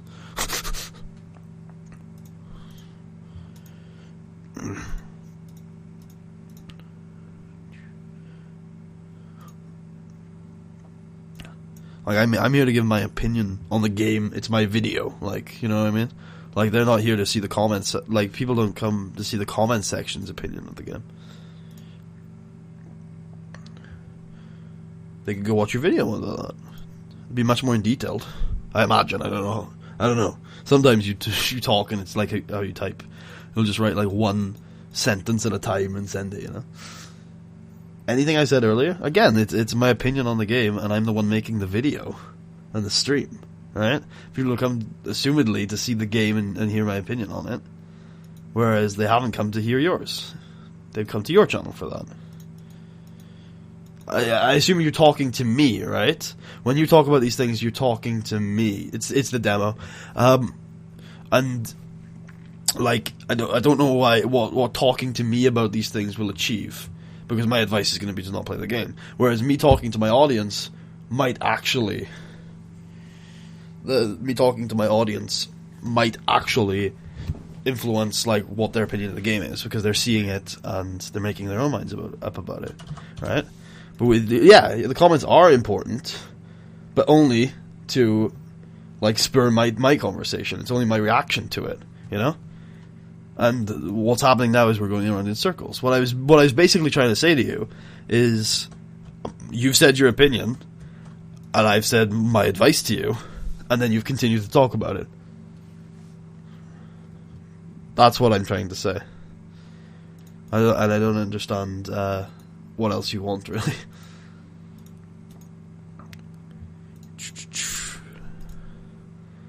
Okay.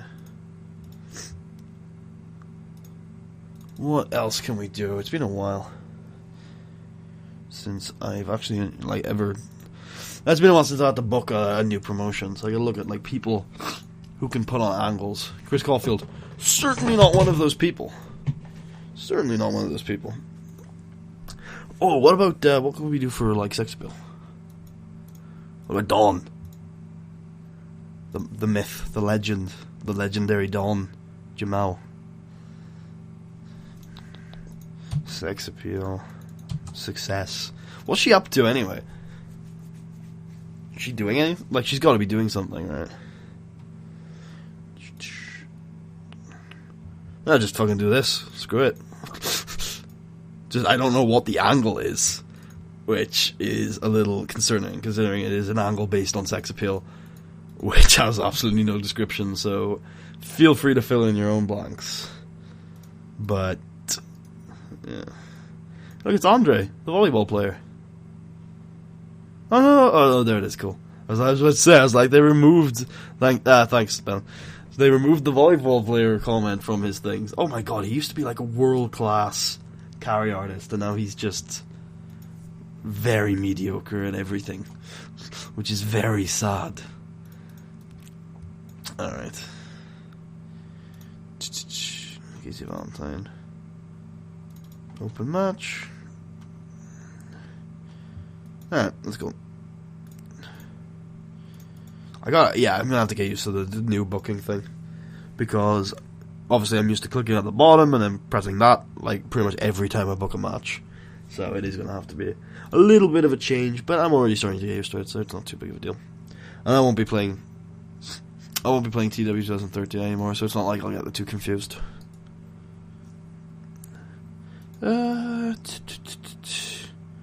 Novak. Rated on Menace.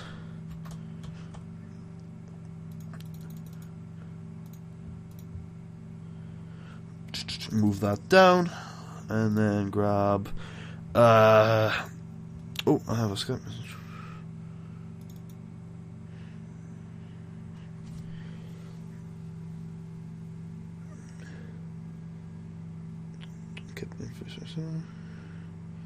Oh, this is quite a cool response.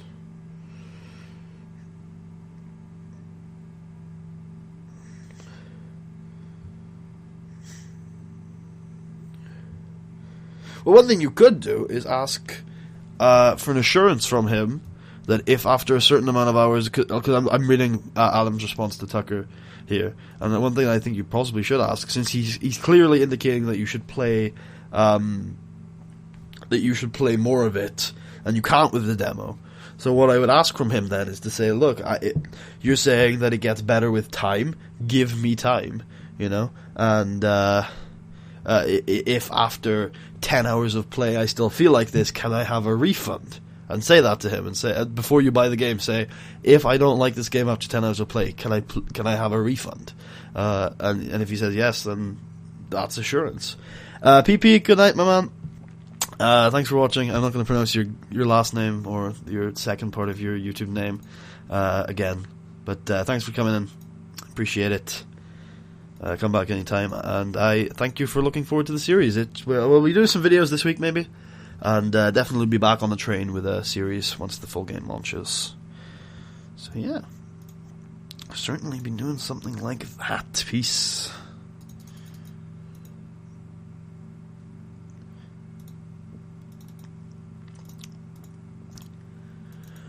Okay. Nope, nothing else to react to, so let's do the Cold Warriors versus Julius Moore, who's a big scary dude, if I remember correctly, and Danny Rushmore. 13, and we'll go Carlo Crusher. I'll put that down at the bottom. Yeah, starting to get used to that. A bit of a different kind of like auto click now, which is good. That's steps that I think needed to happen. Alright, and now we'll go for a freestyle angle with Alicia, because she's obviously off injured, which is upsetting, very sad. None of us want to see Alicia injured. At least I imagine none of us do. Some of you sickos probably do. Unavailable? What? Broken ankle? She can't come out like heel gimmicking it up and cutting promos like it's 2011 or something. Yeah, fine. We're gonna have to have Belle do it in her stead. Yeah, exactly. If he's saying that it gets better with time, then you can't prove that with a demo. At least not this kind of demo. Well, one thing you can prove is by watching videos, though. Or you could ask for a refund, which I think all developers should offer. She can come out, you just need to assign her for a push. Okay.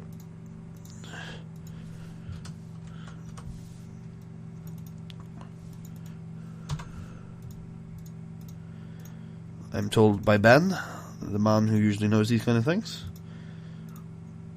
And I believe I'm going to leave this off. Alicia Strong. Rated on entertainment. Success. Okay, cool. Thanks, Ben. Is there any... Oh, of course. I'm like, is there anybody I haven't booked yet? I'm not sure if there's a dude. I'm not aware if there is a man with a lot of money. Is there a man with a lot of money floating around? I believe there is. I feel like people who paid for the previous TEW games should get a discount since they probably aren't going to play the older games anymore. Well, that's one thing I'll say, is that he's literally said that it's not a brand new game. So I find it quite interesting that it's a full price. The games are the same price every time. But yeah, so I agree with you. I think they should. I think they should be cheap. I think they should be cheaper games. I don't think people that bought the previous ones should get a discount. I think they should be cheaper. I think it should be $10 to $20 or less. It's a text-based simulator. Like, I know I put a lot of work into it. I know he needs to put food on his table. But look at, like, Undertale is a good example of a game developed by one person, which is so much more technically impressive than TEW, and costs less than half the price.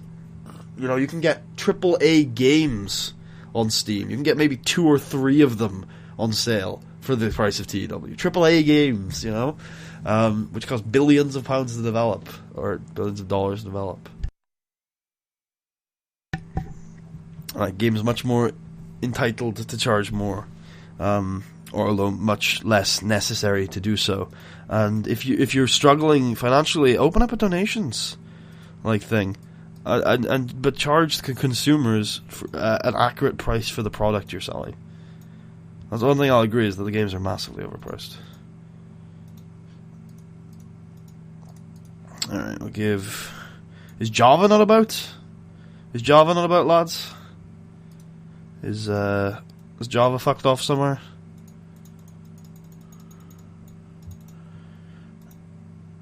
Yeah, fuck it. I was about to like set up who was gonna win and shit, and I was like, nah, fuck it.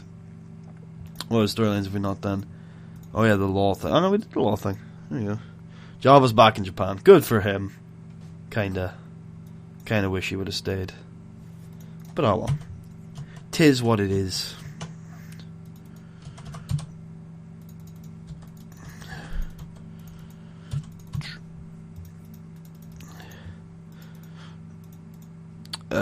Two. Now, ladies and gentlemen, with one more slight tweak, is how you now book an entire show with the freestyle angle booker. So, yeah, that's a thing that you can totally do. I assume the Dark Destroyer is somewhat over in this database. Reasonably. Reasonably. Okay. I already have a segment with this name. Okay, that's fine. Boom. And then put this at the start of the show. And that, I must cut 1 minute. Okay. That is a card pretty much entirely booked with freestyle angles. Actually, entirely booked with freestyle angles. Let's go! 86. Yeah, alright. 95. Yeah, okay, Menace still rules supreme. 68. 72 from Strong. That's good. That's strong. 99. 99? Rich Money's real good. TEW is proof as to why monopolies aren't okay. Yeah. No. Exactly. You're completely right. It's one of the things where EA Sports games is often the thing, because they have licenses for all of the teams. No other company can make a sports game with any kind of credibility. Monopolies aren't okay. They're not. It's not that they aren't okay. It's just that they're not good things for consumers. Absolutely not. No, you're right. I don't like monopolies. I think that the competition is good, in general. Yeah, I agree with you completely. It's a good example of that. Yeah, it's often why people are always like, "Why do you play the game?" Because it is the only one around. What I'll counter that though is that if you already own TEW 2013 and you say to the TEW 2016 is better, I do think you should just stick to playing TEW 2013. But if you're saying, if you're complaining about TEW so much and people are saying, why are you still playing it? Well, it is the only one still around. Yeah, I can understand why they got so big. This is actually quite a lot of talent here. That is not a good match. That's a good segment though. Also a good segment. Good main event. Fucking that is better than a couple of the fucking Dwayne Stone Steve the Cult matches I was having. Man. So Findlay's gone to Burning Canvas, which is great. I think that does suit him very, very well. He's like all of the good stuff that they had in their main event, but so much younger. And then Bulldozer's also got a touring deal in Japan. But where? Where, Ben? I want to know. I'm interested. And then the confrontation afterwards got an 88. And the overall show gets an 88, which increased our popularity. Yeah, alright. Well, Menace is still Trump. US Pro will be easy. It might be easier than prior. It might be harder than prior. The reason why I'm a little confused as to whether it will be easier or harder, it won't be harder. But it might not be that much easier because they might struggle with national battles if they're really stiff. Burning Canvas as well. Wow, Bulldozer and Findlay as your Gaijin invaders of Burning Canvas. Of Black Canvas, sorry. Sounds really cool. Alright, that's cool. I don't know why we're drug testing, because now we're going to have Petter fucking Novak. Yeah, of course, it's always Novak. Oh, God. Find. Whoop, whoop. He has improved his behavior. I wonder if that... Oh, he's unhappy, though. Is he like, I'm sad, but I am going to stop taking all those drugs?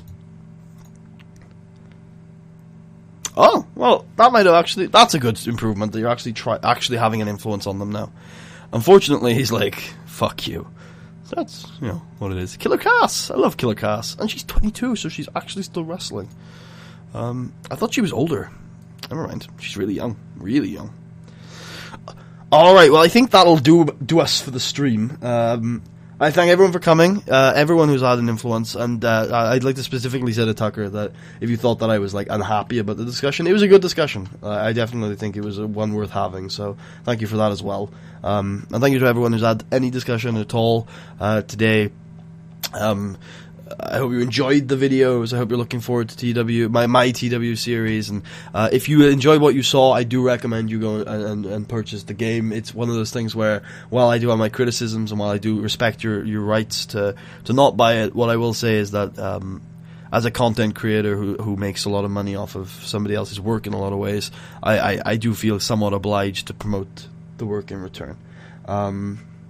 So, Grey Dog Software, TEW, Total Extreme Wrestling 2016, releases on May 2nd. The demo's out now for free.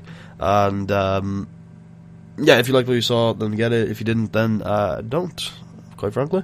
And, yeah, I hope you guys enjoyed. And I will see you guys in the future for more TEW videos. The archive of this will go up soon. We might have some North of the Border actual videos coming out this week.